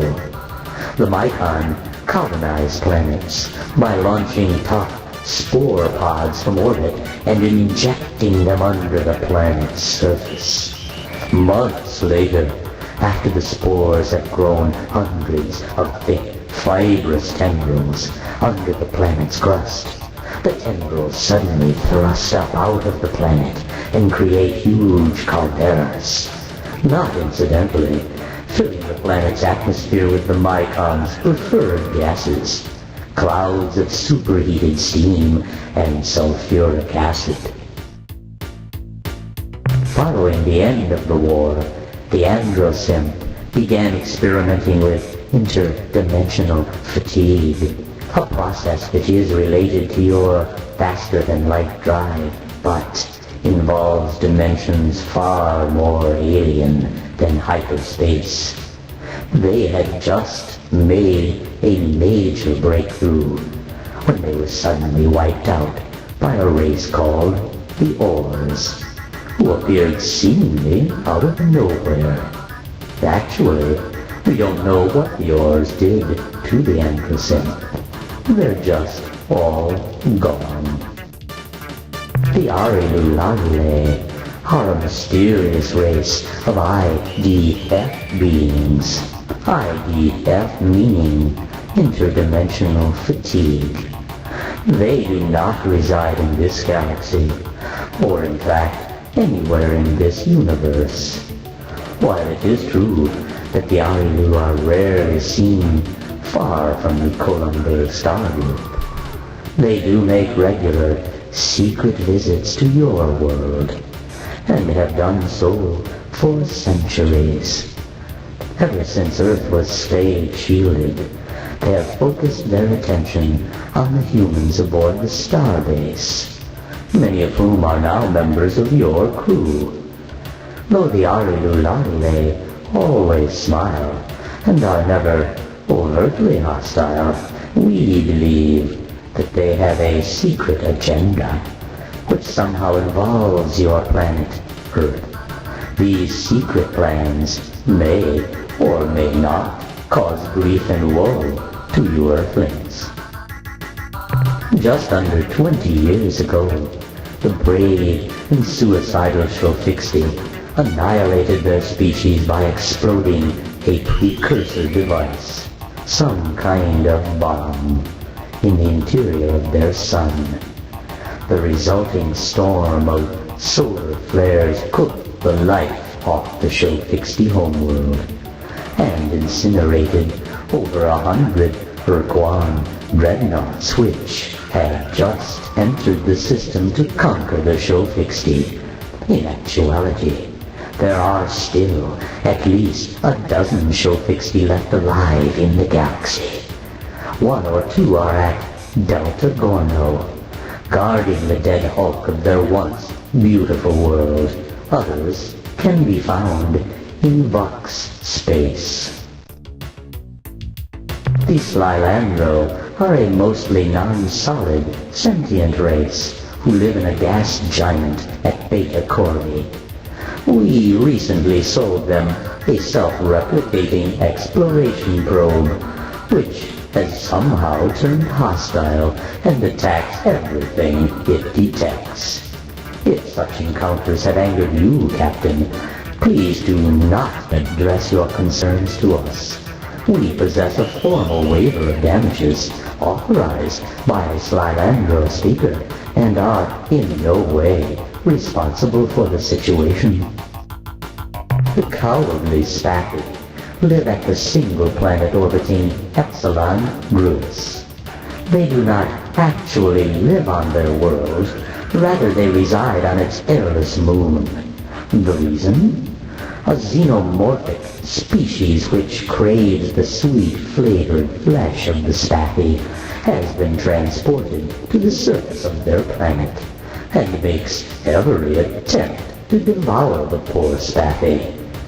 I'm certain that the Spaffy would be forever in your debt if You were to eliminate these creatures from their planet. What? You fear the alien creatures will find you a treat also? Fear not. Our data reveals the beasts are not interested in your species. Should you wish to consult with the Spacky Ruling Council, you will need to know the secret Spacky cipher, a password, which is Huffy, Muffy, Guffy. Like you Earthlings, when the war with the Ur-Quan was lost, the Cyrene chose to be slave-shielded. Their new world is at Betelgeuse. The Cyrene starbase is crewed by the starship commanders and crew who were decommissioned at the end of the war. Though the Cyrene hate the Ur-Quan with a vengeance, they are unlikely to offer you assistance unless you reveal to them the truth behind the tragedy of their original homeworld, Syra, which was destroyed by the birth of a Mycon Deep child a century ago. When the Ur-Quan entered Gamma Serpentis, the home star of the Yehat, their queen made a sudden change of allegiance and allied with the Ur-Quan hierarchy. They became Ur-Quan combat thralls. This act was viewed by most Yehat starship officers as ultimately dishonorable, the desperate act of a corrupt regent to maintain her throne. The Yehat shame was greatly magnified by the Shofixti's show of courage when they destroyed their own star system to slow down the Ur-Quan armada. Captain, you have heard all that we have to say about aliens indigenous to this region. Should we learn more in the near future, we shall be certain to sell it to you. The Ur-Quan evolved on a harsh planet, orbiting a star outside this region of space. They were solitary predators, like your praying mantis captain, or polar bear, who had a very limited set of social behaviors, most of which dealt with sex. Since they had to compete for survival against many physically superior species, the Ur-Quan evolved intelligence and tool use in much the same way as your own species. The Ur-Quan also learned to master their fierce territoriality, to build a cooperative planetary culture. When the Ur-Quan were discovered by the Taelo, they had just begun exploring their solar system in crude atomic vehicles. Although the Ur-Quan attacked what they thought to be an invader, the Taelo were patient. They explained the purpose of the sentient milieu and offered the Ur-Quan membership. The Ur-Quan recognized the benefits that such a system provided, and once more conquered the hunting beast within themselves, to become cooperative, productive members of the milieu. This lasted for several thousands of years. Just over 20,000 years ago, when your ancestors were learning to chart the course of the moon and stars on animal horns, the sentient milieu spanned 500 light years and included the membership of 100 worlds. Like all other star travelers, they had discovered ruins and relics of a far more ancient culture, which your species calls the precursors. Explorers from many species spent their lives trying to piece together this ancient mystery, but of all races, the Ur-Quan were the most bold adventurers. Their scouts, flying single ships, penetrated far into uncharted space and landed a million worlds. On one such mission, a young Ur-Quan made planetfall on a small, life-bearing alien world to identify some anomalous energy readings, occasionally a sign of precursor installations. Instead, the Ur-Quan found a small, hideous creature, a Dinyari. Before the scout was able to defend itself, the Dinyari creature took control of the Ur-Quan's mind and commanded the scout to place the Dinyari aboard the Ur-Quan's ship, along with hundreds of its evil brood. Then, the Ur-Quan returned to the heart of the milieu, landing on its capital planet. Within hours, every resident of the planet was a Dinyari slave. Within a month, Dinyari compelled starships and spread the evil, psychic creatures across the entire milieu. When the Dinyari took control over the milieu, one race fought back, the Ta'eo. These slow, quiet creatures were silicon-based life forms, but bore little resemblance to the modern Genjetsu. Ta'eo were natural immunes to the Dinyari's psychic compulsion. They were unaffected by the creature's power, and the Dinyari would not permit anyone to exist outside their control. So they ordered the remaining races of the milieu to attack and destroy the Ta'eo home planet. This planet was one of the few milieu worlds located in this region of space. I believe you call their star Delta Vulpeculae. Their home was a moon revolving about the second planet. I'm sad to say that the Ta'eo were, indeed, eliminated. However, at the time of their devastation they had completed a device which they thought would give other races psychic immunity like their own. What happened to this device, this shield? It's hard to say.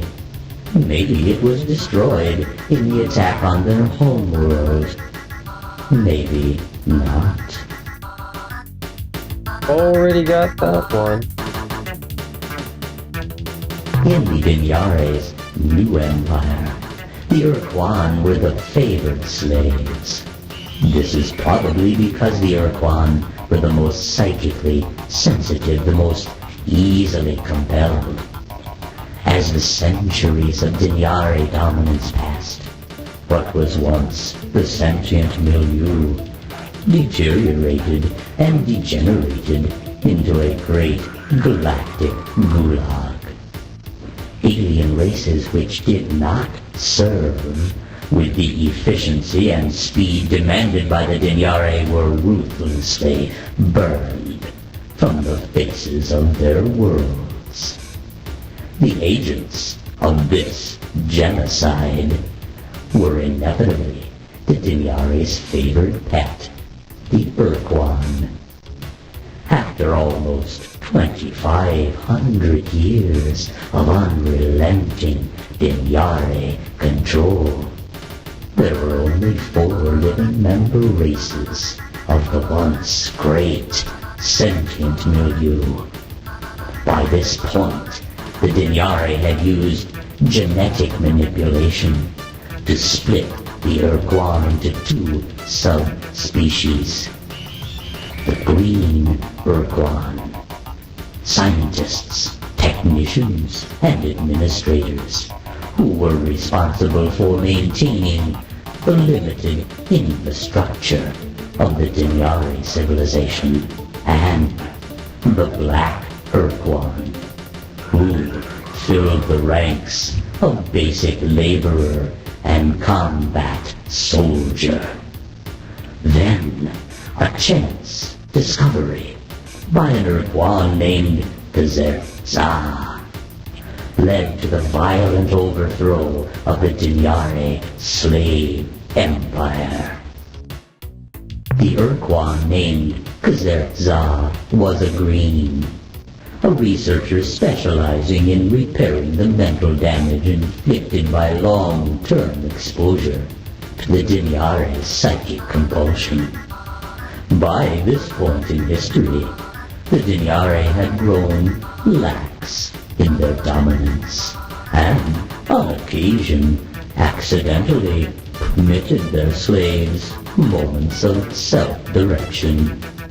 pt3 was able to use those few scattered minutes to compose a theory.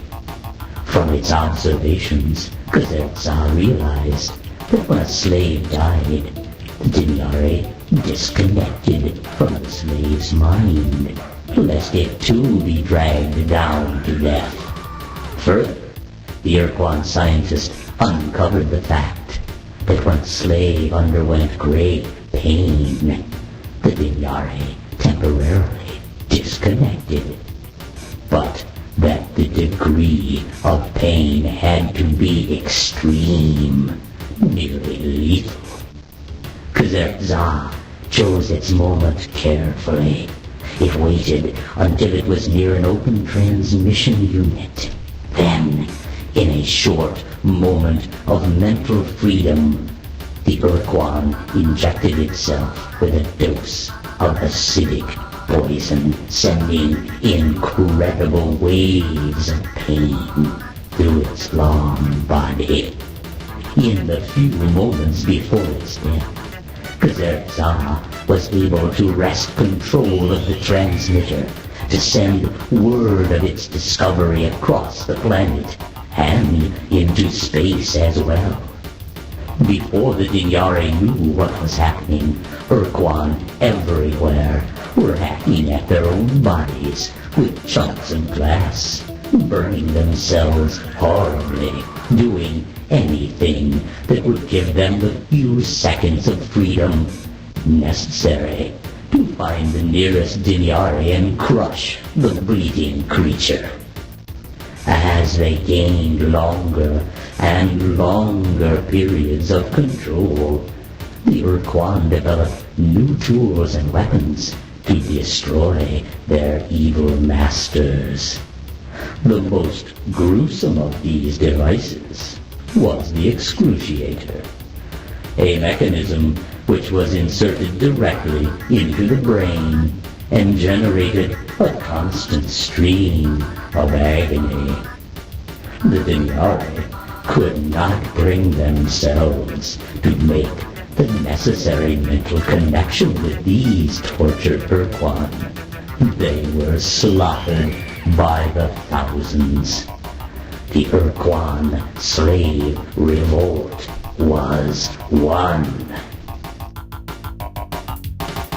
When the last Ur-Quan was free of psychic compulsion, when the last free Dinyare was dead, the combined might of the Ur-Quan starfleets met in orbit above the Dinyare homeworld.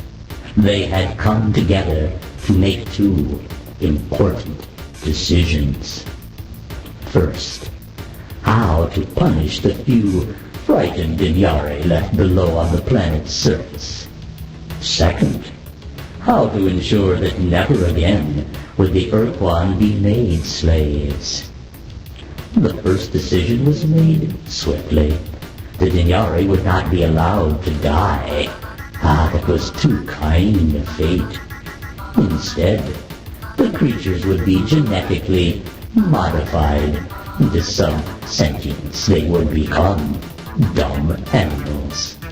These low creatures would be further debased by serving the Ur-Quan for all eternity in the most demeaning way the Ur-Quan could imagine, acting as translators, making physical contact with other species, whom the Ur-Quan now considered grossly inferior to themselves and revolting. The second decision, how to ensure their freedom permanently, caused great turmoil. Following the successful Ur-Quan slave revolt, the Ur-Quan met to decide how to ensure their freedom.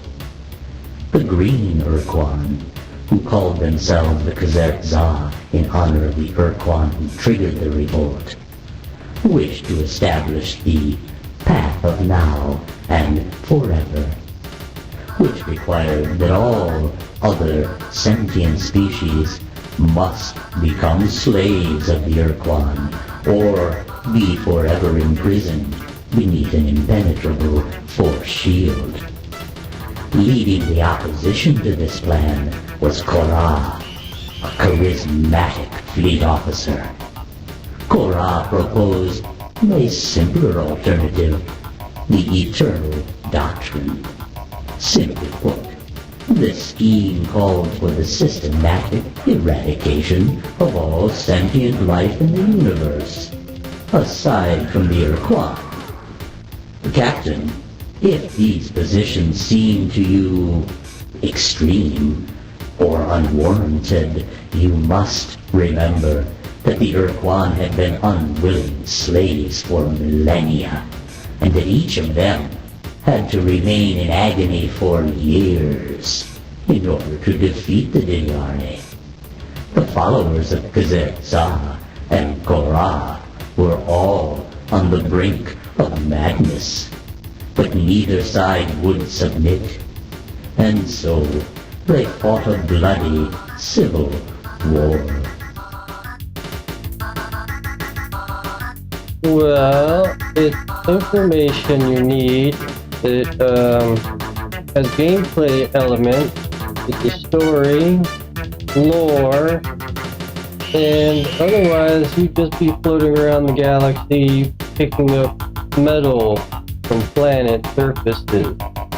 There's the story, plus I just arrived here with a boatload of money to pay for all this information, so you better enjoy it. This is the last historical item we have for sale. The civil war between the Green Ur-Quan, the followers of Kazertza, and their opponents, the death-dealing Korra, lasted for decades.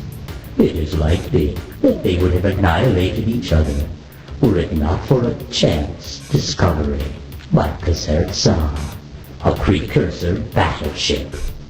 The vessel was huge, many times the size of the Ur-Quan's vessels. The precursor ship sliced through the Korra forces in days. The Korra were defeated. However, in their victory, the Kazertza were humble. They realized that there was a chance, that they were wrong, and the Korra were right. Instead of destroying the Korra, the Kazertza let them go, directing them to make their way through the stars, traveling against the spin of the galaxy. The Kazertza would travel in the opposite direction, and when the two Ur-Quan forces met, they would fight again in ritual combat, with the precursor battleship given to the winner. Captain, this is happening here and now. The Kazertza, the Ur-Quan who enslaved Earth, are fighting their ritual battle against the Korra in a large area centered near the Craterus constellation. If the Korra win this battle, Captain, the Kazertza will stand aside and let them kill us all. We believe it is your destiny to prevent this from happening. We regret to say that you have exhausted our supply of genuinely valuable information. However, we do have many thousands of useless facts, and that we will gladly sell you at a substantial discount. Are you interested? We thought not. Very well then. It has been a pleasure dealing with you, Captain. We look forward to your next visit.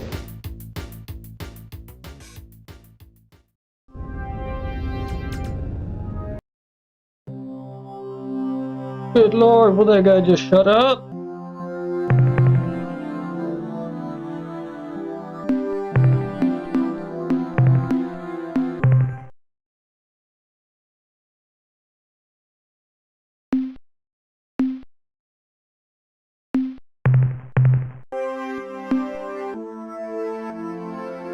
What are you up to, hey, you video game? What are you doing awake at this hour?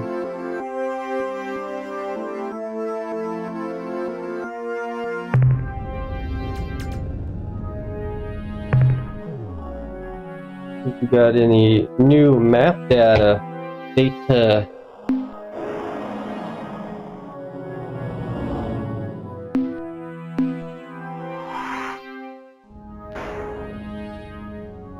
got some new homeworld plotted out here, that's fine.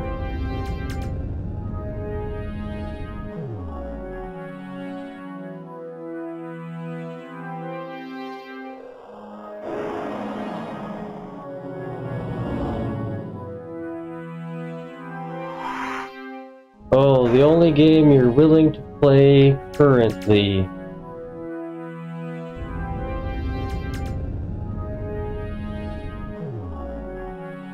Woe is life without Tarkov.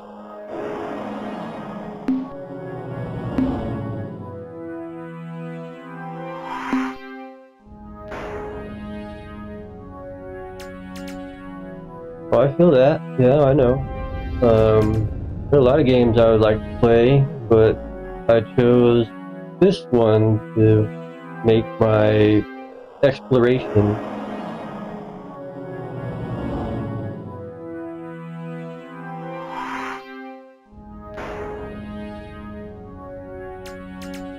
I also have many choices in the games I can play in a list.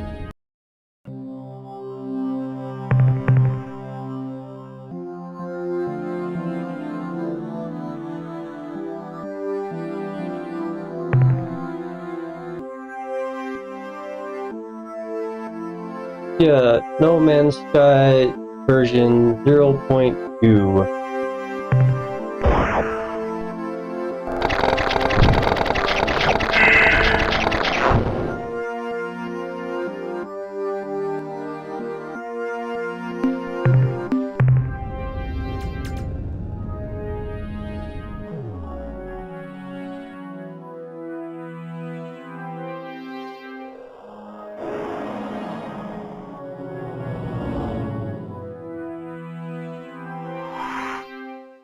Actually, you'd be surprised,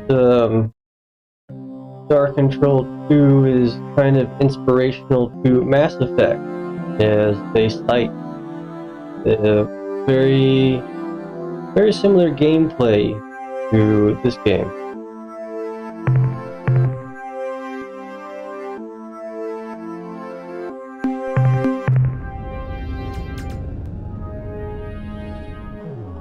But, you know, space games are all basically the same thing, right? They're all in space.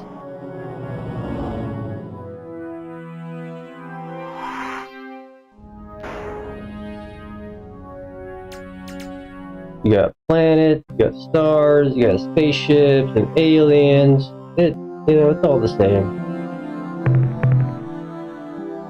You can play any of them, it's all the same crap. Now this is a dangerous but wealthy planet, so we're gonna very carefully collect some minerals.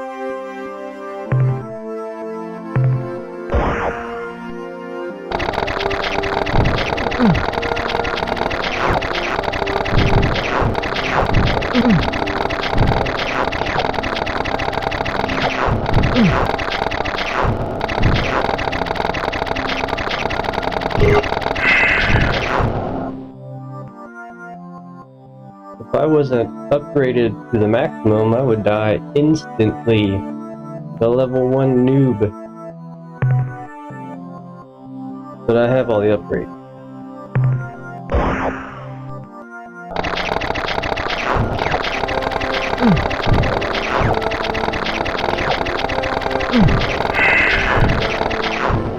I grinded and bought all the tech.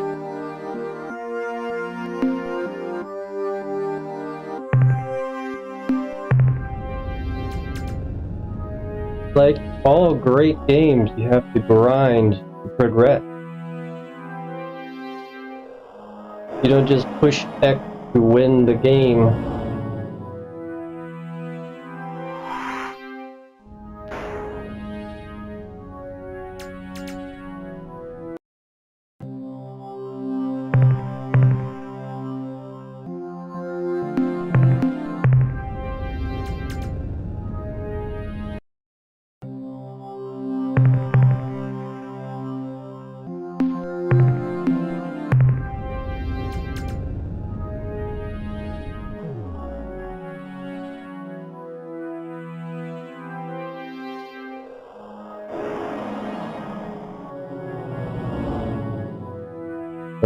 Is that all the planet?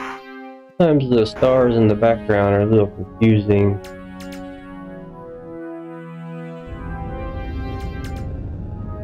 It's not the kind of game you can just idly float through space and expect to get anywhere. You have to pay attention.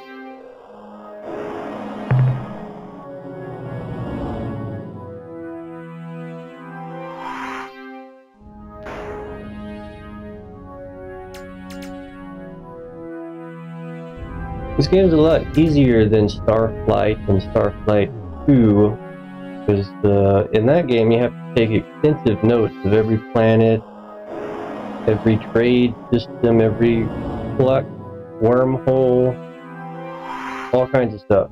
In this game, just not really take notes, kind of float on through. The map is very helpful in this mod.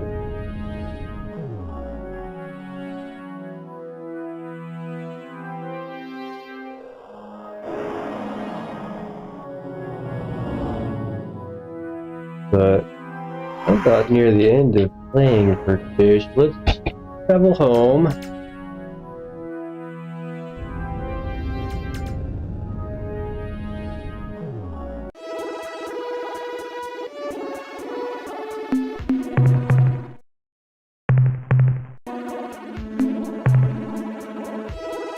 Those aliens can't catch up to me.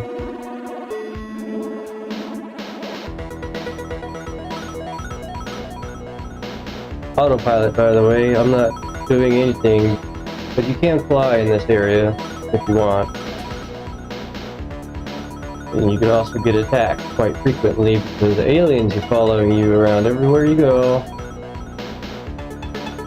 But autopilot for the lazy, for somebody that's flown thousands of light years already, I think they deserve autopilot.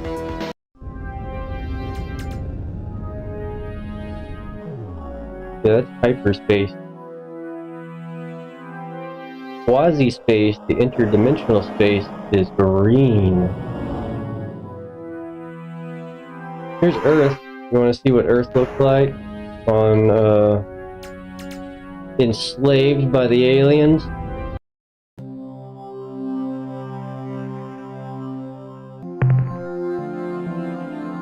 That is the planet Earth underneath a protective slave shield.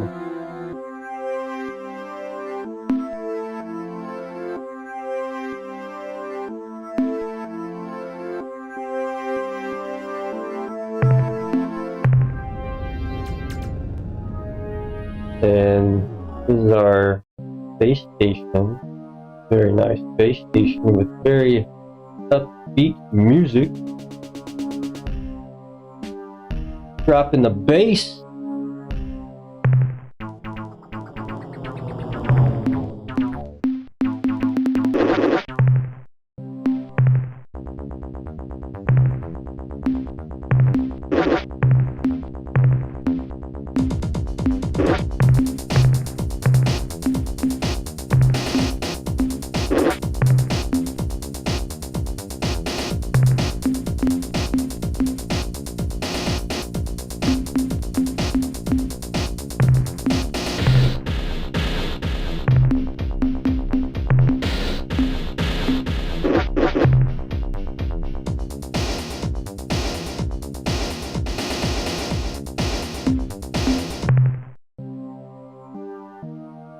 Oh, is it though?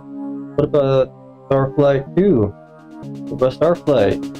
What about what the hell is it called? Exile. Is that it? Got Masters of Orion. That's more of a strategy game. What's the Star Citizen?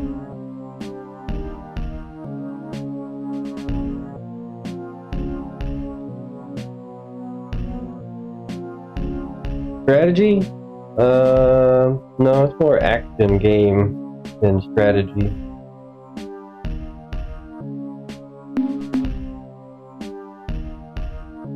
The strategy is, if there is any, to go to the correct stars, get the research, grind for money to buy and build the research, negotiate with aliens, right, to plan the attack. That is a strategy. It's not a typical strategy game, it's more of a diplomatic strategy than a tactical strategy. But the gameplay itself is mostly action-based.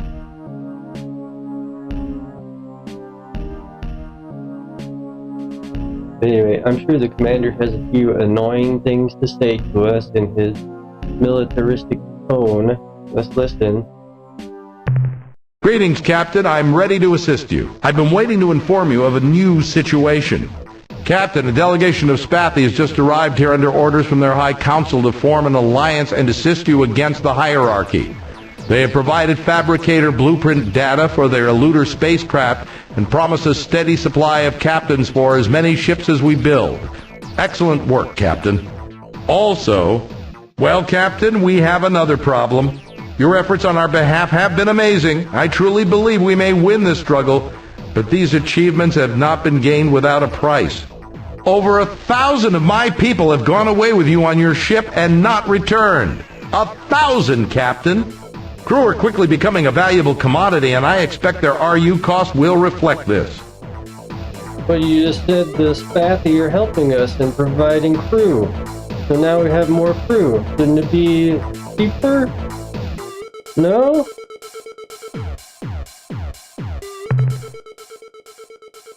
Shut up and take my mineral.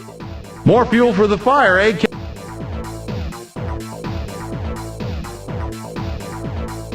The analysis reads as follows. Subject to ALO device. Data, whoever the Ta'alo were, they were clever, way past us, probably even beyond the Shenjesu. As far as I can tell, with all our equipment, this thing is a rock. Just a rock. Nothing but a rock. However, if you feed a current into it, anywhere along its surface, everyone on board this starbase who has Esper potential gets a bad headache. Well, we checked a bit more into that, and when the Ta'alo thing is active, all evidence of Psychon interaction is flatlined. Nothing gets through. Summary, if you keep this Ta'alo rock device thing on board your vessel, I'll bet you're immune to any form of psychic attack, or at least mostly immune. That's the end of our scientist's report. Certainly, Captain. What do you need to know? Can you be more specific?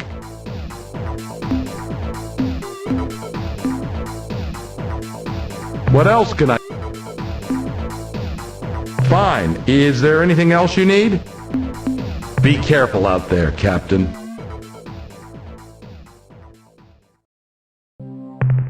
Yes, Captain? Returns.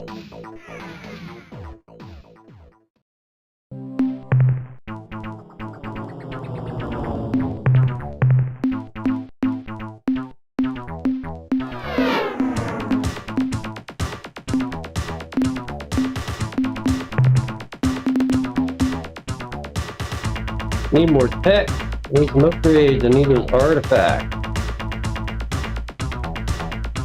But at least we're sitting nicely on a lot of money, finally, instead of constantly buying upgrades.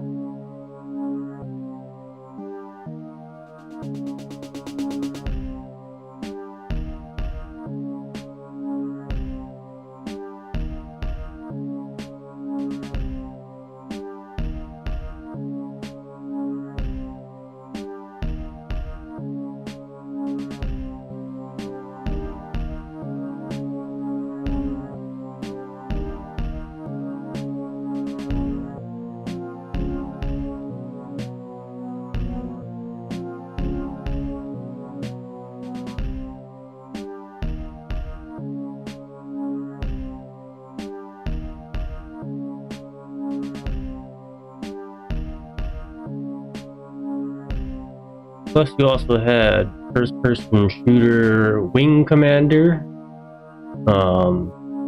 TIE Fighter, X-Wing TIE Fighter.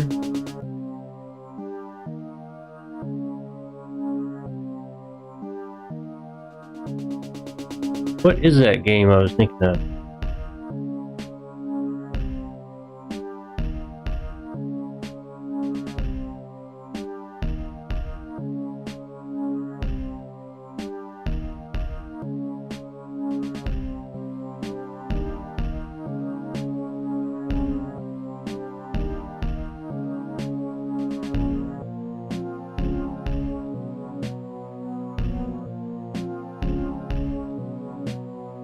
We also had Descent, more of an action game. Much later.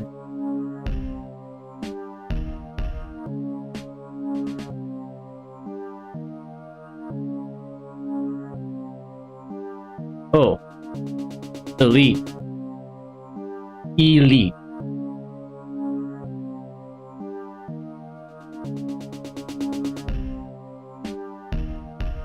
1984.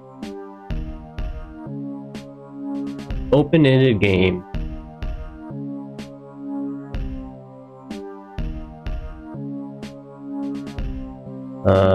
Model of inspiration for Wing Commander, GTA, EVE Online, Freelancer, No Man's Sky, the X games.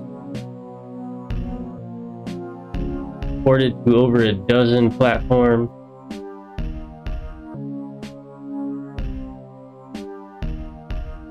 So when you stop to think about it, many games were inspired by other games that came before it, or books, or film, or sci-fi in general. Like, a lot of these games were based on military games from the 70s, 60s, and 70s.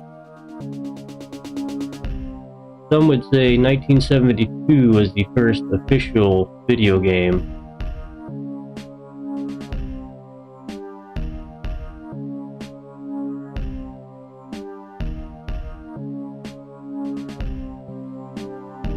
Well, the strategy being that with your foreknowledge of how to play the game and story, plot elements, and all the locations, is beat the game in the required amount of time because it's on a timer. You have less than 5 years in-game to beat the game. So my first time playing, I'm just learning where everything is, where all the aliens are, what the alien artifacts are, what's required to beat the game. So my strategy is to study and learn the lore, even if I lose.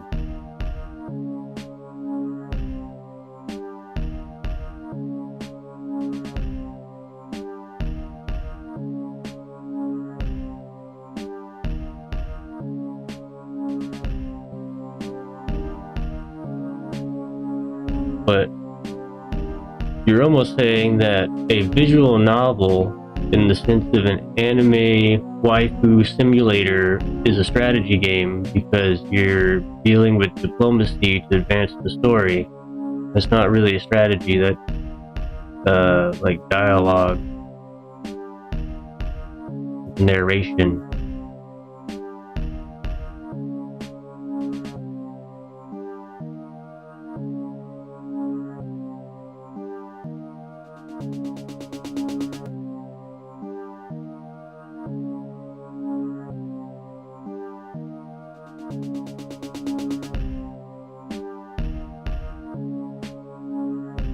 Strategy in conversation, sure, but it's not really the sense of a strategy game in the traditional sense of strategy. It doesn't have to be top down. You can have a strategy game in first person. You can have a strategy game very similar, like you're saying, in dialogue voices, or diplomacy, or economic. You can think of the Japanese game, the Seven Empires. What is that one?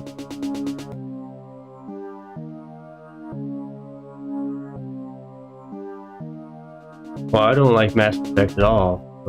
I find it quite boring. I've only watched a little bit of it because somebody that I know was playing it. First time I ever heard about Mass Effect was back in 2007 when my neighbor playing on Xbox thought it was the best game he'd ever played in his life, and I just kind of ignored what he said. But if you go and look at Wikipedia or other references or other wikis, StarControl 2 will be referenced to Mass Effect.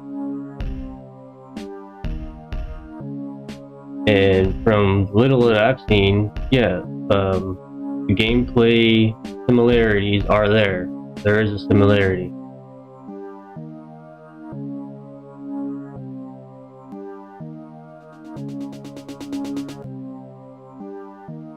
And you can also go back and in my earliest videos and on YouTube or even on Twitch, I believe they're highlighted, that I played Ascendancy, which is more of a 4X strategy game. Very rudimentary, but still one of my favorites. I remember playing Master of Orion on M-Player or GameSpy back in like late 90, 97 or so, 98, when Quake was around. Wasn't too into it, multiplayer. Master of Orion 2, I believe it was, online multiplayer in 97. But I did have Ascendancy for DOS, and I played the shit out of that. And I still own it, and I still play it. Like many games that I played in my youth, I still play them because, to me, they're some of the best games that I've ever played. I didn't ever have StarControl or StarControl 2. I had Wing Commander and X-Wing, Super X-Wing. I had Starflight 2, played that, which is extremely similar to StarControl universe and gameplay.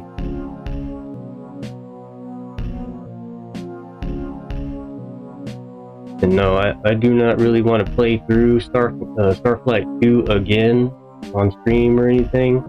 I played it once. I still have the notebook. There's like 15 pages of notes that I took for all the planet stars and items and aliens and all that kind of crap. And I don't want to play it again.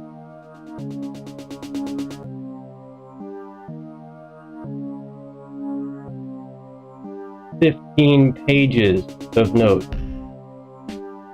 Not just drawing, but of line by line notes of star charts.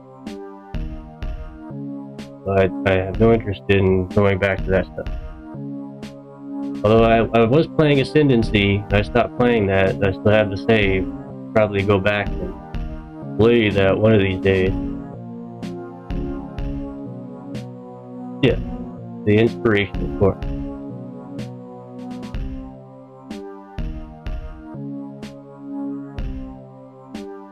Anyway, I know you guys have been lurking and listening, so you know that I'm playing the MegaMod, which has some HD graphics updates, maybe you saw that I changed the color of the red items on the planet surface so that you could see them.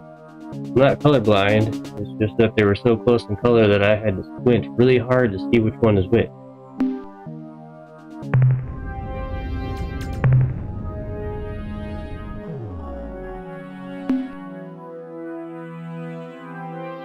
I am using the latest Git build that I compiled. If you know how to compile software, it's not very difficult. They come with the scripts you could do.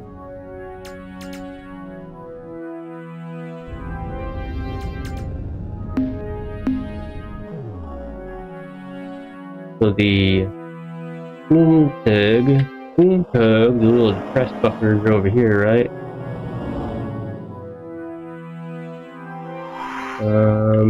These guys, the Draconis, the Thoracinies,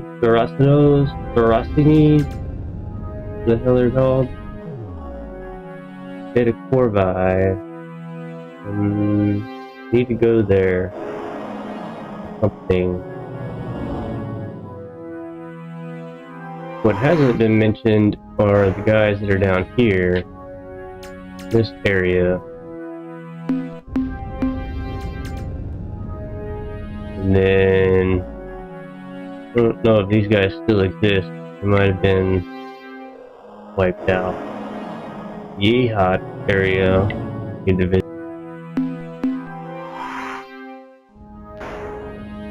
So next time, find out where we want to go next time. Because today, 5.5 hours of slaving away, grinding on planets, and story and dialogue is done. Over. Yeah, this is a strange map. I don't understand why the MegaMod does this, but as you learn of the homeworld from Melnorm, he highlights them on a map for you.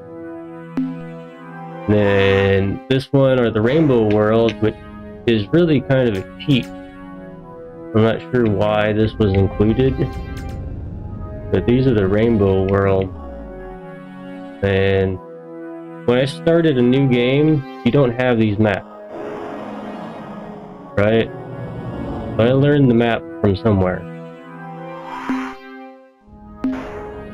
Like, you get this map from the commander. This is the war era map. Constellations are known to everybody from thousands of years ago when they agreed on the known constellations and just changed the names based on languages. The homeworlds I'm learning from Melnor, than the regular map. The MegaMod adds a few changes. I can show you also the settings menu, or you can watch yesterday's class. F7. Press F7.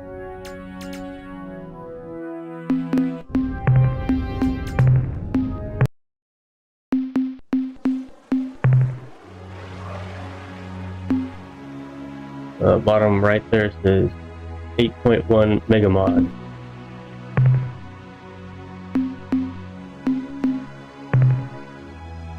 And MegaMod allows you to have many different options, disabling or enabling certain things that would not be normal. A different Urs font, it says down there, untranslatable portion of the speech.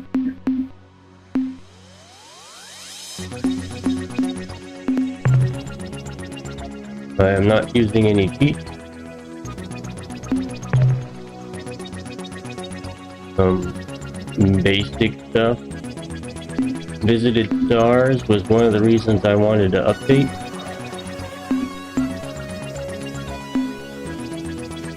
Partial mineral pickup for the plebs. Basically, easier game mode.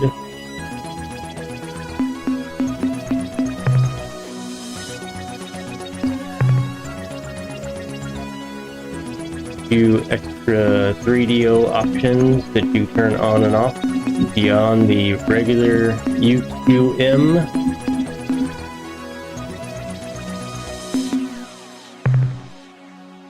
Sound is the same. Music adds 2 options that you can download. I don't use them. I'm using what I believe to be the DOS music, but it might be overridden by the 3DO package.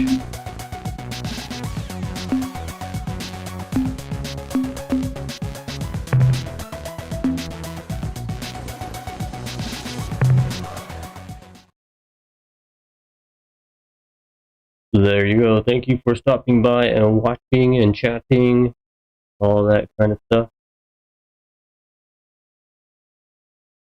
And not like some people immediately coming in and spoiling and backseating the game, as they love to do in these kind of situations.